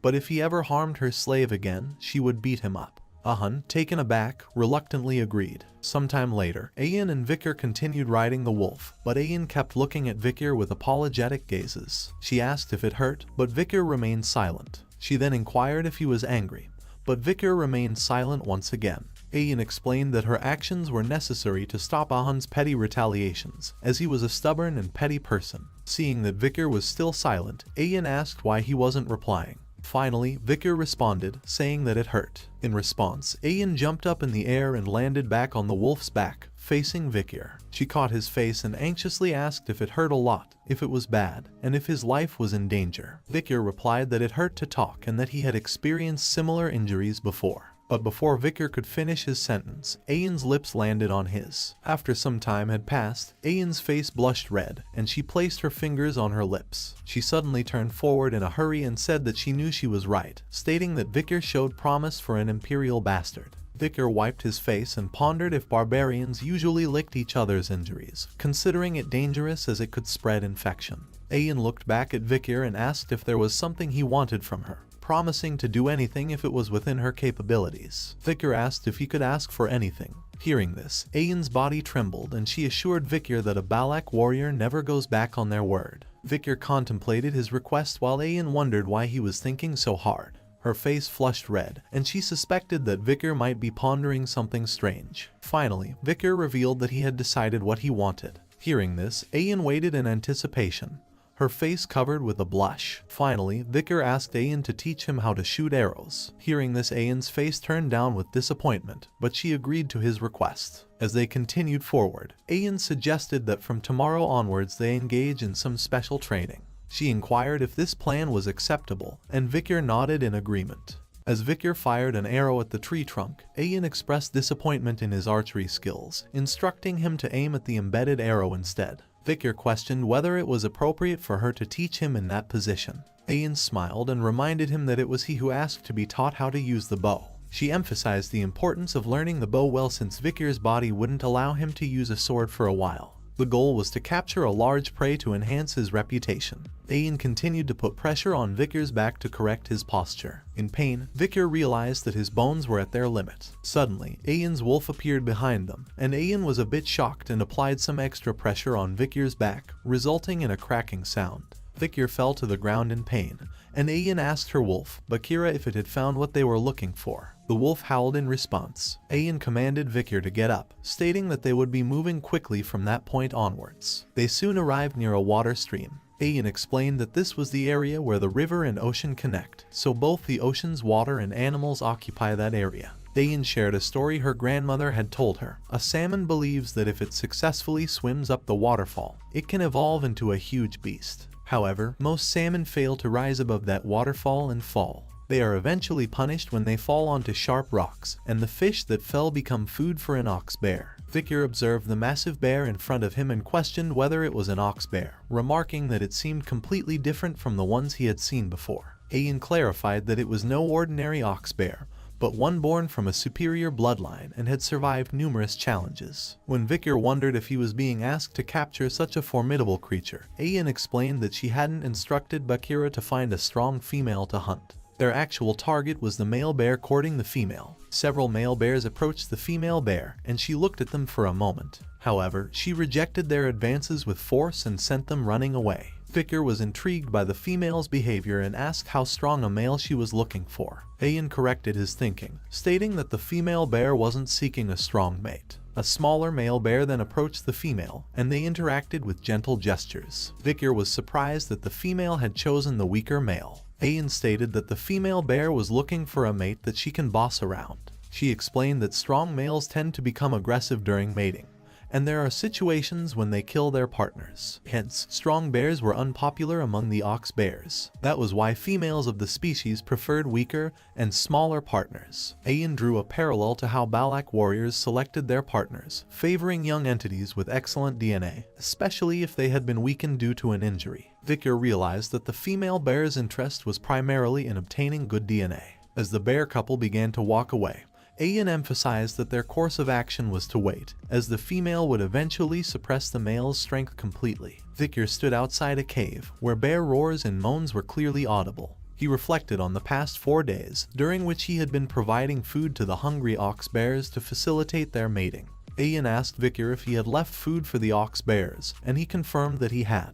Ayan held a small fruit that temporarily boosted one's strength but came with the cost of consuming one's lifespan. She explained that the intelligent female bear would understand their intentions and choose not to eat it, while the male would eat it to handle the female. Vikir understood why Ayan had chosen a big and strong female as their target, to deplete the male's strength. Ayan then offered Vikir some soup to help him heal. While drinking the soup, Vikir commented on how the bears were mating intensely. Ayan humorously remarked that it was normal behavior for male Balaks, but seemingly unusual for imperial males like Vikir, jokingly attributing it to his origin from a geeky country. Ayan seductively approached Vikir, asking if he could perform like that. However, their conversation was interrupted by a loud voice, and Ayan alerted Vikir to get ready, indicating that the female bear had been impregnated. The female bear let out a loud scream, and the male ran away from the cave in fear. Vikir and Ayan were hiding in a nearby tree, and Vikir asked why the female was chasing the male away. Ayan explained that an ox bear that has finished mating becomes a territorial, and competitive predator. The female was warning the male never to come back to her territory. Victor noted that the male wanted to sleep since she had exhausted her strength and hadn't slept for the past 4 days. Ayan replied that the male would seek a safe and remote place to rest. They planned to follow the male bear and quietly chase after him until he started to sleep, at which point they would begin their hunt. Victor and Ayan trailed the male bear and arrived in a cold environment. Victor remarked that the male should be tired, but he was moving quite far away. Ayan explained that the male was searching for a location with the fewest threats the forest posed. The cold environment ensured that mosquitoes, which could suck bones or blood, couldn't survive there. Victor asked if the ox bear came to this place knowing about it. Ayan replied that an ox bear's intelligence was quite high, and their acquired knowledge was better than their instincts, allowing them to make strategic decisions. Victor felt cold due to his body's condition, but he hesitated to admit it. Ayan noticed and offered to share body warmth by putting their bodies close together, but Victor denied her offer, saying that he was fine. She warned him that if his body temperature decreases, his body will become stiff, and if his body becomes stiff, it will hinder their hunting efforts. Victor was surprised by her rational reasoning and wondered if she was capable of making such logical decisions. After a moment of thought, he decided to accept her offer. He suddenly hugged her from behind and Ayan's face turned red, and she tried to justify it as concern for her slave's health, stating that it was a master's duty to look after her slave's well-being. Suddenly, Ayan's wolf, Bakira, stopped and growled while looking ahead. Ayan noticed that the ox bear's footsteps had disappeared. She wondered where it went, but before she could finish her sentence, the ox bear, which had been hiding nearby, let out a loud growl and attacked her. The barbarians were gathered together, their eyes filled with excitement as they beheld a massive boar before them. They marveled at the size of the beast, recognizing that its meat could feed the entire tribe abundantly. One of the female barbarians expressed her hunting achievement, stating that she had only managed to catch 3 rabbits, clearly overshadowed by the impressive boar in front of them. A male barbarian chimed in, addressing Ahun directly and acknowledging that the boar he had hunted was indeed a remarkable catch. The female barbarian praised Ahun and proposed that he should be the hunting commander going forward, given his successful feat. The male barbarian agreed with the idea, pointing out that there are limits to what even the skilled hunting commander Ayan could achieve alone. He brought up the fact that she had taken a slave with her on the hunt. In response, Ahun exuded confidence and dismissed the slave as a burden to Ayan. He confidently predicted that she would return empty-handed, without even having caught a single rabbit. On the other side, the fearsome male ox bear attacked Ayan. However, Victor, who was holding Ayan, pulled her back just in time, causing the bear's punch to miss her face by a few inches. The force of the punch blew some of Ayan's hair away. Both Victor and Ayan fell from the back of the wolf they were riding, and the wolf growled at the ox bear. The wolf retaliated by leaping at the ox bear to protect its companions. Concerned for Ayan's safety, Victor asked if she was okay. Ayan expressed her gratitude to him for saving her and replied that she had survived thanks to him. Victor speculated whether the bear had lured them into a trap. Ayan acknowledged the bear's cunning intellect, which surpassed that of other monsters. She understood why the female bear chose the male bear as a mate. Realizing that they couldn't avoid a head-on battle, Ayan looked at Victor and felt conflicted. She thought about how she had received help from the slave and worried about her dignity as his master. Suddenly, Ayan steeled herself and commanded Victor to stay behind her while she took charge of the fight. She asserted that she would show him her dignity as his master. With determination, she mounted the wolf's back and chased after the bear. Victor commented on the unique way of the Balak slaves, jokingly referring to himself as a slave lazing around while the master is working. As Ayan reached a vantage point, she began firing arrows at the ox bear. She shouted with conviction, expressing her displeasure at the bear's indecent behavior in front of her slave, and vowed that it would pay for its actions. The ox bear sought cover behind an ice rock, attempting to evade Ayan's arrows. Undeterred, Ayan prepared to launch another arrow and warned the bear that a good arrow would pierce through steel, emphasizing that its hiding wouldn't save it from her aim. Ayan fired her arrow at the ox bear, but it got stuck in the rock, failing to pass through it. But to the bear's surprise, a powerful blue energy beam pierced its stomach, causing it to spew out blood and growl in pain. Victor was astonished by the unexpected attack that had struck the ox bear, which had been hiding behind the rock. He realized that the wave of aura from the arrow had passed precisely through the boulder and pierced the bear. He marveled at Ayan's archery skills, considering them akin to an art form and recognizing her exceptional hunting abilities. Victor remarked that judging solely by her skills, Ayan might surpass even Camus Morg. The wounded ox bear emerged from its hiding place with bloodshot eyes and charged at Ayan with rage. She responded by shooting an arrow at its eyes, but the bear continued its relentless charge. In response to the bear's persistence, Ayan confidently prepared another arrow, asserting that an arrow filled with her sincerity was powerful enough to break through a castle wall. She released the arrow, but to her surprise, the ox bear managed to dodge the attack, leaving Ayan shocked and bewildered. Before Ayan could fully comprehend the situation, the bear struck the wolf she was riding, sending her flying back and rolling on the ground. In the midst of the intense battle, Ayan recalled her mother's words. Her mother had mentioned that when a beast with dull senses nears death, it can sense the killing intent of a person.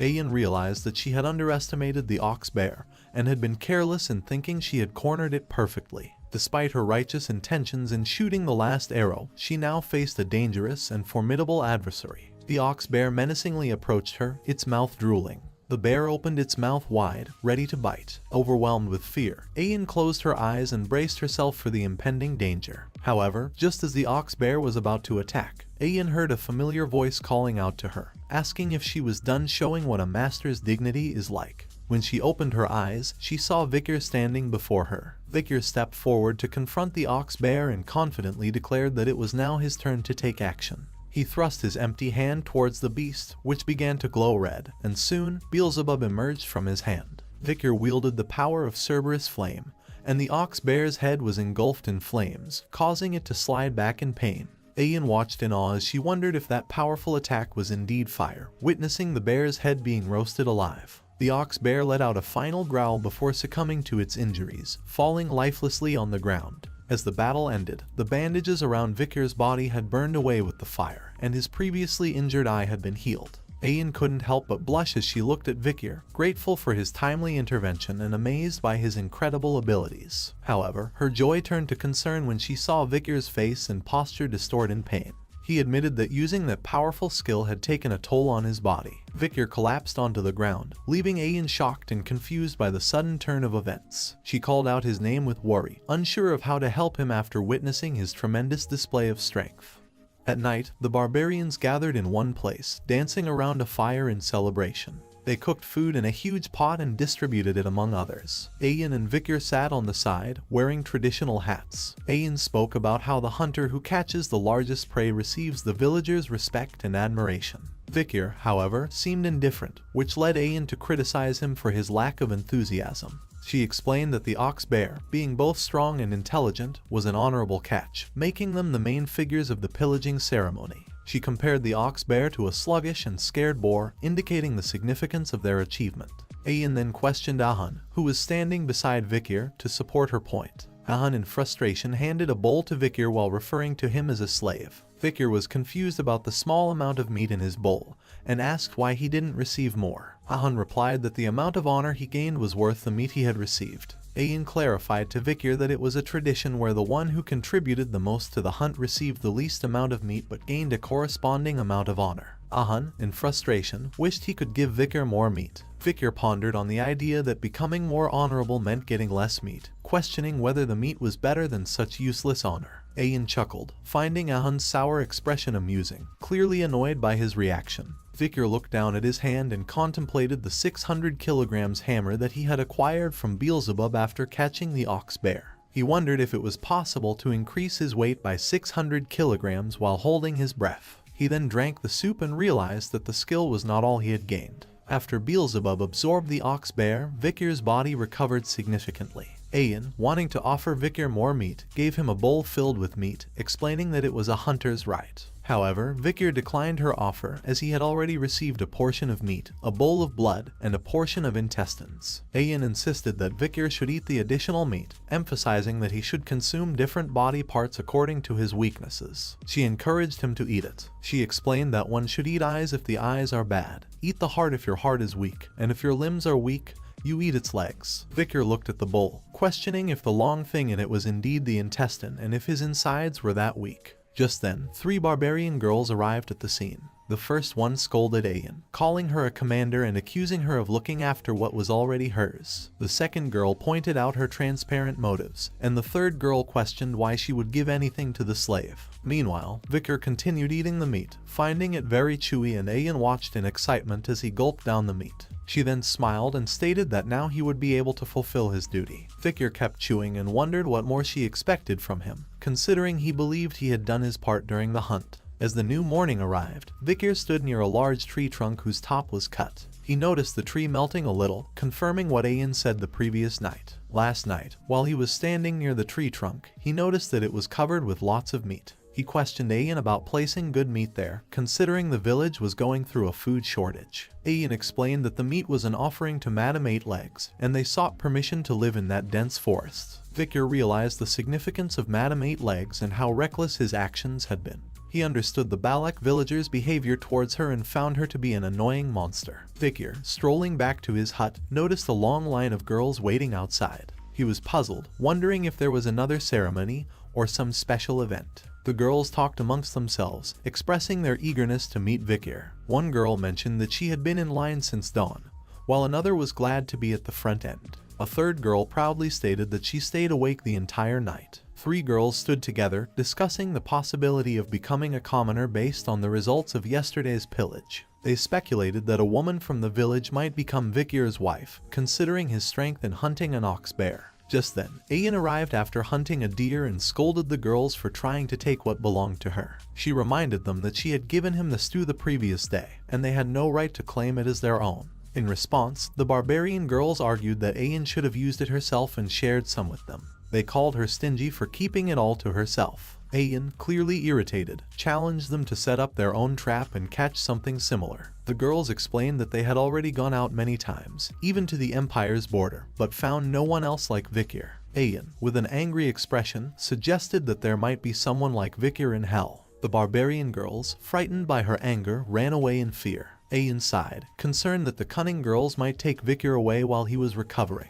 She fed him the ox bear's meat, so she felt the need to order him to carry out his manly duties. Suddenly, Ayan noticed Vicar standing there and stuttered, trying to hide her intentions. Vicar's face distorted as he realized what he had eaten the previous day. Ayan quickly changed the topic and mentioned that she had heard that last night, her mother had called for a meeting among the elders. She added that Vicar, as the honorable hunter of the pillage, would have the opportunity to request something from her mother during the meeting. She then advised him that when her mother called upon him, he should ask for the thing she was planning to suggest. Inside the matriarch's tent, the elders sat on one side while the young prodigies on the other. Vicar sat on his knees and bowed to the matriarch, greeting her respectfully. The matriarch acknowledged Vicar's accomplishment of catching an ox bear, expressing her gratitude for the good meat she had eaten. Vicar humbly replied that he only did what he had to do. The matriarch smiled and praised him, remarking on his quick recovery rate, which he credited to her care. Vicar observed the matriarch, the night fox, Aquila. He recognized that she was a genius archer who scared the people of the Empire, despite leading the Balak tribe with less than 300 members. He saw her as dignified as Hugo,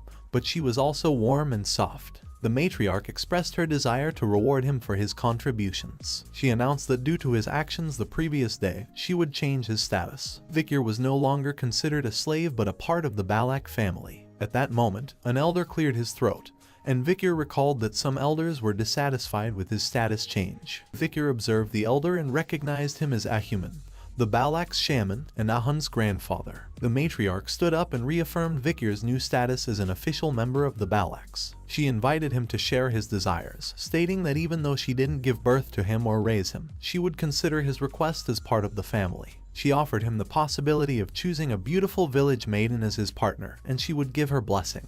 Alternatively, if he preferred not to have a partner, she was fine with him having a slave. Meanwhile, Ayan made hand signs, reminding Vicar of something she had previously told him. Vicar looked at her and closed his eyes. Vicar then stated that he had one request. The matriarch was intrigued and encouraged him to speak comfortably. Internally, the matriarch wondered why Ayan was signaling so urgently, questioning if she wanted him that badly. Vicar looked at the matriarch with confidence and expressed his desire to bathe in the hero's spring. The room fell silent as everyone present was shocked by his request. Only Ayan had a smile on her face. The matriarch gazed at Vicar with cold eyes, clearly taken aback by his request, and questioned whether he was aware of what he was asking for. Ahuman's voice thundered as he directed his words toward Vikir, his tone dripping with disdain and anger. He questioned Vikir's awareness of the person he was in the presence of and criticized his arrogance. Shifting his attention, Ahuman then turned towards Matriarch and emphasized that only esteemed high-ranked Balak warriors were permitted to access the revered hero's spring. He dismissed Vikir's plea, branding it as insignificant. Ahun chimed in, echoing Ahuman's sentiment. He asserted that the hero's spring was exclusive to those who had proven their exceptional might and condemned Vikir for his audacious inquiry. Ayin intervened, speaking up for Vikir and highlighting his previous feat of capturing an ox bear during the pillaging ceremony. The act, according to her, was a testament to Vikir's strength. The matriarch's gaze fell upon Vikir, and she inquired about his understanding of the hero's spring. Fearless and composed, Vikir met her gaze and revealed his knowledge. He knew that Hero's Spring was a revered shrine where only the mightiest Balak warriors were submerged. The spring possessed healing properties, aiding both internal and external injuries through its waters. Vikir also recalled Ayin's insight that access to the spring was reserved for warriors who had made significant contributions. Contemplating Vikir's request, Matriarch grappled with the decision. The first elder expressed hesitation about sending an outsider, a recent commoner, to the shrine. However, the second elder interjected, suggesting that given Vikir's potential, a single visit to the hero's spring could serve as motivation. Debate ensued among the elders. The first elder emphasized the exclusivity of the hero's spring, questioning the idea of allowing anyone to enter. On the other hand, the second elder advocated for showing kindness to Vikir due to his battered state and newfound familial connection. Matriarch's internal struggle was evident as she weighed the options. She desired to grant Vikir's request but acknowledged the lack of a compelling reason. She lamented the opposition from the shaman and the guards, leaving her feeling constrained in her decision-making. As the tension grew, a sudden bell sound interrupted their deliberations, capturing everyone's attention. Vikir's voice cut through the uncertainty as he questioned the origin of the bell, pondering if it signaled the onset of war. Ayin clarified that the sound was an indication of a guest's arrival, ruling out the possibility of a confrontation with the Balaks in their own territory. Matriarch decided to adjourn the discussion, instructing everyone to return to their duties. Ahuman's demeanor shifted as he observed Matriarch's departure, his expression brimming with ire, accompanied by a disapproving sound.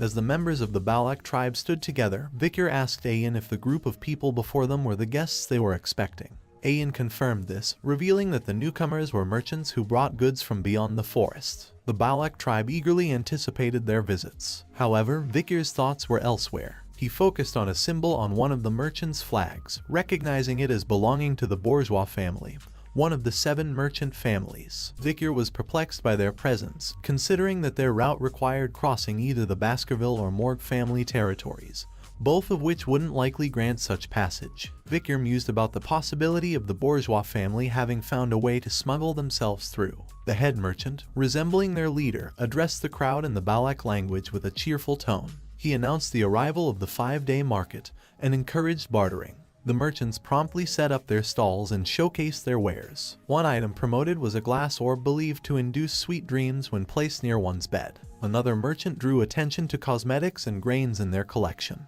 Vikir observed the merchants' offerings with a critical eye, noting that they had brought essential goods and food that were distributed throughout the empire. He questioned the disparity in value, considering that they were trading rare forest items for seemingly mundane supplies. He speculated whether the merchants were taking advantage of the Balak's lack of knowledge about current market prices. However, Vikir decided to let the Balaks navigate this on their own to avoid drawing attention to himself. Amid the bustling market, Ayin's voice rang out in frustration, denouncing the unfairness of the deals. She questioned whether it made sense for her to exchange a diamond for corn. Vikir found solace in her reaction, relieved to see someone expressing rational dissatisfaction. Ayin's anger grew as she shouted that she should at least receive 2 corns for this. Ayin smiled as she happily received 2 corns in exchange for a diamond. Vikir couldn't help but feel frustrated by her actions, considering her to be quite hopeless. Amidst the bartering, 3 Balak tribe members engaged in a verbal confrontation with the merchant leader. The first one argued for better terms for trading a pearl clam for radishes, asserting that 2 radishes were the rightful exchange. The second haggled over the quality of cabbage and eventually settled for 1 deer antler. The merchant leader, visibly irritated, relented under the pressure of the Balak warriors' persistence,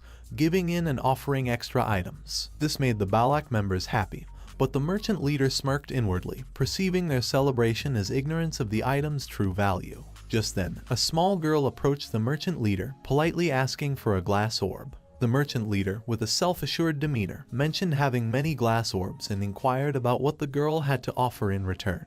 The little girl's face lit up with joy as she proudly displayed a sun larva, referring to it as a rare, delicious, and nutritious treat. She presented it to the merchant leader as an offering. However, the merchant leader's expression twisted into one of disgust as he slapped the girl's hand away, rejecting her offering with revulsion. The sun larva fell to the ground, leaving the girl heartbroken. As the merchant leader began to walk away, he remarked that despite being perceived as a primitive barbarian, she was quite pretty. He considered her attractive enough to fetch a good price as a slave. The girl looked at the sun larva with teary eyes, and suddenly, a hand appeared on her head, trying to console her. Vicar looked at the merchant with anger and stated that this trade was invalid. The merchant leader questioned whether Vicar understood the imperial language and tried to brush off the incident by saying it was just a misunderstanding. However, Vicar cut him off, questioning if he was talking about the intention to sell a Balak child as a slave. Dismissing the merchant's attempts to explain, Vicar redirected the conversation and demanded the cancellation of all unfair trades of the day.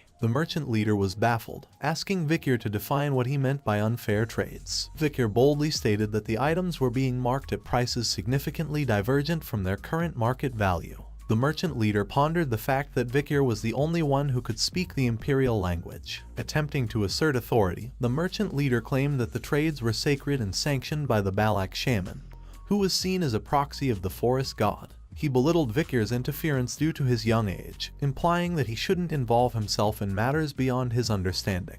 Vicar's words were calculated and sharp as he broke down the actual market values of the items being traded. He revealed that the supposed corn was worth 100 gold each, while the received diamond had a value of around 2 million gold. He further explained the worth of an ox bear horn when crafted into a billiard ball, equivalent to 1 million gold, comparable to a goblin butt mushroom, a newly used medicinal item. The merchant leader was astonished by Vicar's precise knowledge of market prices. Vicar picked up a glass orb and explained that this glass orb can give you sweet dreams. If you place this next to you, you will certainly be engulfed and only dream sweet dreams. He then disclosed that the orb's surface contained hidden holes that dispensed drugs inducing sweet dreams, which, in reality, was a harmful, cheap substance banned in the Empire due to its adverse effects with prolonged use. He acknowledged the merchant's effective distribution of the drug. Crushing the glass orb in his hand, Vicar unveiled their scheme, leaving the merchant leader visibly rattled as their covert actions were exposed. Among the chaos, the merchant leader's friend whispered inquiries about the situation,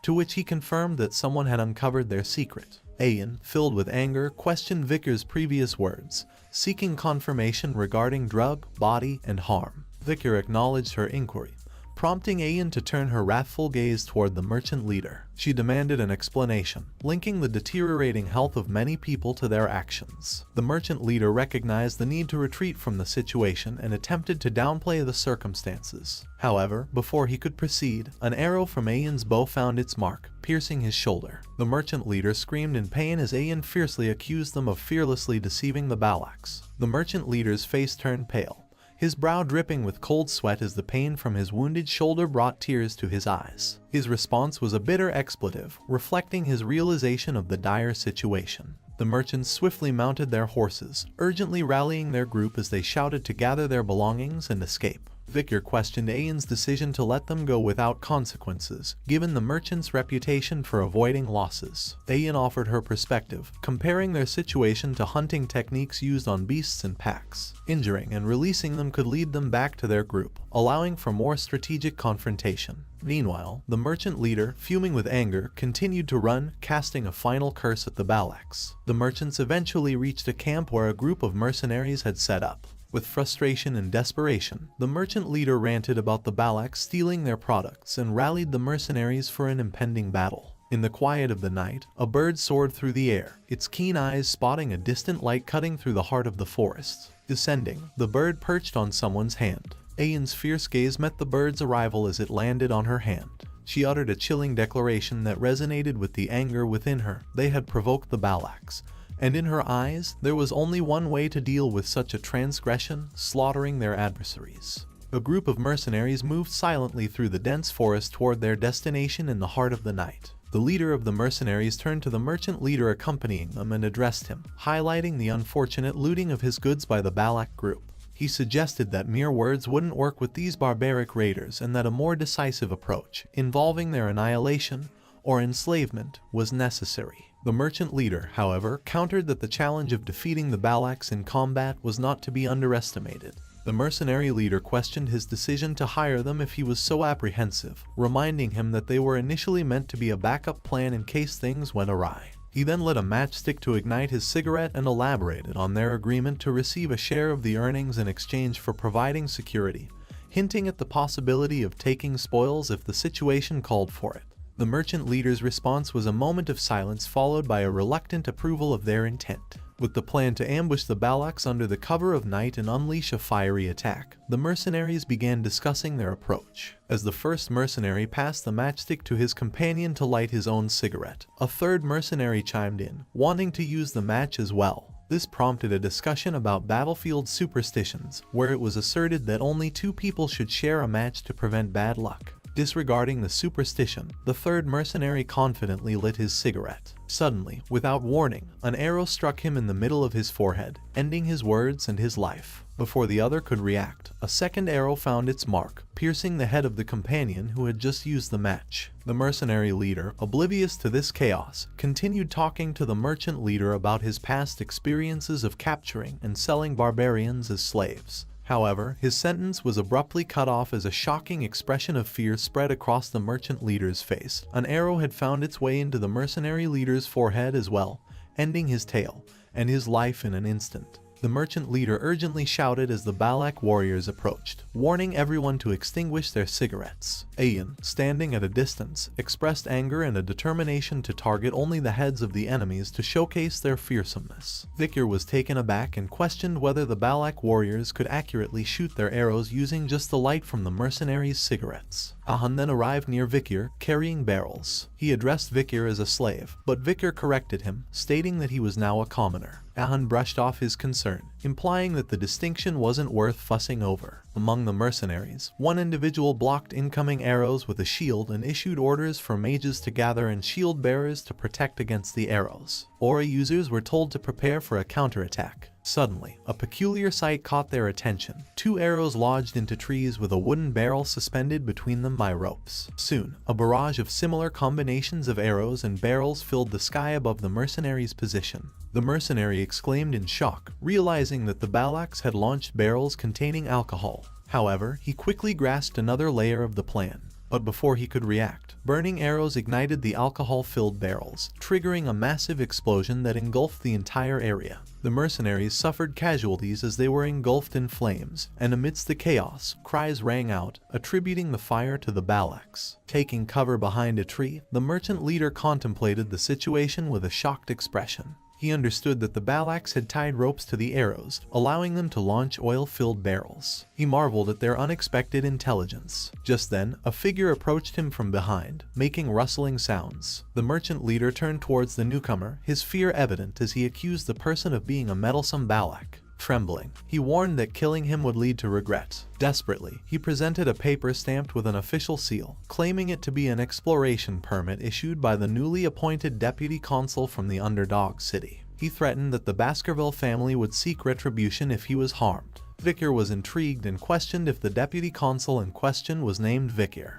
The merchant leader confirmed it, referring to him as the infamous Vikir. Vikir, with his red eyes, calmly replied that he didn't recall granting such a permit. The merchant leader was taken aback and noticed Vikir's changed appearance and deduced his true identity. Before he could finish his sentence, Vikir launched an arrow that swiftly ended his life. He then declared that those who forged the Baskerville seal are to be executed. Ayan arrived on her wolf, urgently shouting at Vikir to flee, addressing him as a slave. Vikir corrected her, reiterating that he was not a slave. Meanwhile, among the mercenaries, they continued to defend against incoming arrows with their shields. To their surprise, they realized that the Balaks had ceased their arrow barrage. This change in tactics led them to believe that the Balaks lacked confidence in their approach. Encouraged by this, the mercenaries resolved to pursue the retreating Balaks, expressing their intent to exact vengeance. Amidst their conversation, a sudden ominous event occurred. Something struck the area where the mercenaries were positioned. Their fear-filled cries echoed through the forest as they encountered a monstrous presence. Ayan turned her attention back to Vikir, acknowledging his strategic prowess and the utilization of fire as a tactic.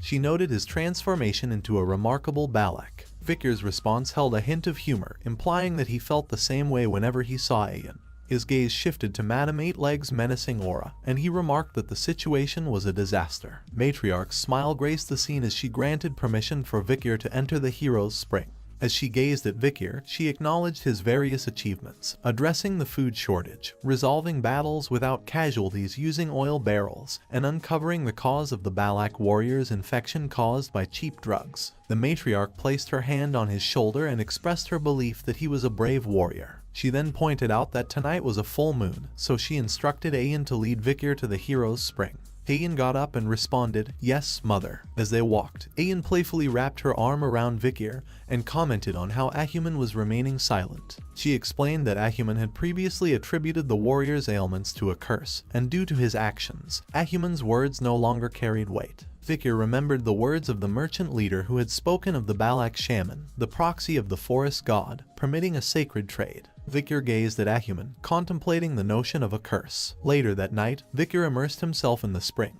experiencing a profound sense of relaxation. He reflected on the purification of his mana, feeling his broken bones and muscles begin to heal. He recognized that the old shaman's concerns were not unfounded, given the spring's remarkable efficacy. He mused about the efficacy of the spring in comparison to the river Styx at Baskerville, acknowledging its advantage due to the absence of an age limit. Vikir gazed ahead, observing Ayan also in the hero's spring.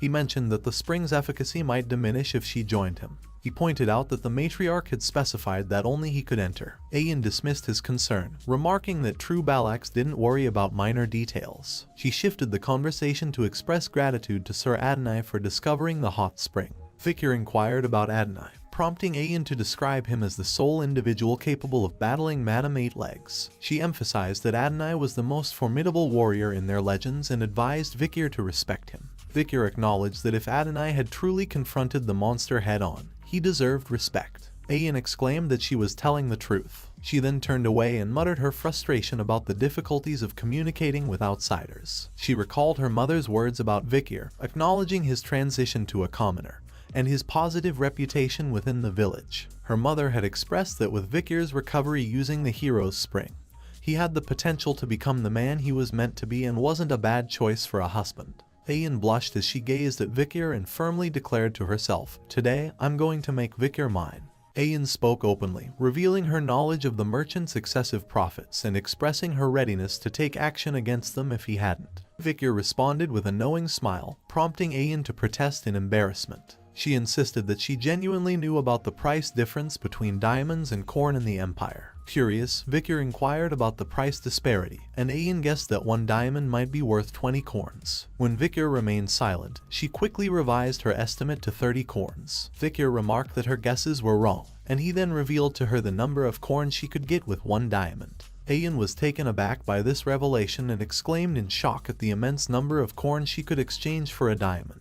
She quickly covered her mouth and tried to save face by dismissing her surprise, as if she had known all along. She remarked that the logic within the empire was strange and questioned where they would use that stone. Vikir told her that all that didn't matter. He then offered her a choice between addressing him by his name or as a slave. He emphasized that he didn't like keeping things ambiguous. Ayan considered her options, stood up, and moved closer to him, asking if he didn't like ambiguity. She took hold of his chin, lifting his face, and declared her desire to call him neither slave nor Vikir. She moved her face closer to his and said that what she wanted to call him was. But before she could reveal her preferred name for him, their moment was interrupted by the joyful arrival of some children who jumped into the spring. The children approached Ayan with smiles, addressing her as commander and Vikir as brother Vikir. Ayan was surprised by their sudden appearance and asked how they had managed to get there. But the children ignored her question and enthusiastically invited her to play with them. Meanwhile, Vikir wondered if it was neither his name nor slave, then how did she want to treat him? Ayan exclaimed at the children, calling them rascals and saying that if they entered the spring, its efficacy would be reduced by half. Just then, Vikir reminded her that someone had said that a true Balak wouldn't be stingy with such things. 2 children stood behind Vikir, echoed his sentiment, and playfully called her stingy. Ahun stood with the small girls and explained that it was the matriarch's command for the sick children to enter the hero's spring due to the side effects of drugs inflicted by the merchants. Ahun couldn't help but wonder if her mother had intended to make a fool out of her with this situation. Ahun, standing behind Vikir, thanked him for helping her younger sister, and her sister also expressed her gratitude. Ahun then apologized to Vikir for misunderstanding him all this time. Vikir responded with a simple yeah. Ahun shouted in frustration, stating that they were apologizing here, and questioned if that was all Vikir had to say. Vikir responded calmly, stating that Ahun had too much anger in him. Ahun smiled as she looked at Vikir and thought that there was still a lot of time. She called out to Vikir with a warm smile covering her face and cheered for him on becoming an official Balak member. About 2 years later, a punch landed squarely on Ahun's face, causing him to fall to the ground with a painful sound. As Ahun lay on the ground, his attacker, none other than the 17-year-old Vikir van Baskerville, remarked that Ahun was more of a crybaby than he had anticipated. Despite the punch, Ahun was determined and challenged him for another round. Vikir, however, began to walk away and stated that their sparring session had concluded for the day. Ahun accused him of running away, but Vikir simply replied that he was going for a stroll. After Vikir left, Ahun's 2 friends came to his aid and helped him up. Ahun expressed his frustration, describing Vikir as an annoying and monstrous opponent who had become even more formidable after recovering from his injuries. One of Ahun's friends mentioned hearing that Vikir's marksmanship had recently reached a level on par with Commander Ayan. The other friend, however, questioned the comparison, wondering how Vikir could be matched with Commander Ayan. He claimed that he could even make Ahun's nose bleed with a punch. However, Ahun surprised his friends by revealing that Vikir's punch hadn't actually hit him. It had stopped right in front of his face. The friend was shocked and asked if Vikir had made Ahun's nose bleed from the wind's pressure caused by his fist. Vikir was covered in sweat and let out a long breath. He then stated that now he could execute the 6th technique perfectly. He glanced at the wall riddled with enormous holes, proudly stating that he could now perfectly bear the 6th fang. Achieving this level at the age of 17 marked impressive progress, although he acknowledged that there was still a long way to go before mastering the 10th technique. He also possessed 6 mana circles, and with that, he could be regarded as a high-rank graduator. He contemplated the blessings of the River Styx, his demonic sword Beelzebub, and the marksmanship and assassination techniques he had acquired from Balax. With these abilities, he could go up against even the highest-ranked graduator. Vikir remarked that it had already been 2 years since he had set foot in the deep forest. He questioned whether he would be bidding farewell to the Balax once his preparations were complete. Sometime later, Vikir and Ayan were navigating through the forest when Vikir noticed a trail on the ground and identified it as the tracks of the deep forest snake, Mashasu. He emphasized that it was a large and ancient one. Ayan acknowledged this information, and Vikir mentioned that if they were able to catch this snake, it would provide enough food for the village for at least 4 days. Curious, Vikir looked at Ayan, who appeared lost in thought, and asked if she was thinking about something else while they were hunting. Ayan's face flushed, and she hastily denied it. To change the topic, she mentioned that another hunting group had asked her to inquire about something. Vikir regarded her with suspicious eyes, sensing that she might be hiding something. She then revealed a knife and explained that the hunting group had obtained it from an imperialist who had trespassed into the deep forest. She asked him if he knew anything about the emblem on the dagger. Vikir confirmed his knowledge and stated that it was a famous emblem.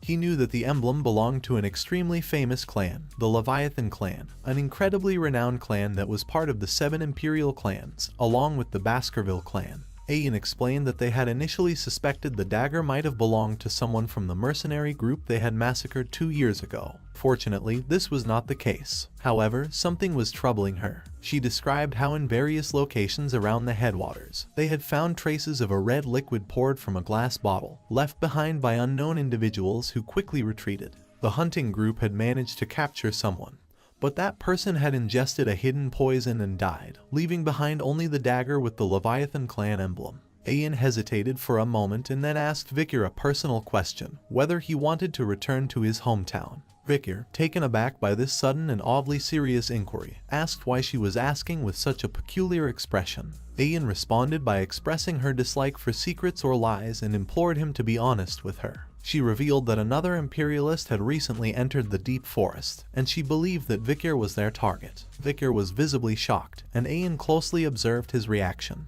After a moment of silence, Ayan dropped a significant revelation, stating that girl had come to the deep forest.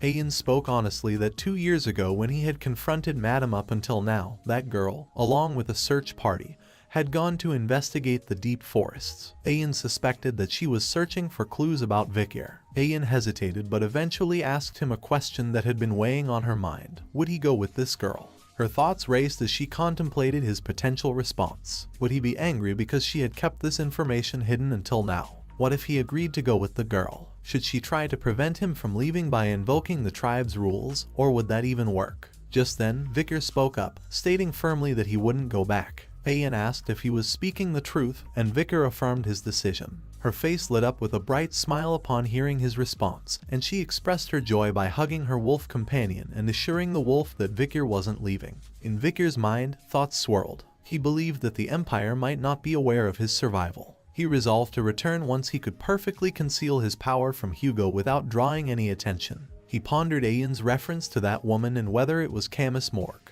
He wondered if she still remembered that he had saved her life or if her interest was part of a diplomatic event. Observing how the Baskerville clan had granted permission for the Morgue search party to enter the deep forest, Vikir speculated that the alliance between the two families remained strong.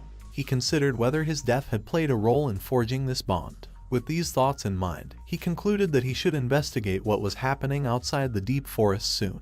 As Vikir and Ayan stood by the river, a sudden, unexpected event unfolded. A massive fish leaped out of the water, leaving both of them in awe and shock. The fish landed on the ground, writhing in pain and making agonizing sounds before ultimately succumbing to its injuries, lying lifeless. Ayan, looking at the fish, questioned if it was a lungfish. She speculated that its leap out of the river might be an indicator of the upcoming rainy season. Judging by its size, she deduced that this year's rainy season could potentially be a lengthy one.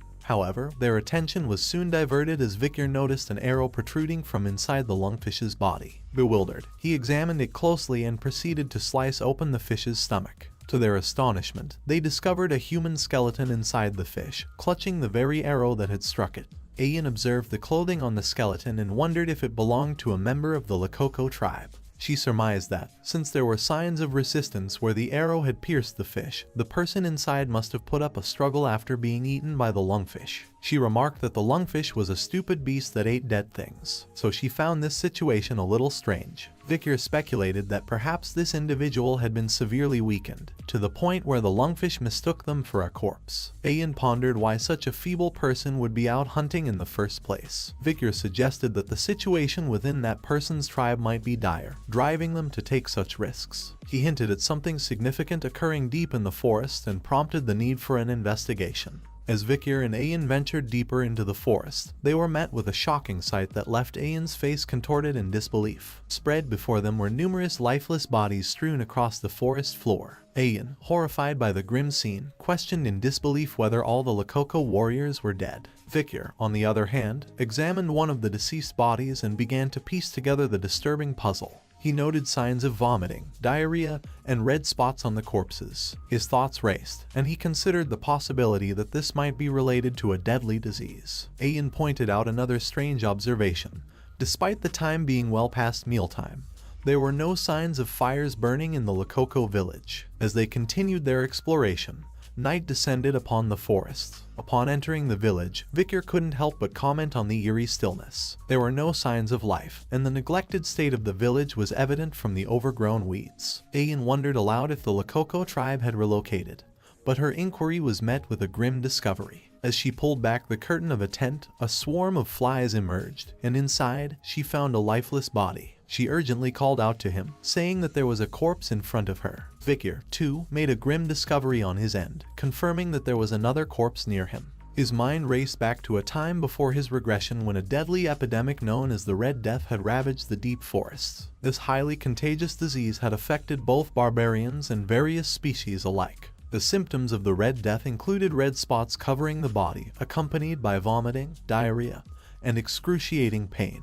Those infected often became crippled and suffered a slow, agonizing death. The infection had spread so rapidly that it even crossed the Empire's border, leaving devastation in its wake. Ayan, overcome with worry, urgently suggested that they needed to leave the place immediately, considering it a curse, a god's curse. Vikir, however, tried to reassure her, stating that it was actually an infectious disease, not a curse. Ayan, still alarmed, believed this made it even more serious. Victor attempted to calm her, explaining that the disease wasn't extremely contagious. This revelation seemed to offer Ayan some relief as she asked if it truly wasn't a curse. Victor told her that if she was that scared, she could go back first. Ayan questioned, what if he died because he got cursed? Victor simply stated that if he were to die, then so be it. Ayan was taken aback and exclaimed that he couldn't just decide to die on his own. Victor concluded that judging from the number of corpses, it appeared that the entire Lakoko tribe had not been wiped out. They must have relocated elsewhere, leaving behind the deceased and the sick. He planned to gather supplies from the Lakoko barracks and advised her to proceed and find a safe place to rest. Ayan looked at him and felt that he really wasn't sensitive at all. However, just as she turned to leave, a sudden shock gripped her. She looked back in fear,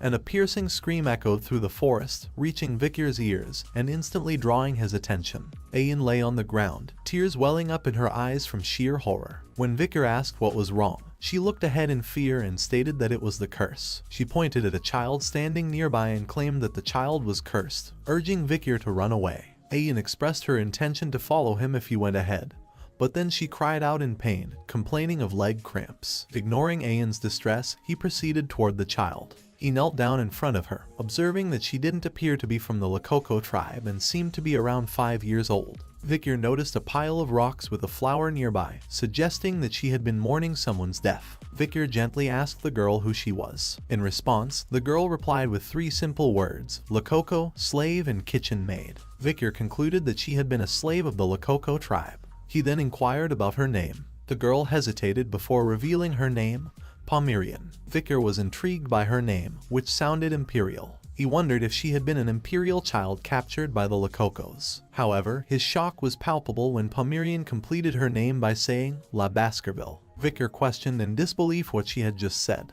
Pomerian pointed to herself, her red eyes locked onto Victor's, and she declared that her name was Pomerian La Baskerville. There were 3 middle names within the Baskerville clan. Van was given to those from the extended lineage. La was given to the males from the direct lineage. The middle name given to the females from the direct lineage, although not frequently seen as most Baskervilles were males, was La. Pomerian introduced herself as Pomerian La Baskerville, which surprised Victor. He was taken aback because he knew that there weren't many who bore the La middle name in the family. However, his attention was diverted when Ayan pointed out a pendant hanging from Pomerian's neck, which bore the symbol of Victor's clan. Victor caught the pendant, and Pomerian was shocked by this sudden turn of events. As Victor opened the pendant and saw the picture inside, shock was evident on his face. He saw the picture of Hugo inside the pendant. This revelation triggered anger and confusion in him as he wondered why Hugo's image was inside the pendant and why he was there. Pomerian was visibly frightened by this sudden turn of events, and she clutched the pendant's chains in her trembling hands. Victor, consumed by anger and bloodlust, demanded to know who these people were to her. However, Ayan intervened and told him that Pomerian wouldn't respond if he asked her like that, so she advised him to ask the question with a smile. Victor recognized that he had been too emotionally overwhelmed to control his reactions properly. Victor, taking Ayan's advice, looked at Pomerian and realized that she hadn't done anything wrong. Despite his initial shock and anger, he began to consider a more composed approach to understanding the situation. With a smile, Victor gently questioned Pomerian about the people in the photo. Just then, Ayan expressed her surprise at his ability to smile. Pomerian pointed to the picture in the pendant and identified the individuals as her mother, grandmother, and grandfather. Victor's thoughts raced as he tried to make sense of the revelation. He recalled a conversation he had with the butler Barrymore, in which he had shared a surprising revelation about the Baskerville patriarch Hugo. The butler had revealed that Hugo was once a loving family man, deeply devoted to his first wife, Roxana. Although Miss Roxana had passed away, that wasn't the reason why the patriarch had changed. The reason was that the only child of the bloodline that was conceived by the patriarch and Roxana, Miss Penelope, was kidnapped by the barbarians. Patriarch, who was desperate to find her, had taken drastic actions. He volunteered to move to the borders, and the Baskerville clan that lived in the capital moved to La Rouge-et-Lenoir Mountain, the hideout of the barbarians. Despite Hugo's relentless efforts in sending numerous hounds, there had been no news of Penelope's whereabouts. After that incident, Hugo loathed the barbarians like a madman. He became a cold, killer machine who pursued a life of massacring monsters and barbarians. Victor had just brushed it off because he had thought it was impossible, but the proof that she was alive was right in front of him. Penelope was the daughter of the only woman whom Hugo loved, Roxana, and Penelope's daughter was Pomerian. If his speculation were correct, then Pomerian was Hugo's direct granddaughter. Vicar knew that Hugo was someone who loathed the barbarians and used his children as tools, so he couldn't help but wonder what kind of expression Hugo would make when he saw his granddaughter, who was half barbarian. Vicar gently patted Pomerian's head and offered her his support. He could tell that she hadn't been treated well by the Lakoko tribe. With a reassuring smile, he invited her to come with him. Pomerian observed Vicar for a moment and then pointed at him, noting that her mother's hair and eyes were the same as his. Vicar acknowledged that all the Baskerville hounds tended to look alike. He also playfully referred to himself as her uncle. The word uncle seemed to resonate with Pomerian, and she looked at her mother's grave, recalling that she had told her that if she ever saw someone with red eyes, she must follow them. Pomerian grabbed Vicar and expressed her desire to go with him. This was the moment when the two stragglers of the iron-blooded sword clan had crossed paths. The next day, Pomerian exited the tent and asked Vicar where he was going. Vicar explained that he had a meeting to attend, called by the matriarch of the clan. Pomerian ran toward him and stated that she wanted to go with him. She climbed onto his arms, and Vicar couldn't help but wonder if she was scared of being alone. He felt that it was great that she had opened up to him, but realized that looking after a child was harder than he had thought. As he carried her on his back and contemplated their future, he knew that he couldn't raise her in the Balak's village. He had to find a safe place far from Hugo's reach but still within the bounds of the Empire's civilization. Vicar looked at Pomerian, peacefully sleeping on his back, and made a decision to seek assistance from Chihuahua. He planned to leave the forest and eventually make their way to the city. Inside the matriarch's tent, a sense of urgency hung in the air as the matriarch herself wore a serious expression and inquired about the infectious disease that was spreading among their people. Addressing the gathered members, she expressed her concern, noting that the rainy season was approaching. She emphasized that if the disease were still present during the rainy season, the damage done would be even more lethal. The shaman, however, argued that it wasn't a disease but a curse and suggested performing a large ritual to lift it. Ayan had a different perspective, firmly stating that it couldn't be a curse, and advocated for an immediate relocation of the village to escape the spreading affliction. The elders countered this idea, emphasizing the importance of their sacred land where the ashes of their ancestors rested. They insisted that abandoning their ancestral home was not an option, as it had been their place of residence for 2 centuries. Ayan's group passionately argued that prioritizing the graves of their ancestors over the safety of their future generations was untenable. They pointed out the grim reality that the disease could continue to spread, especially among the children. The shaman's group continued to insist on the curse theory, believing that the ancestors were angered due to the neglect of their graves. Ayan's group, on the other hand, contended that the illness might be caused by consuming strange mushrooms or a contagious bug. With emotions running high and the community divided, they turned to the matriarch for a decision. However, the matriarch herself was uncertain about how to proceed in this complex and potentially life-threatening situation. Vicar sat quietly in the back of the meeting, his thoughts focused on the dire situation they faced with the Red Death. The Red Death was an infectious disease comparable to the historical Black Death that had once ravaged the Empire. He recalled the key figures who had helped the Empire combat the disease: Camus from the Morgue clan, who had cast a protective firewall to contain the disease's spread, and Dolores, a powerful saintess from Quo Vadis who had used her divine powers to purify the disease. However, these treatments were restricted to the Empire, and most of the barbarians who lived in the La Rouge-et-Lenoir mountains had perished. However, this crisis had been favorable for the Baskerville clan. With the disappearance of the barbarians, an influx of low-ranked monsters had disrupted the forest's ecosystem, leading to an increase in civilian casualties. The Baskerville clan, who protected the borders, received support from the Empire to combat the monster threat and began to subjugate the monsters. In the end, they were successful in protecting the border, and it became an opportunity for Hugo to further strengthen his political position. Vicar, however, was determined not to let Hugo gain further influence through this crisis. Suddenly, Vicar raised his hand and captured the matriarch's attention. With confidence, he announced that he knew a way to stop the Red Death.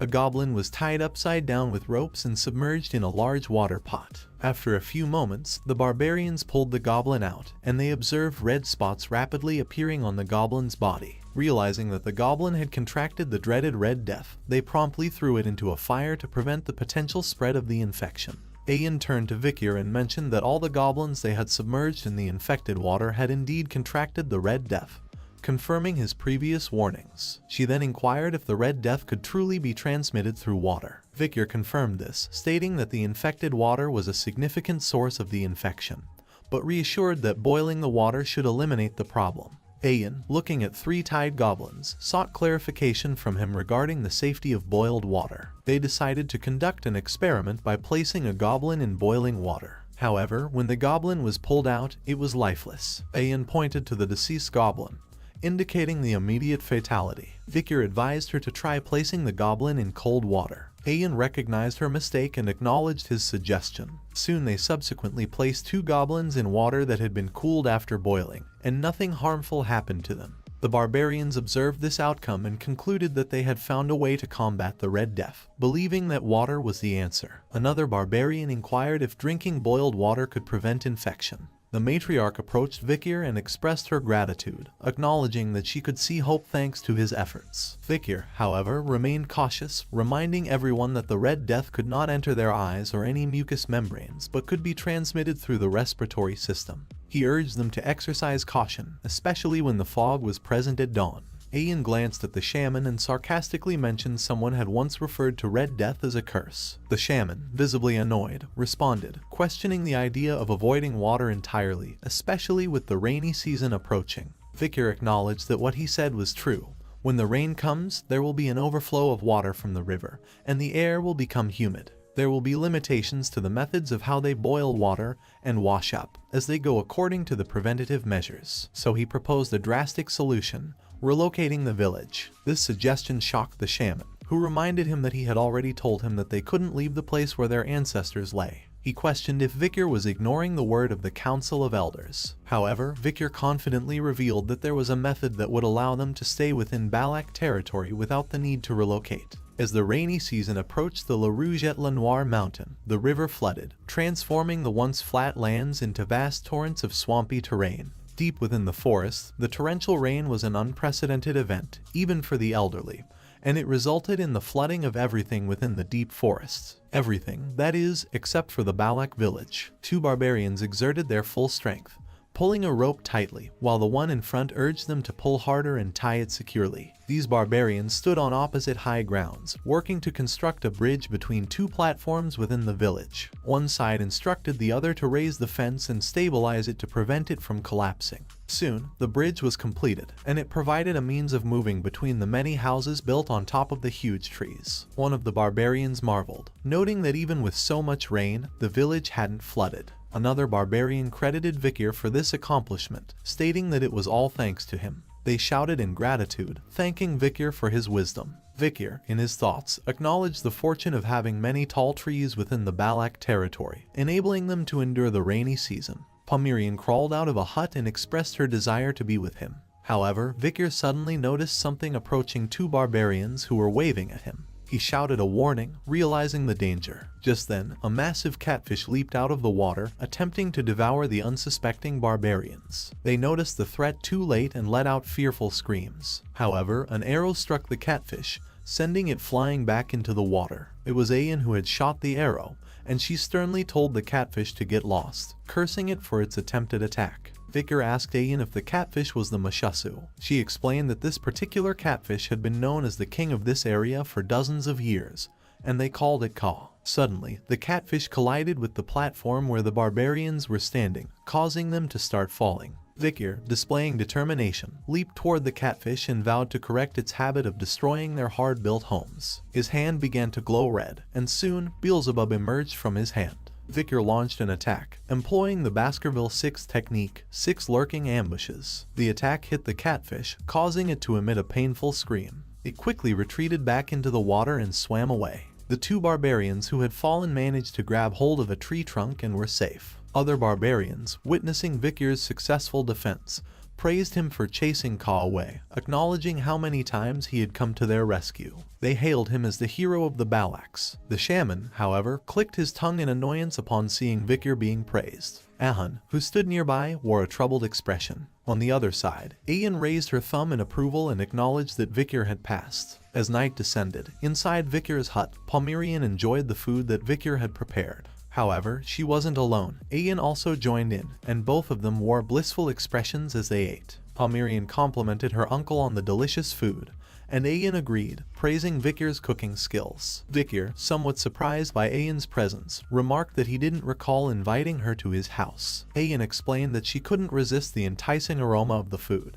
Vikir humorously responded that he hadn't prepared her share. Ayan cheekily retorted, stating that what belonged to the slave belonged to the master, playfully asserting her right to share his meal. Vikir insisted that he was not a slave, but she countered, telling him not to pay attention to her. Palmyrean, who had been observing their banter, made an innocent remark, suggesting that Vikir and Ayan seemed like a married couple. Ayan blushed and hugged Palmyrean, calling her cute, and Palmyrean reciprocated with a smile. Vikir couldn't help but wonder when they had become so close. Just then, a wave of cold air reached him, prompting him to turn toward the door with a questioning look, and he noticed a figure standing there. Ayan, with a hint of anger, asked the newcomer about the reason for his visit, addressing him as Ahun. Ahun stood in the rain, tears filling his eyes. He explained that he had come here looking for Vikir because he believed it might be possible, given his history of saving the village multiple times. Then, he made a heartfelt plea to Vikir, asking him to save his little sister.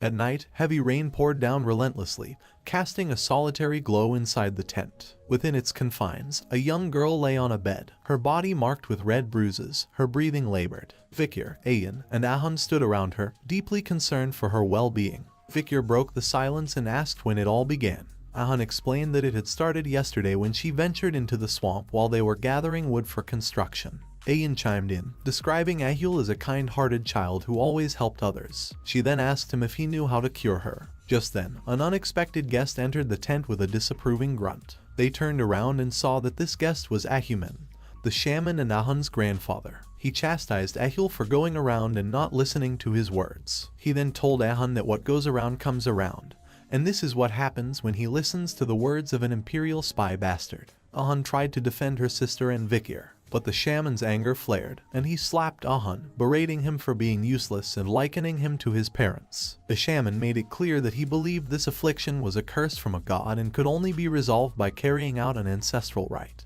He urged Ahun not to tarnish the Balak's reputation by succumbing to the imperialists. As he departed, he mentioned that since things had come to this, the matriarch would likely permit the ritual. Ayan expressed frustration with the shaman's actions, while Ahun stood in silence, tears streaming down his face. In this tense moment, Vikir finally spoke up and revealed that if they were looking for a treatment, he knew about one method. Vikir turned to Ahun and issued his instructions urgently. He instructed him to sanitize the furniture Ahul used with boiling water, and to burn charcoal in the bonfire to clear the area of bugs and bats. Their goal was to create a clean environment to aid her recovery and buy some time in her battle against the disease. Vikir then looked at him and asked if he could carry out these tasks. Ahun wiped away his tears and agreed to carry out these tasks. Ayan approached Vikir, her worry evident in her voice as she asked if he could truly save Ahul. Vikir affirmed his intention but stressed that he would need her assistance. Ayan was determined to help and eagerly inquired what she could do. Vikir gazed at her and revealed his plan.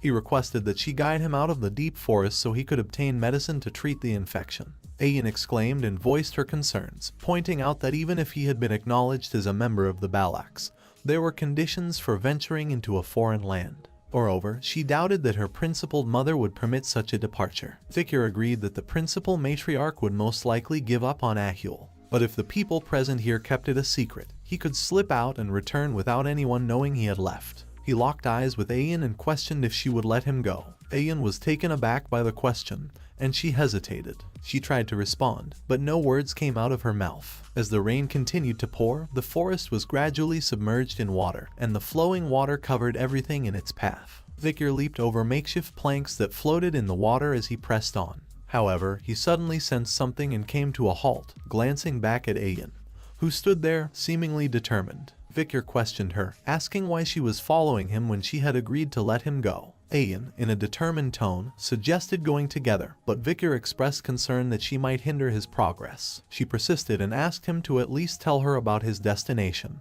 but he refused to do that.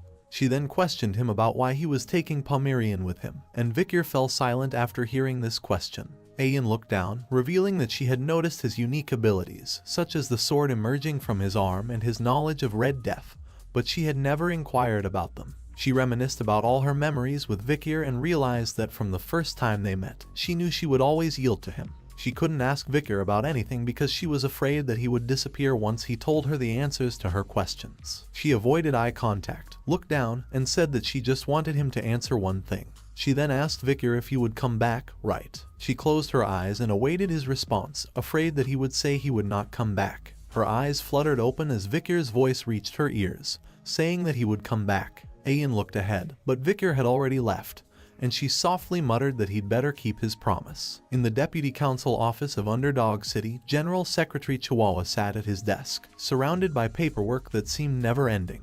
He expressed his frustration, remarking on how the numbers never seemed to decrease, no matter how much work he completed. Walking over to the window, he reminisced about better times when the Deputy Consul was present. He still remembered that even though the work was tiring, it was enjoyable. He still couldn't believe that the Deputy Consul was dead. His face reflected sadness as he muttered how much he missed him. Suddenly, Vicar's face appeared before him, hanging upside down outside the window, and he asked if he had called him. This unexpected appearance startled Chihuahua, and he looked at Vicar with a questioning expression, trying to comprehend the surreal situation. Beads of sweat formed on his forehead as panic set in, but somehow he managed to keep his mouth shut. Vicar landed at the window and with a faint smile asked, "How have you been, General Secretary Chihuahua?" As Vicar calmly sipped his tea, Chihuahua began to question whether Vicar had encountered a monstrous entity from the deep forest, had suffered a severe injury, and had been in the company of barbarians. Vicar calmly affirmed the details. Chihuahua then changed the topic and, with a hint of disbelief, sought clarification. He wanted to know if Vicar was, indeed, a living being and not a ghost. Vicar chuckled at his lingering shock and questioned if that was the reason he had been shocked for so long. He then looked at him and said that he was still the same Secretary General. However, when Chihuahua gazed at Vicar for a moment, his emotions overwhelmed him, and tears welled up in his eyes. He expressed his relief at Vicar's survival. Then, he turned his attention to Pomerian and questioned the identity of the child who bore a striking resemblance to Vicar. He wondered aloud if she might be the offspring of Vicar and a barbarian. Vicar, recognizing the need for clarification, explained that their similar appearances were due to their shared bloodline but insisted it wasn't what Chihuahua was thinking.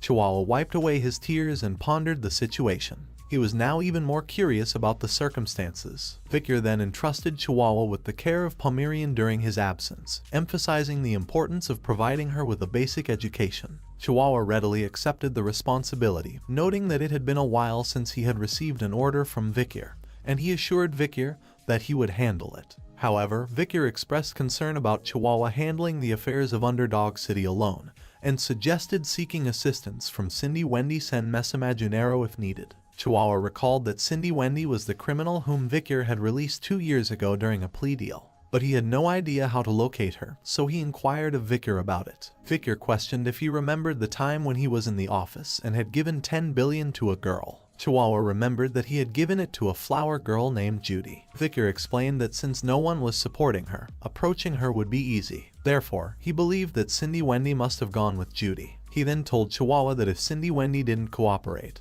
he should inform her that he was alive. He believed that she was indebted to him and would likely assist. Chihuahua smiled and assured him that he understood and would carry out the task. He then asked when Vicar would be returning. Vicar gave a faint smile and replied that he would come back once he had completed his mission. He then thought that he still had a promise to fulfill. Vicar contemplated that treating Ahil's Red Death could be done quickly with a single drop of holy water from a certain clan. Meanwhile, Pomerian woke up and began playing with Chihuahua's beard. Vicar, standing near the window, determined his course of action. He had decided to go to the religious and holy Quo Vadis clan. At the city gate, 2 guards were posted. Suddenly, they noticed something approaching the gate and promptly crossed their spears to block the path. Soon, a carriage arrived near the gate, and the guards announced their intention to carry out a quick inspection. Turning their attention to the carriage driver, they recognized him as Sir Joseph, the manager of the oil shop on the first floor. They inquired about the contents of his carriage, and Joseph presented a document stating that it contained oil as specified in his import permit. One of the guards approached the carriage and requested to inspect its contents. Joseph, who was familiar with this checkpoint, expressed his frustration, asking if there was a need for such checks given his frequent visits. The guard explained that formalities were important as per the higher-ups' instructions and began selecting a barrel to open.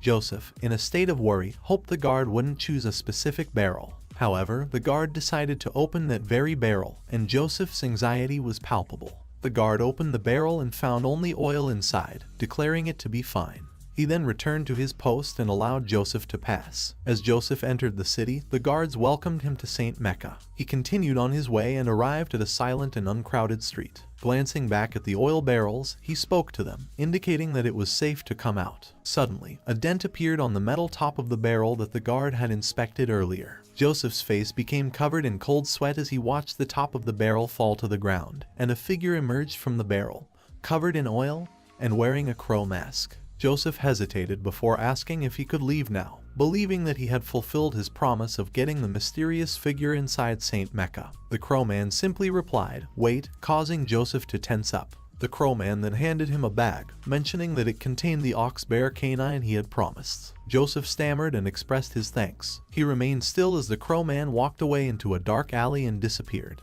After the crowman had left, Joseph expressed his surprise at how he had submerged himself in oil for 2 hours. He couldn't help but question whether the crowman was not a human after all. The crowman stood atop a high tower and gazed down at the city below. He then removed his mask, revealing himself to be none other than Vikir. Taking a deep breath, he remarked on the unusual experience of being submerged for such a long time, comparing it to his past encounter with the river Styx, where he had been submerged for 7 minutes. He then declared the success of his infiltration into the Quo Vadis territory. St. Mecca was the central city of the Quo Vadis clan, boasting a population of 160,000 people. Due to the strong influence of the church, both sexual desires and greed were heavily restricted. Even if gold lay on the ground, the citizens would walk past it. These conscientious citizens were dedicated to maintaining order and public peace, and they strictly abided by the rules. Just then, a bell rang, and he looked up at the bell ringing above him. Vikir then recalled that when the bell rang,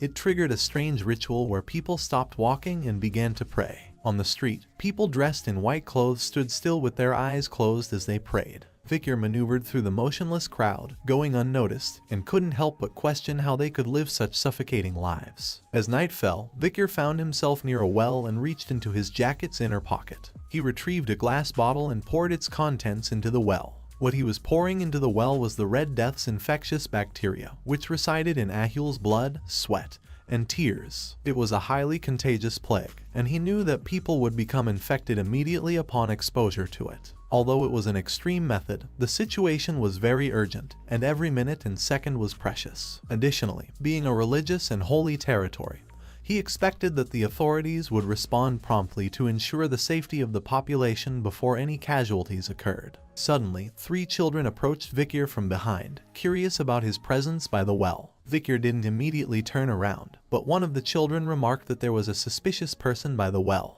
Another child suggested they should leave as he appeared dangerous. Vikir then turned to face them, his gaze sending a chill down their spines. The children who met his eyes were paralyzed with fear. Vikir spoke, cautioning them about the well and declaring it cursed. He warned them that those who drank from it would not escape death's grasp and implored them to heed his words. The terrified children immediately started running away, shouting in panic. They believed Vikir was a ghost who had placed a curse on the well. As they fled, they vowed never to drink from it. Once the children were out of sight, Vikir felt satisfied, as he believed they wouldn't drink from the well again. He then threw a dagger near the well and claimed it was a weapon left behind by the Leviathan clan, renowned for their deadly poisons. Vikir deduced that the Leviathan clan was probably responsible for spreading the Red Death in the deep forest. Vikir knew that the religiously holy Quo Vadis clan and the poison-wielding Leviathan clan didn't have a good relationship for a long time. So, he anticipated that a huge fight would soon break out between them because of this incident. Vikir smirked and declared that his preparations were now complete. Vikir then remarked that it was almost time for the holy water to be poured, so he decided to pay Saintess Dollars a visit. Moonlight bathed the grand mansion, casting an ethereal glow on the scene. Outside, a large crowd had amassed, all yearning for a glimpse of the rumored Saintess residing within. The voices of the people melded together, expressing their desires to meet the Saintess and seek her miraculous healing. Their pleas echoed through the still night, reaching the mansion's door where the Saintess was rumored to be present. Responding to the clamor, a voice resonated from behind the door, questioning the lateness of their visit. The people recognized it as the Saintess's voice, causing a wave of excitement to ripple through the crowd. Individuals from the gathering stepped forward one by one, highlighting their prestigious backgrounds and substantial wealth in an attempt to persuade the Saintess to open her doors. A young man presented himself as the Lord of the Doorsmile region, emphasizing his status as the eldest son of the Jonathan clan, known for dispatching soldiers. He also mentioned his position as the son-in-law of the Alphonse clan. Following him, another young man boasted about his role as the overseer of the Ipsen Guild Association, responsible for managing the bourgeois family's exports. Additionally, he revealed his honorable service as a knight under Count Bastontrier Le Baskerville for 2 years. Lastly, an older man, seeking treatment, proposed a generous reward, including the entirety of his productive granary, a beachfront villa on the southern shore, and exclusive carriages. However, the Saintess remained unmoved, expressing her doubts about whether their status or wealth alone warranted her opening the gates at such an hour. With her firm refusal, she urged the crowd to depart. The people, understanding her decision, dispersed quietly. Yet, amid the thinning crowd, one figure remained rooted in place, separating himself from the others. It was Vikir, donning a crow mask, an enigmatic presence in the moonlit night. Lost in thought, Vikir remembered that before he had regressed, he had often seen the Saintess on the front lines of the battlefield. He had seen her covered in blood, desperately tending to the injured. Her once white clothes were now stained in crimson, and her divine powers continued to glow. The Saintess he knew detested the allure of money and power. Just then, the Saintess's voice reached him, inquiring about his identity and purpose. Vikir knelt outside the door and replied that he was just a young lamb who had lost his way. Silence followed his words, but he maintained his position outside the door. After a while, the door opened, and a brilliant golden radiance spilled out. Bathed in this light, Vikir heard the Saintess invite him inside. As he entered, he found the entire hall bathed in bright lights, with an indoor water fountain featuring an angelic statue at its center. The Saintess's voice emanated from the fountain, asking how he had lost his way. Vikir questioned himself if the Saintess was not going to personally meet him, but upon considering the situation, he realized that she had no reason to meet someone dressed as suspiciously as he was. Placing a leather pouch on the fountain's edge, he explained his purpose. He had come to report the epidemic spreading in the slums and had brought water from their well, contaminated with wicked energy. He believed that if she possessed divinity, she could detect this malevolence. The statue remained silent for a moment, and then, with a sudden exclamation, the Saintess accused him of lying. Footsteps echoed through the chamber as night started to pour into the room, assembling on a higher level than where Vikir stood. The situation was becoming increasingly tense. The leader of the knights observed that Vikir's speech was rather aggressive for a young lamb who had lost its way, and in a cold tone, he inquired about his identity. Vikir remained silent, but in his thoughts, he recognized him as Pietro Quo Vadis, an old comrade from his previous life. Pietro was a man known for his unwavering dedication to justice, even if it meant being more ruthless than demons. The interrogation techniques he had used on 7 young masters in the underdog city were taught to him by Pietro. Vikir finally spoke, expressing his surprise at seeing him here. Pietro, however, appeared perplexed by this comment. He acknowledged hearing about Vikir's report on the epidemic but found his attire suspicious. He demanded that Vikir remove his mask and show some courtesy before meeting the Saintess. However, Vikir was unwilling to remove his gas mask and turned to leave, stating that his task of reporting was complete and that he would take his leave. As he moved to depart, an object flew toward him, narrowly grazing his mask. Pietro held an open book in his hand and declared that he couldn't allow a suspicious person to leave. Vikir realized that the object Pietro had attacked him with was a page from a book infused with divine power. He couldn't help but marvel at Pietro's use of such unconventional weapons. Pietro leaped down from the upper floor and landed directly in front of him. He accused Vikir of carrying water pouches tainted with wicked energy, implying that he might be responsible for spreading the epidemic. Vikir swiftly defended himself, questioning why he would come to report it if he were the culprit. Pietro, however, remained skeptical, proposing that it could be a tactic to lure the Saintess out. In his thoughts, Vikir admitted that every word Pietro said was true. Then, Pietro initiated an attack, using the pages from his book as weapons, aiming to apprehend him for further questioning. However, Vikir was not one to be easily subdued. He swiftly started dodging the incoming attacks by jumping from one position to another. He considered using his aura but hesitated, fearing that it might reveal his identity as a Baskerville. Just then, he found an opportunity and used the wall to propel himself downward towards him.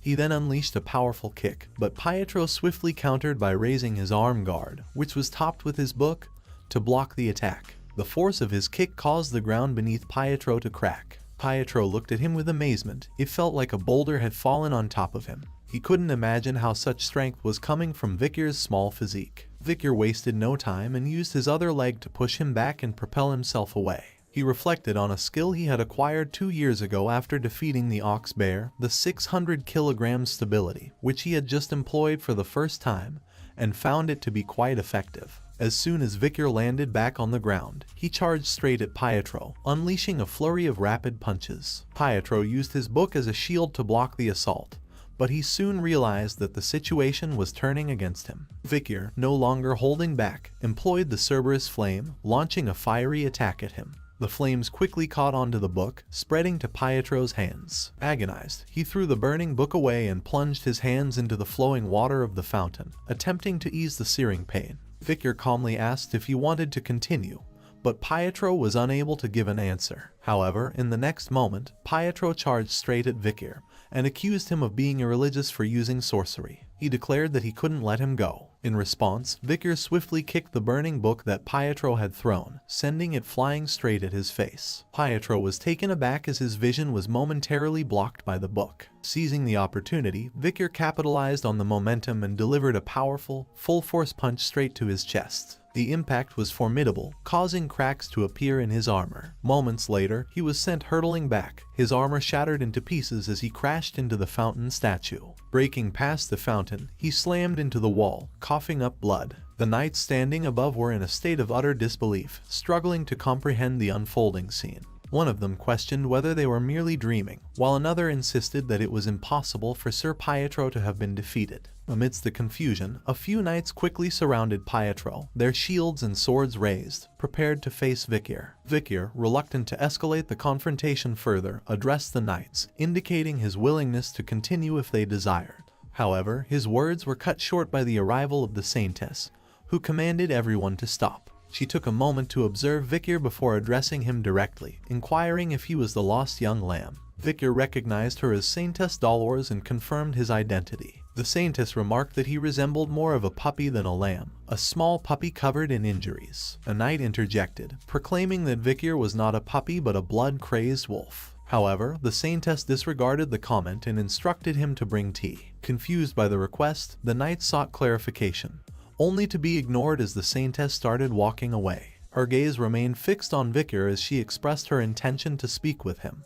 Victor and Saintess sat facing each other at a tea table. Pietro stood behind Saintess, his gaze fixed on him. Victor estimated her age to be around 16 and recalled her full name, Saintess Dolores Lunquo Vadis. Victor remembered that during the war against demons, she treated patients on the front lines and saved countless lives. She was a living example of benevolence. During the time of ruin, every martial master who encountered her, including himself, held her in high regard. The Saintess broke the silence and expressed her recent stress, catching Victor off guard. With a questioning gaze, he listened as she revealed that she had been enrolled in the Imperial Academy, Colosseo. Currently, it was the holidays, so she was taking a break from her studies and handling family affairs. Victor was taken aback, wondering why they were suddenly engaged in such mundane conversation. Saintess, looking out of the window, described the relentless demands on her time, with nobles and merchants seeking her services at all hours. She lamented that the cases she encountered were often related to the aftermath of narcotics or sexually transmitted infections, with no severe illnesses to speak of. Taking a sip of her tea, she mused about the irony of how people often failed to see the broader principles of justice, righteousness, benevolence, and equality, instead focusing on immediate needs. In response, Victor stated, "Theology is essentially the process of understanding humans, so it's inevitable." Saintess looked at him and stated the source of the verse, the Old Testament, Asmoser, chapter 6, verse 9, expressing surprise that someone who knows such ancient passages exists. Victor remained silent for a moment and then turned the conversation into a pressing matter. He revealed the existence of an epidemic that had taken hold in the slums of St. Mecca. Saintess asked if the information was accurate, and Victor presented a pouch containing the infected water that he personally collected from a well in the slums. Saintess gazed at him intently and inquired whether he was truly not involved in the incident. Victor, with confidence, questioned whether he would have come forward on his own if he were involved. Nonetheless, he acknowledged that suspicion might be unavoidable, so he started contemplating his next move. As Victor began to raise his hand, Pietro, alert to his movement, swiftly positioned himself in front of the Saintess,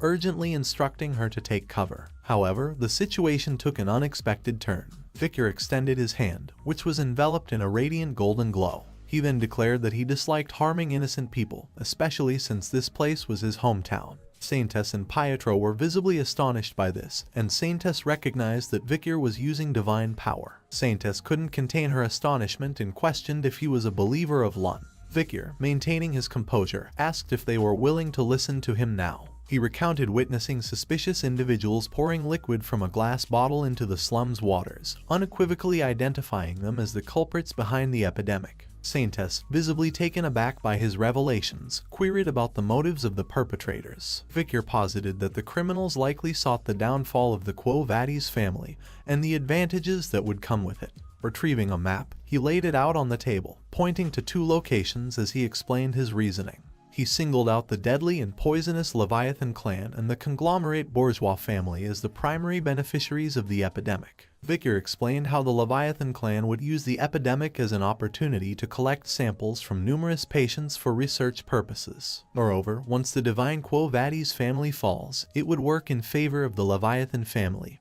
who are hostile toward them. Regarding the bourgeois family, he explained that valuables don't disappear during an epidemic. With the demise of laborers, landowners will face bankruptcy. Amid the presence of vacant fields, factories, and stores, the bourgeois family will diversify their real estate holdings and venture into a new business. In his mind, the culprits behind the spreading of the Red Death were undoubtedly the despicable Leviathan group, while the cooperative bourgeois merchants were complicit in the scheme for their own gains. The natives of the deep forests were being used as convenient scapegoats, allowing both factions to benefit from their devious plan. After outlining his hypothesis, he noticed the stunned expressions of Pietro and Saintess as they absorbed the gravity of the situation. Saintess's mind raced with the plausibility of his explanations. She couldn't help but wonder how someone who could predict future incidents so accurately could exist. Unable to contain her curiosity, she inquired, "Just who on earth are you?" Victor responded cryptically, suggesting they could call him Night Bloodhound. Saintess found the name slightly ominous, and Pietro remarked that it was blasphemous to choose a name so fitting to his attire. She acknowledged that everything that Night Hound had said was quite possible. She made a decision and told Pietro that they needed to visit the slums to investigate the epidemic further and report the situation to her father. Pietro readily agreed to her plan.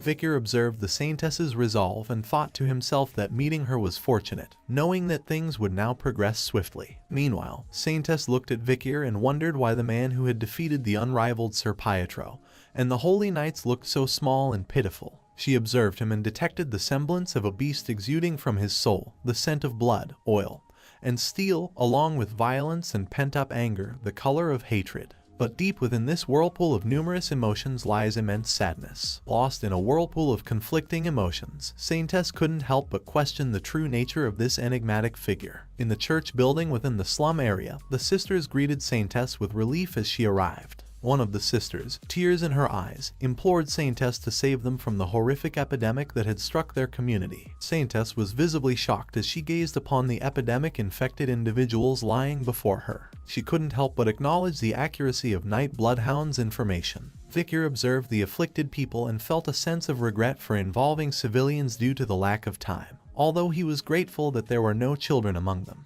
He wondered if the fear he had instilled in the children at the well had worked to protect them. Realizing that they were in the initial stages of the disease, he had no choice but to leave the rest to Saintess. She, in turn, addressed the patients with compassion, assuring them that God Lun's most sublime love would heal them all. She began to pray, invoking the light of her life and the fire of her soul. She beseeched her sins and her soul to bear witness to the pitiful congregation that had gathered there. A tear rolled down her cheek, and as it met the ground, a golden radiance emanated from her, spreading through the room and eventually seeping out through the windows and doors of the church. The miraculous power of the Saintess manifested as an old man who had been panting heavily, with red marks covering his body. Suddenly, he experienced a stabilization in his breathing, and the red marks began to disappear. The sisters were astonished and joyfully exclaimed that he had been healed. Multiple others were also experiencing the same miraculous recovery. They showered the Saintess with gratitude. Meanwhile, Victor watched the Saintess with an intent gaze and recognized the incredible power she possessed. He realized the need to bring the miracle of holy water to the forest. Saintess Dollars perched upon a study table, the gentle glow of a lit candle casting an ethereal light around her. Her focused gaze was fixated on a map before her hand deftly marking certain areas with precise intention. Contemplation consumed her as she acknowledged that treating patients with divine power was only a temporary measure, and she couldn't prevent new cases from arising. She attributed the emergence of these new cases to an infected source hidden somewhere within the slums. A glass tube positioned on her table drew her attention next. After examining the bodily fluid extracted from an infected individual, she recognized that it had a very short incubation period and it took a very long time for the infected person to die. Its malignancy caused the infected person to endure prolonged pain. Dolores understood that to completely stop the infection, she needed to focus and purify the deepest well. She envisioned the possibility of generating a drop by concentrating her divine power. A sudden wave of realization interrupted her thoughts, prompting her to exhale deeply. She rose from her seat and affirmed that this wasn't the time for her to lose herself in contemplation. She reminded herself that she should go and treat one more person. However, the next moment Dolores was struck by a sharp headache, causing her to falter. Clutching the edge of the table, she steadied herself, averting an untimely fall. Concern crept into her mind as she pondered over the possibility of anemia, wondering if it was a consequence of exerting too much divine power. Despite the physical strain, she gathered her strength, preparing to depart from the room with unwavering determination. With a steadfast resolve, she affirmed her commitment to alleviate the agonizing pain experienced by her patients as swiftly as possible. As Saintess Dolores emerged from her room, she was met by a group of 3 men who had evidently been attempting to win her favor. One of them joyously exclaimed her arrival, addressing her as Saintess and expressing their readiness to accompany her. Intrigued, Dolores inquired about their presence. One of the men eagerly responded, asserting that they had come to offer their assistance to her. Their voices resonated with a genuine desire to support her. They continued, expressing their concern for her well-being,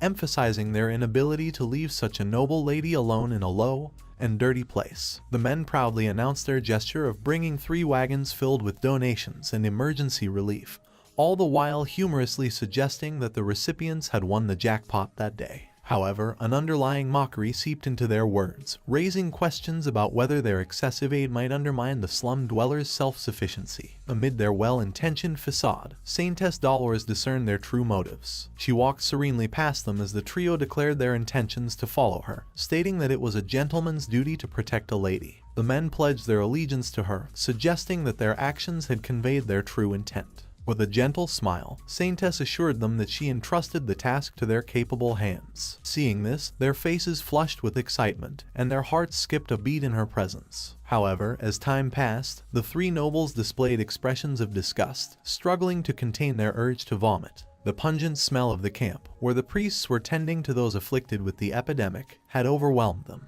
They lamented the unpleasant odor and lamented the possibility of their expensive limited edition shoes being tarnished. One of them implored the priests to treat him first, while another fretted about the risk of becoming infected himself. The old noble demanded that the clutter be cleared immediately, expressing an urgent need to depart. Observing the noble's reactions, Saintess remained composed, foreseeing the inevitable outcome of their visit. She mused that it was blasphemous to approach a relief area with ulterior motives. She couldn't help but ponder whether they understood that empathy for the sick was the only essential requirement. For her, the embodiment of godly grace and love lay in absolute and pure altruism, in dogmatic sacrifice, in the voluntary spirit, in kindness, and in tenderness. Her gaze shifted toward another tent, emanating an ominous aura of dark energy. Anticipating the looming horrors within, she recognized that this was where the most critical patients were gathered. Among the sick and the clergy, everyone here would be in pain. Saintess moved toward the tent resolutely and silently sought forgiveness for not being present earlier. Bracing herself, she drew the curtain and declared her intentions to help since she was there now. However, she was met with a jolt of shock as a commanding voice pierced the air, urgently demanding the arrival of more saline.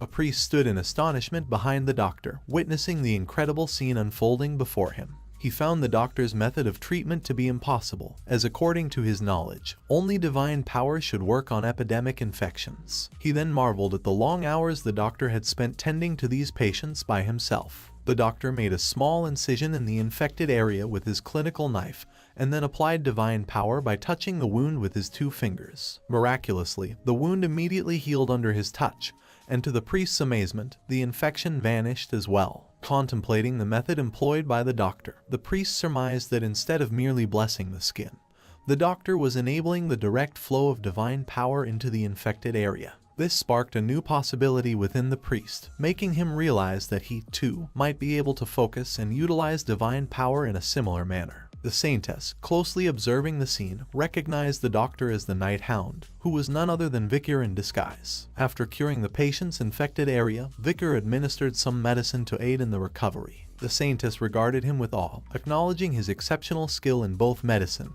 and the use of divine power. With solemn determination, Vicar placed both his hands on the patient's chest and channeled divine power into the afflicted body. He knew that typically divine power was a cleric's prayer reaching a god, which God accepted and transformed into power for the cleric. The quantity of divine power bestowed upon an individual depended on their level of devotion to God, and the amount of divine power was directly proportional to the effort required to perform a miracle. 1 divine power equated to 1 miracle, while 10 divine powers could generate 10 miracles. However, Vicar knew of a method that allowed one to perform 10 miracles with 1 divine power, and 100 miracles with 10 divine powers. Vicar's thoughts delved into the turbulent past as he recalled the time of the fall when an overwhelming number of monsters assailed them, and the number of patients lying before the clerics had surpassed even the count of the monsters. The clerics had realized that the amount of divine power they possessed would not be enough to stop the disaster.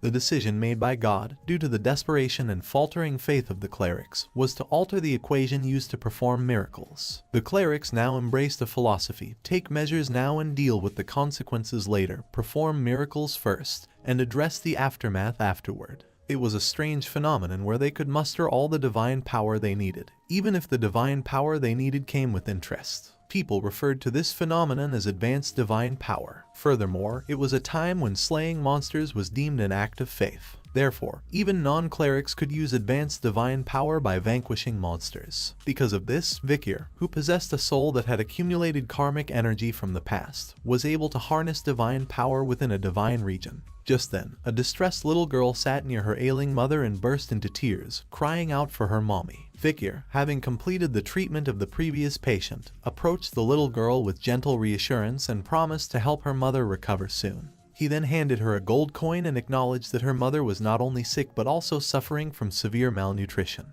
So he advised her to use the coin for food, firewood, and nursing her mother. The priest, who witnessed it all, intervened and mentioned that materialistic assistance was not permitted as monetary demands were endless. He expressed concern that if Vicar did that, he might end up giving all his money to them. In response, Vicar posed a philosophical query, probing the nature of endlessness and the concept of limitless demands. Perplexed, the priest struggled to comprehend the depth of his question. After hearing no response, Vicar continued and stated that there was a limit to how much money was in his pocket, so he could give all he had to the needy without repercussions. He paused for a moment as he gazed upon the sick mother, and then he apologized. Observing this exchange, Saintess Dolores wondered if he had just said he was sorry. She then questioned what he was sorry for and why he was apologizing, recalling Vicar's earlier statement about theology being an exploration of human understanding. She connected the dots, considering the possible reasons behind his apology. She wondered if his reason was perhaps the same as her own,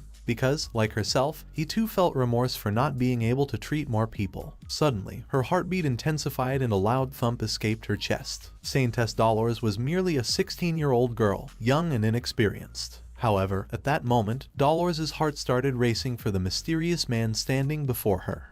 After attending to the victims of the epidemic, Vicar sat outside, exhausted. He let out a weary breath and lifted his mask momentarily to take a sip of water. His respite was short-lived as he noticed Saintess Dolores approaching. Acting quickly, he lowered his mask and inquired about her well-being. Saintess settled beside him and asked if she could have a moment to talk. Vicar granted her request, saying that he didn't mind. She expressed her gratitude for his assistance and acknowledged that they had managed to treat all the casualties with his help. Vicar modestly replied that he had merely done what was necessary. Saintess smiled and remarked that she knew he would say that. An awkward silence followed as they had nothing to talk about. Saintess broke the silence, clutching her clothes as she confessed her inner turmoil. She argued that a strong person like him should have been born with divine power. She then honestly mentioned how she had been fortunate to be born with divine power, but lamented the weakness of her body, mind, and faith. She questioned why God had chosen a weak person like her to be a saintess. She argued that there were so many other people who had strong faith even though they weren't born with divine power. Once again, she pondered why God had bestowed upon her the overwhelming title of a saintess. Vicar's response shocked her as he said that the very fact that she was in anguish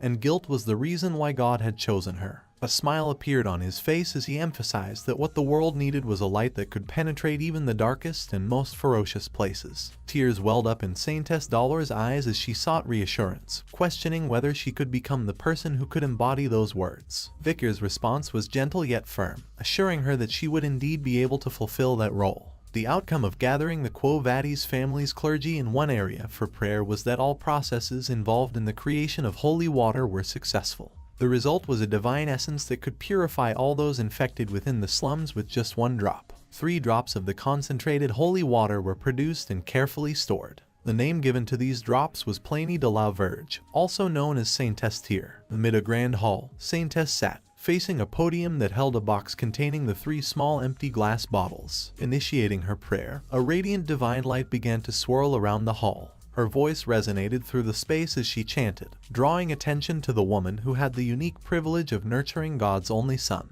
She spoke of the sleepless nights filled with anguish and her heart's inability to keep pace with the profound sorrow she experienced. She proclaimed the day as the most painful and sorrowful for her. As Saintess concluded her prayer, the divine light descended upon the podium, enveloping it in an ethereal glow. Sometime later, holy knights appeared before her, carrying a box containing the 3 Saintess tears. The holy knight closed the box, expressing gratitude for her efforts, and assured her that they would store it securely in the basement's safe. Saintess Dolores entrusted them with the task, and as they departed, she found herself contemplating her next course of action. A priest stood solemnly before a statue of the goddess, engaged in prayer. Meanwhile, Saintess approached him from behind, addressing him respectfully as father and indicating her intention to report something about the Red Death. The priest called her his fairy and his daughter and told her to come closer. Saintess humbly acknowledged the order and walked towards him. The priest, cardinal of the Loon Church, Humbert Lun Quo Vadis, placed his hand on her shoulder and with a warm smile commended her for the generous offering she had made this time, recognizing that it was expected of his daughter. Saintess humbly accepted his praise and acknowledged his generosity. Cardinal implored her to share the details, and Saintess began by outlining their plan to utilize their newly created Saintess Tyr to cleanse the water flowing beneath Saint Mecca. In response, Cardinal inquired if she had found the source of the infection. Saintess confirmed this and mentioned that it originated from an unregistered well in the slums. She further added that children had testified that a spirit had cursed the well. According to their investigation, the well was severely infected, and they had also found a glass bottle that the criminal used to store and spread the infection. She then presented suspicious objects that were discovered during their investigation. Cardinal looked at the dagger and an emblem placed on the cloth, questioning where they had found these items. Saintess explained that they had discovered them near the well. Cardinal's gaze turned icy as he recognized the emblems of both Leviathan and Bourgeois engraved on the objects. This confirmed their collaboration in creating an artificial virus. A surge of aura engulfed him as he expressed his disdain for those who dared to insult divinity. His words echoed with righteous fury as he declared a holy war against these despicable poison addicts and misers. Saintess maintained her composure despite Cardinal's intense anger, but her demeanor shifted drastically when he mentioned the Night Hound and deemed him suspicious. In a commanding tone, Cardinal demanded that the Night Hound be captured immediately and forced to confess to every detail of his involvement. However, Saintess abruptly interjected, raising her voice to state that the Night Hound was innocent. Taken aback by her outburst, Cardinal regarded her with a questioning look. Saintess fervently argued that the Night Hound had devoted his efforts to treating the infected, emphasizing that his actions had prevented any casualties. She was resolute in her belief that he couldn't possibly be evil. Cardinal then acknowledged that he knew what was going on, but Saintess wore a confused look on her face after hearing this. Cardinal raised his hand toward the sky and remarked that it was all Night Hound's fault for his daughter, who had never gone against him, to utter those words to him. So he decided to personally interrogate him. Suddenly, an overwhelming pressure surged around him that caused Saintess to cry out. Soon, a radiant beam of light shot skyward from his hand. The beam trailed up in the sky and then illuminated the entire city in a brilliant divine aura. Cardinal, with an air of finality, declared to Saintess that it was meaningless for her to oppose him, as he had already dispatched the paladins to pursue the Night Hound. In an inn where Vicar had been staying for the past few days, a group of holy knights had gathered outside his room. Communicating through sign language, they strategized their next course of action. With determined resolve, one of the knights forcefully kicked open the door, accusing the Night Hound of being a suspect in the outbreak of the Red Death. However, their words hung in the air, echoing in the empty room as they stood there in shock, realizing that their target was not even there in the first place. Meanwhile, at the location of Saintess Dolores and Cardinal, a priest hurriedly approached them. His voice was filled with urgency as he mentioned that something bad had happened. Cardinal remained calm and questioned him about what had gone wrong. The priest hesitated for a moment and then delivered the distressing news that one of the Saintess tears had disappeared from the basement safe. A bead of sweat trickled down Saintess's face as she pondered if this was the reason Night Hound had come here. Unbeknownst to them, Vicar stood atop one of the city wall watchtowers. He looked down at the Saintess tear in his hand with a smile. After sealing the pouch, he whispered his thanks for this gift. A few moments later, the figure of Vicar standing on the watchtower dissolved into the shadows. Ayan found herself at the precipice of a cliff, bow in hand, facing the menacing presence of a Cerberus. The creature, adorned with arrows, growled ominously. A barbarian, situated behind the Cerberus, shouted in an attempt to divert its attention. But the beast pressed forward toward Ayan, causing her to retreat instinctively. As she stepped backward, the ground beneath her betrayed her, giving way. Losing her balance, she tumbled backward from the edge of the cliff. Plunging downward, she broke through the tree branches in her descent. None proved sufficient to halt her fall, and with a final impact, she landed on the ground below. As Ayan regained consciousness, she heard some voices, but she couldn't decipher their meaning. She struggled to open her eyes, and when she managed to do so, her gaze was met with the sight of two men standing before her. One observed her condition, while the other wore a greedy smile. It became evident that this duo belonged to a merchant group transporting supplies. The discovery of Ayan, injured and prone on the ground, had seemingly interrupted their journey. At an indeterminate time later, Ayan, visibly nervous, gripped a sword tightly in her hand. Behind her stood a confining wooden wall, offering no escape. A raucous crowd, masked and exuberant, cheered loudly, creating an atmosphere of anticipation. Facing Ayan was her opponent, a robust man adorned with battle scars, a sinister smile on his face as he menacingly clacked his fingers, signaling the imminent clash. The air buzzed with tension as the battle commenced, the man charging at her with a thunderous shout, exuding confidence in his imminent victory. Despite her fear, Ayan displayed agility, evading his attack with a swift jump and retaliating with a slash of her sword,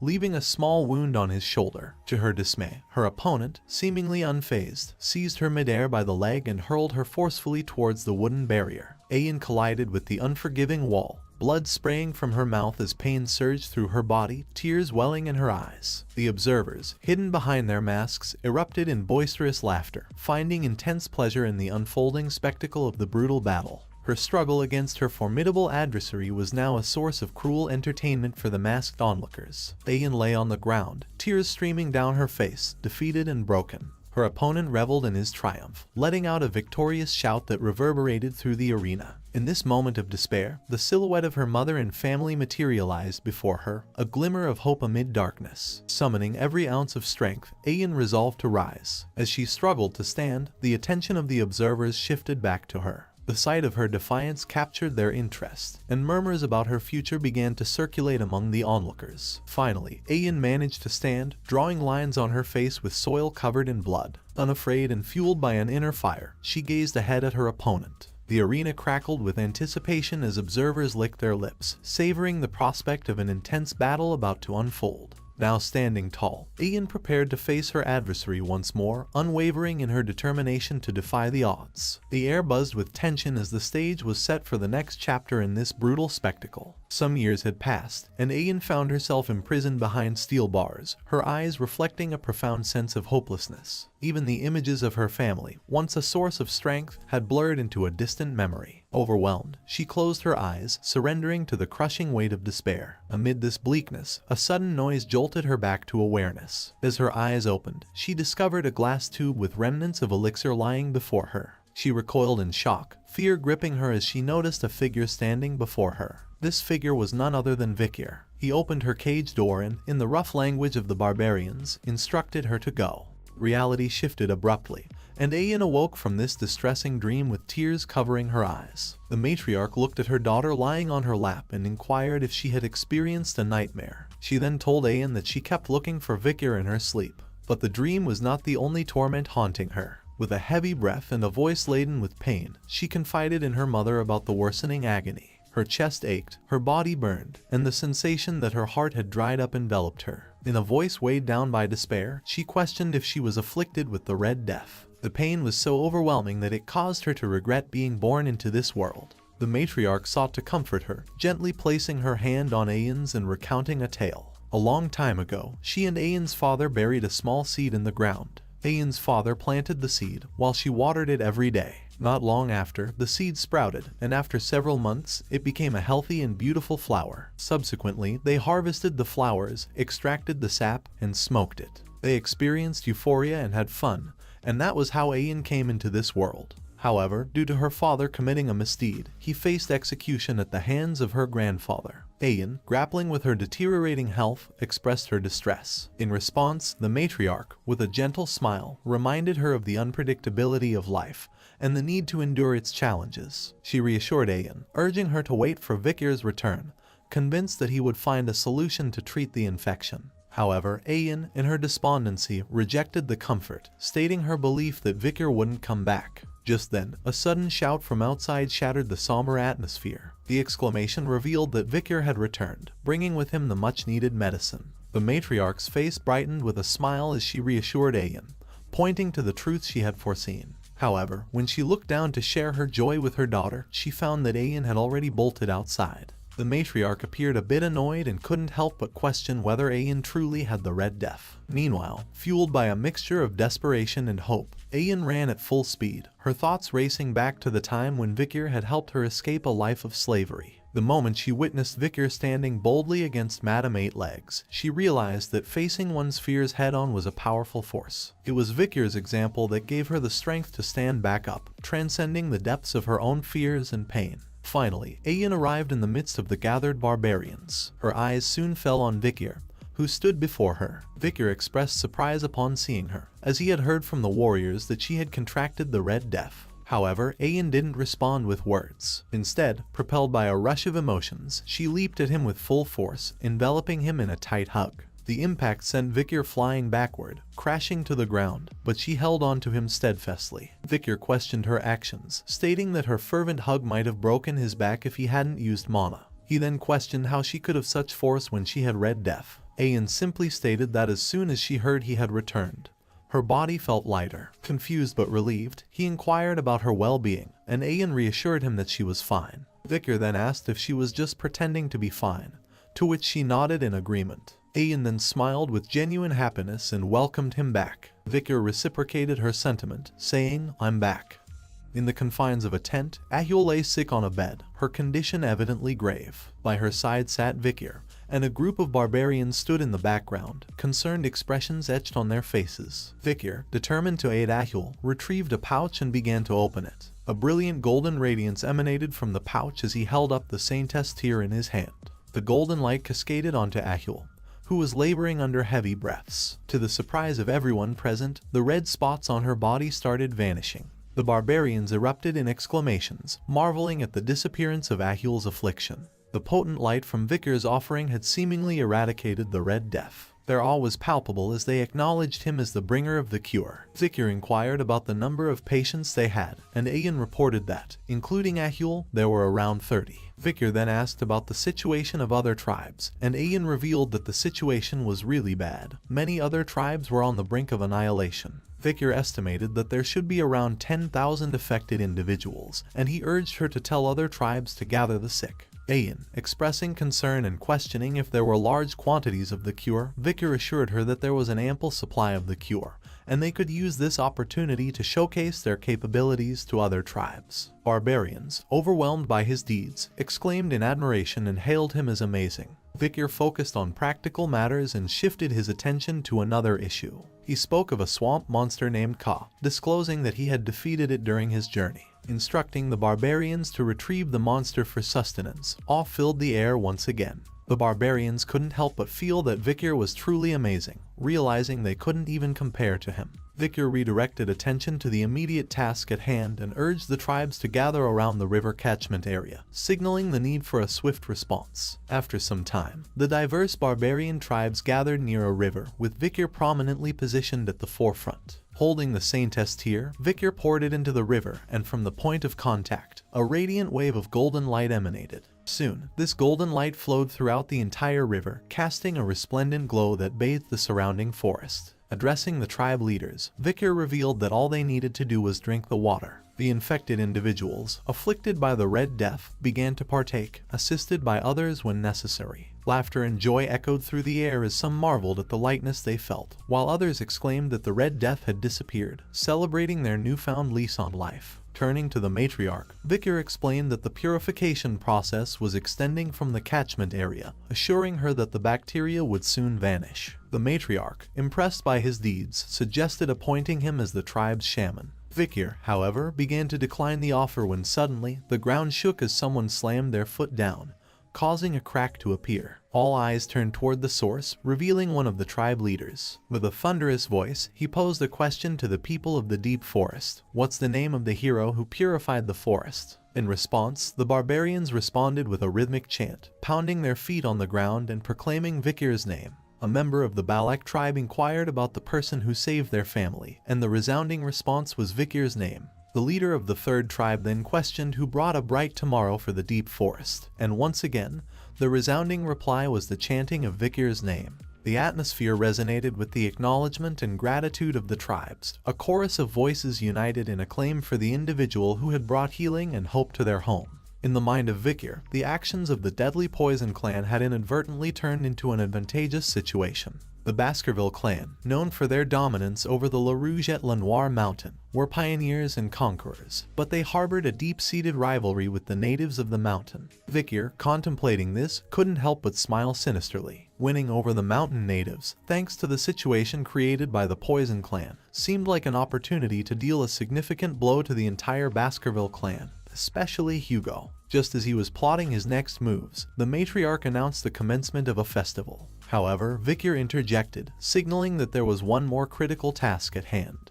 Both the matriarch and Ian regarded him with questioning looks. Vikir clarified his intention, emphasizing the need to identify and locate the individual responsible for spreading poison in the forest. Meanwhile, in a dark cave, another man reveled in his sinister thoughts. He felt that a lot of time had passed, so everyone should have been infected by now. He blamed the Imperial Brat for the current predicament, as he wouldn't have struck a deal with the Imperial Druggies if not for him. However, soon he smirked, confident that by infecting everyone and later providing the antidote, he would become the revered savior of the tribe. Ahuman reveled in his devious plan, pleased with the idea of infecting his own granddaughter, Ahul, as a masterstroke of deception. Ahuman, having emerged from the cave and rejoined the village, was met with a disconcerting reality. The villagers were bustling with activity, working happily, contrary to his expectations. Confusion gripped him as he questioned how everyone appeared fine, despite his belief that they were on the brink of suffering due to the Red Death. He had seen them gasping for air just before he commenced the ancestral rite. His bewilderment deepened as he observed Ahul, his granddaughter, cheerfully cooking food. This sight contradicted his assumptions, leading him to wonder what was happening. Driven by disbelief, Ahuman rushed toward the river, hoping to find an explanation. As he reached the riverbank, he was confronted with a startling revelation. The water was remarkably clean, allowing him to see his reflection. This raised more questions. How are the fish in the river alive? Has the river been purified, and how has the water become even clearer? Despair etched across his face. Ahuman grappled with the inexplicable turn of events. Just as the weight of his realization settled in, Vikir materialized behind him, commenting casually on the river's clarity. Startled, Ahuman recoiled and, in frustration, referred to him as an imperial bastard. Internally, he wondered when Vikir had arrived. But his shock was further intensified when he discovered that Vikir wasn't alone. A group of barbarians accompanied him. Vikir looked at Ahuman and realized that, as he had suspected, he was the culprit behind the spread of the Red Death in the forest. He then recalled that before his regression, there was a time when stories of an old man in the forest and his misdeeds were circulating.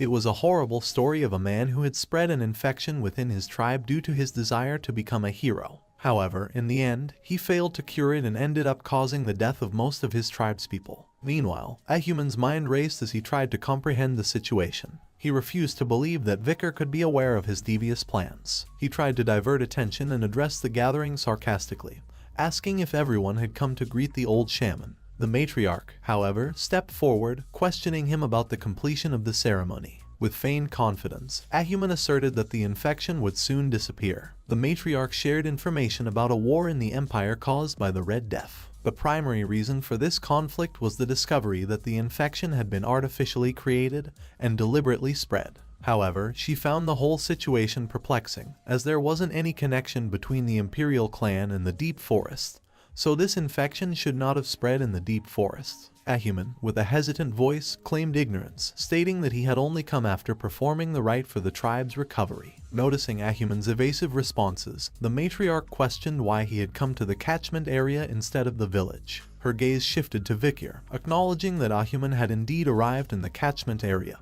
thus validating his earlier statement. However, Ahuman didn't understand what both of them were talking about. The matriarch then turned back to Ahumna and said to Vikir that they should now see if whatever he had said next was also correct or not. Ahuman, now sweating profusely, couldn't help but nervously ask her about what they were talking about. The matriarch recalled Vikir's earlier assertion that Ahuman intended to use this incident to become the tribe's hero, ensuring he would definitively have the Red Death cure on him. Suddenly, a chilling aura emanated from the matriarch, causing Ahuman to tense up. She then demanded to see what was in his pouch. Vikir's mind revisited a conversation he had with Ayan some time ago, seeking insights into Ahuman's past. Ayan began unraveling the enigma of Ahuman's origins. Ahuman wasn't a native Balak. His birth and background were shrouded in mystery. Long ago, he had arrived as a slave under the dominion of the existing shaman. However, destiny took a dramatic turn when he killed the shaman plotting a coup d'etat and stole his sorcerer powers. Due to his contribution in thwarting the coup, he was elevated from a slave to a shaman. Subsequently, in order to assimilate into the Balak community, he undertook various tasks, including the unpleasant duty of cleaning up excrement. He bore the responsibility for all menial tasks within the village and even served as bait for dangerous prey during hunts. It was only as he aged, his hair turning gray, that he finally gained acknowledgement and respect within the society. In the present, as Vikir observed Ahuman, he pondered whether the aging shaman desired the privileges he had been denied in his youth. He suspected that Ahuman had overstepped the matriarch's authority in an attempt to seize control of the entire forest. The matriarch, her expression filled with anger, confronted Ahuman, demanding to see his pouch. Ahuman, visibly shaken, explained that the pouch contained flour he had saved to consume after a ceremony. As he attempted to retrieve the pouch, a mishap occurred. The pouch slipped from his grasp and tumbled into the river. Soon, the contents dissolved into the water. Ahuman, in shock, exclaimed that the old man had hand tremors, which resulted in the accidental loss of the pouch in the river. Simultaneously, the matriarch acknowledged Vikir's earlier suspicions, expressing disbelief that he would throw the pouch into the river. Vikir remarked that now they could no longer reveal the content of his pouch using the same method. Ahuman, in a fit of anger, denied having an antidote and stated that accusing him implied he was the one who had spread poison throughout the forest. He pointed an accusatory finger at Vikir, urging the matriarch to punish him for framing the honorable shaman. The matriarch agreed with his statement that you cannot frame someone without evidence. Since he believed he was innocent, she promised to protect his honor and pride. Ahuman smirked, confident that without evidence, even the matriarch would not be able to punish him. He felt untouchable. However, his confidence waned when the matriarch ordered an Iliad. An Iliad was a Balak tradition that served as a resolution for conflicts when opinions couldn't align. The victor of the Iliad was deemed competent, and the loser faced the consequences of incompetence. Ahun addressed Ahuman as grandfather and remarked that he had always emphasized the importance of tradition. The Iliad was also a tradition of Balak's, so Ahun asked him to demonstrate how to protect their traditions. Ahuman cursed him internally, but he reluctantly agreed, scheduling the Iliad for 4 days from now, during the night of the full moon. Vikir, however, challenged the time frame, asserting that tradition dictated that the recipient of the Iliad request determine the day. He then revealed his cunning plan, admitting that evidence and verification were meaningless. Cornering him into a situation where he had no choice but to request an Iliad was all part of his plan. Vikir smiled slyly and suggested initiating the Iliad immediately. Near the summit of the mountain, the Balak tribe gathered to witness the Iliad. The matriarch, presiding over the proceedings, declared the commencement of the Iliad within the warriors' circle, warning that those attempting to flee would face merciless execution by the warriors. Behind her was the warriors' mountain, housing the graves of ancestors, and since their ancestors were watching, any indecency would not be forgiven. She invoked the ancestors' judgment to decide the victor, urging the Balak warriors to prove their righteousness. Ayan, with a smile on her face, shouted encouragement to Vikir, requesting him to secure victory with a single attack. The sentiment was echoed by other members of the tribe, chanting his name. Meanwhile, Ahuman, frustrated by the apparent lack of support, bit his finger, letting a few drops of blood fall to the ground. He believed that everyone would stop chanting his name once he won, as weapons weren't the only things one could use in an Iliad. Soon, 3 skeletons emerged from the ground, and Ahuman ordered them to watch his blind spots and notify him of Vikir's movements. Armed with a bow and arrow, Ahuman smirked, confident that it was impossible for Vikir,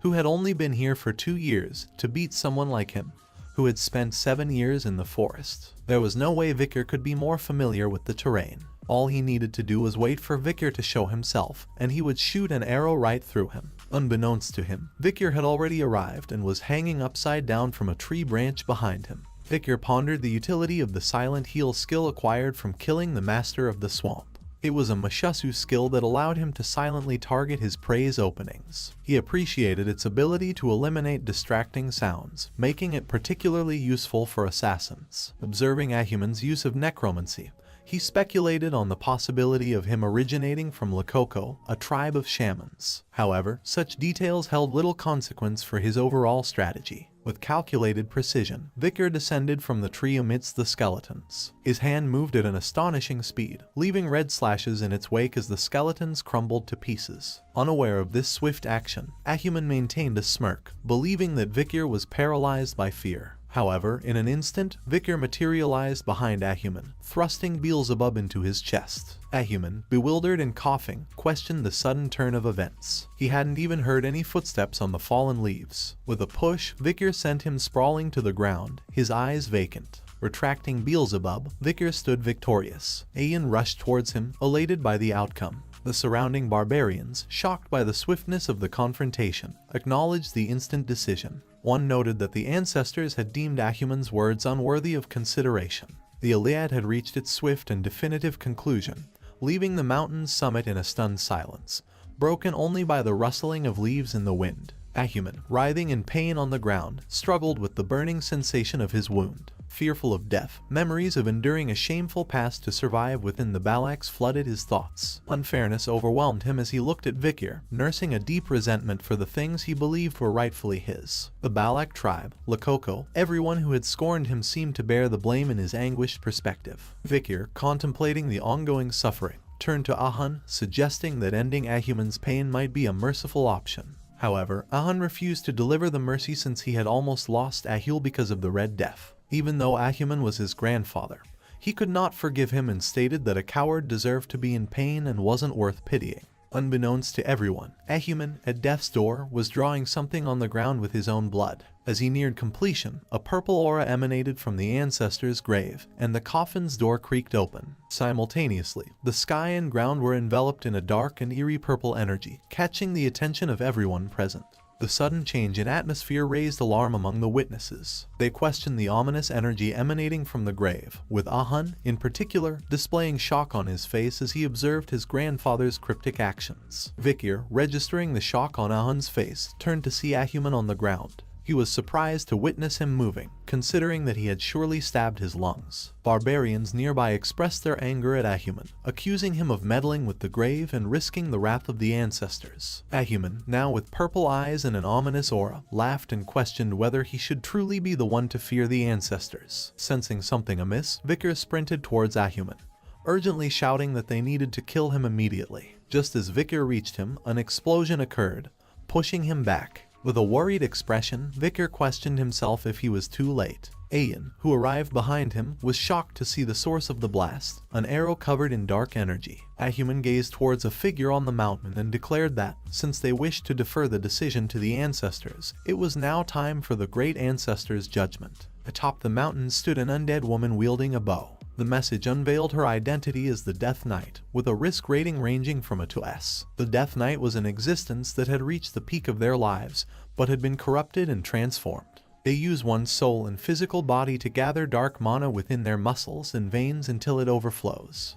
Ayan's eyes widened in shock as she gazed upon the Death Knight, questioning if she really was their ancestor. Meanwhile, Vikir observed Ahuman's actions and contemplated the impossibility of the situation. Resurrection sorcery on a Balak ancestor. It seemed beyond the capabilities of a shaman like Ahuman. His thoughts delved further, considering the unthinkable. Had he transformed himself into an undead being? Ahuman summoned skeletons and questioned whether they truly believed he was a shaman living among the Balacs without any countermeasures. He then revealed that it was too early to be surprised, as there wasn't only one grave here on Warriors Mountain. Soon, numerous Death Knights started appearing, and Ahuman began to run away in his skeleton carriage while mockingly telling them to do their best in the fight against their ancestors. Ahun arrived behind him and questioned how low he was willing to go. He was about to fire an arrow at his grandfather when another arrow shattered his own. Ahun turned towards the source, discovering it was the Balak ancestor who had intervened. Suddenly, an arrow streaked from the forest, obliterating the undead ancestor's head. The matriarch, after defeating the undead, commanded everyone to prepare for battle. She enlightened the group that the figures in front of them were merely Ahuman's puppets, so she urged them to kill the undead ancestors without any hesitation and prioritize survival. The gruesome battle between the Balak tribe and their undead ancestors raged on, but the situation appeared dire for the Balaks. They suffered rapid casualties against their formidable ancestors, whose strength seemed insurmountable. Amidst the chaos, an undead let out a scream, only to have her head blasted off by a precise arrow. Two more undead met a similar fate, their heads lost to the deadly accuracy of arrows. Vikir observed the matriarch using one arrow per Death Knight. She skillfully dispatched Death Knights who were on par with a high-ranked graduator, showcasing the formidable strength of the Night Fox, Aquila. It dawned on him that the rumors about her protecting the forests from the Empire weren't unfounded. Turning to Ayan, Vikir expressed confidence that there wouldn't be any problem with the matriarch present. He urged Ayan to follow him. When questioned about their destination, he clarified that their objective was Ahuman. Meanwhile, Ahuman retreated from the battlefield and laughed, certain that the Balaks would regret kicking him out. Suddenly, he looked at a skeleton and instructed it to handle a task. He then continued on his way, lost in thought. He acknowledged that, even though he had resurrected the ancestors, as long as Aquila was there, he couldn't act carelessly. After all, she was a genius who had been the strongest village head in history. A smirk appeared on his face as a devious plan formulated in his mind. Despite Aquila's brilliance, he believed she wouldn't be able to handle what he had in store. In their pursuit, Vikir and Ayan discovered Ahuman's location, where he sat in the middle of a magic circle, chanting something mysterious. Vikir, perplexed by the choice of location, questioned Ayan about the significance of the place with the pillars. Ayan didn't know much, but she was certain that they couldn't allow Ahuman to continue his suspicious activities. She took aim with an arrow infused with aura and declared her intent to kill Ahuman. The arrow soared toward its target, but before it could strike, Ahuman shouted, "I'm done." In a surprising twist, a hand emerged from the ground, catching the arrow between its fingers. Ahuman jubilantly announced his success in summoning it. According to legend, he slept alone deep within the forest, and he was the only one who had noticed him. He then welcomed his newly summoned ally, the divine archer Adonai. Ayan was in utter shock and couldn't believe that the undead in front of her was Adonai. Vikir, too, was astonished, contemplating the implications of summoning Adonai, the legendary archer of the Balaks. However, their surprise was cut short when Adonai fired an arrow at them. Vikir, quick on his feet, summoned Beelzebub and managed to alter the arrow's trajectory. Yet, when the arrow struck a tree, it triggered a massive explosion, leaving him shocked by the unexpected aftermath. Vikir's mind raced as he realized that it was an arrow created with aura, and even though he had deflected the damage it caused, it left him astonished. However, his concern shifted swiftly when he heard Ayan's pained voice. There was a cut on Ayan's thigh, and she expressed her pain by revealing that it felt like her leg was burning. Vikir suspected it might be poison, possibly from Adonai's arrow. Thoughts rushed through his mind, and he realized that the legend about Adonai dealing with that monster was true. He also realized that the bow Adonai was currently using was made from the remains of Madam Eight Legs. Before Vikir could fully process this revelation, Adonai launched a relentless barrage of aura arrows at them. Vikir, utilizing Beelzebub, deflected the arrows, and each deflection caused massive explosions wherever they landed. When the onslaught finally ceased, the ground lay split and scarred, but Vikir stood, albeit in a weakened state, shielding Ayan. Even Beelzebub seemed strained, emitting painful sounds. Ayan noticed his fatigue and expressed concern. She told him to stop protecting her, run away, and leave her. Ahuman's laughter echoed through the battleground as he reveled in his perceived triumph. His disdain for Vikir and Ayan was palpable, and with a sinister voice, he urged Adonai to end their lives. Adonai responded, firing an arrow that carried with it the aura of death, threatening to extinguish the lives of Vikir and Ayan. Vikir braced himself, preparing to block the impending arrow. However, a sudden twist of fate intervened. Before the deadly projectile could reach its targets, a mysterious figure appeared, catching the arrow with bare hands. Acumen, Vikir, and Ayan were all struck dumb by this unforeseen turn of events. Matriarch Aquila emerged from the shadows, holding the arrow in her hand. With a display of formidable strength, she squeezed the arrow, dissipating the deadly aura. Acumen felt a chill running down his spine as Matriarch Aquila locked eyes with him and said, "Let's have a talk." Thanks for watching the video. The next part will be added here once it's uploaded. If you enjoyed this video and want to see more like it, please consider giving it a thumbs up and subscribing to my channel. Also, don't forget to turn on the notification bell so you're always the first to know when I post something new.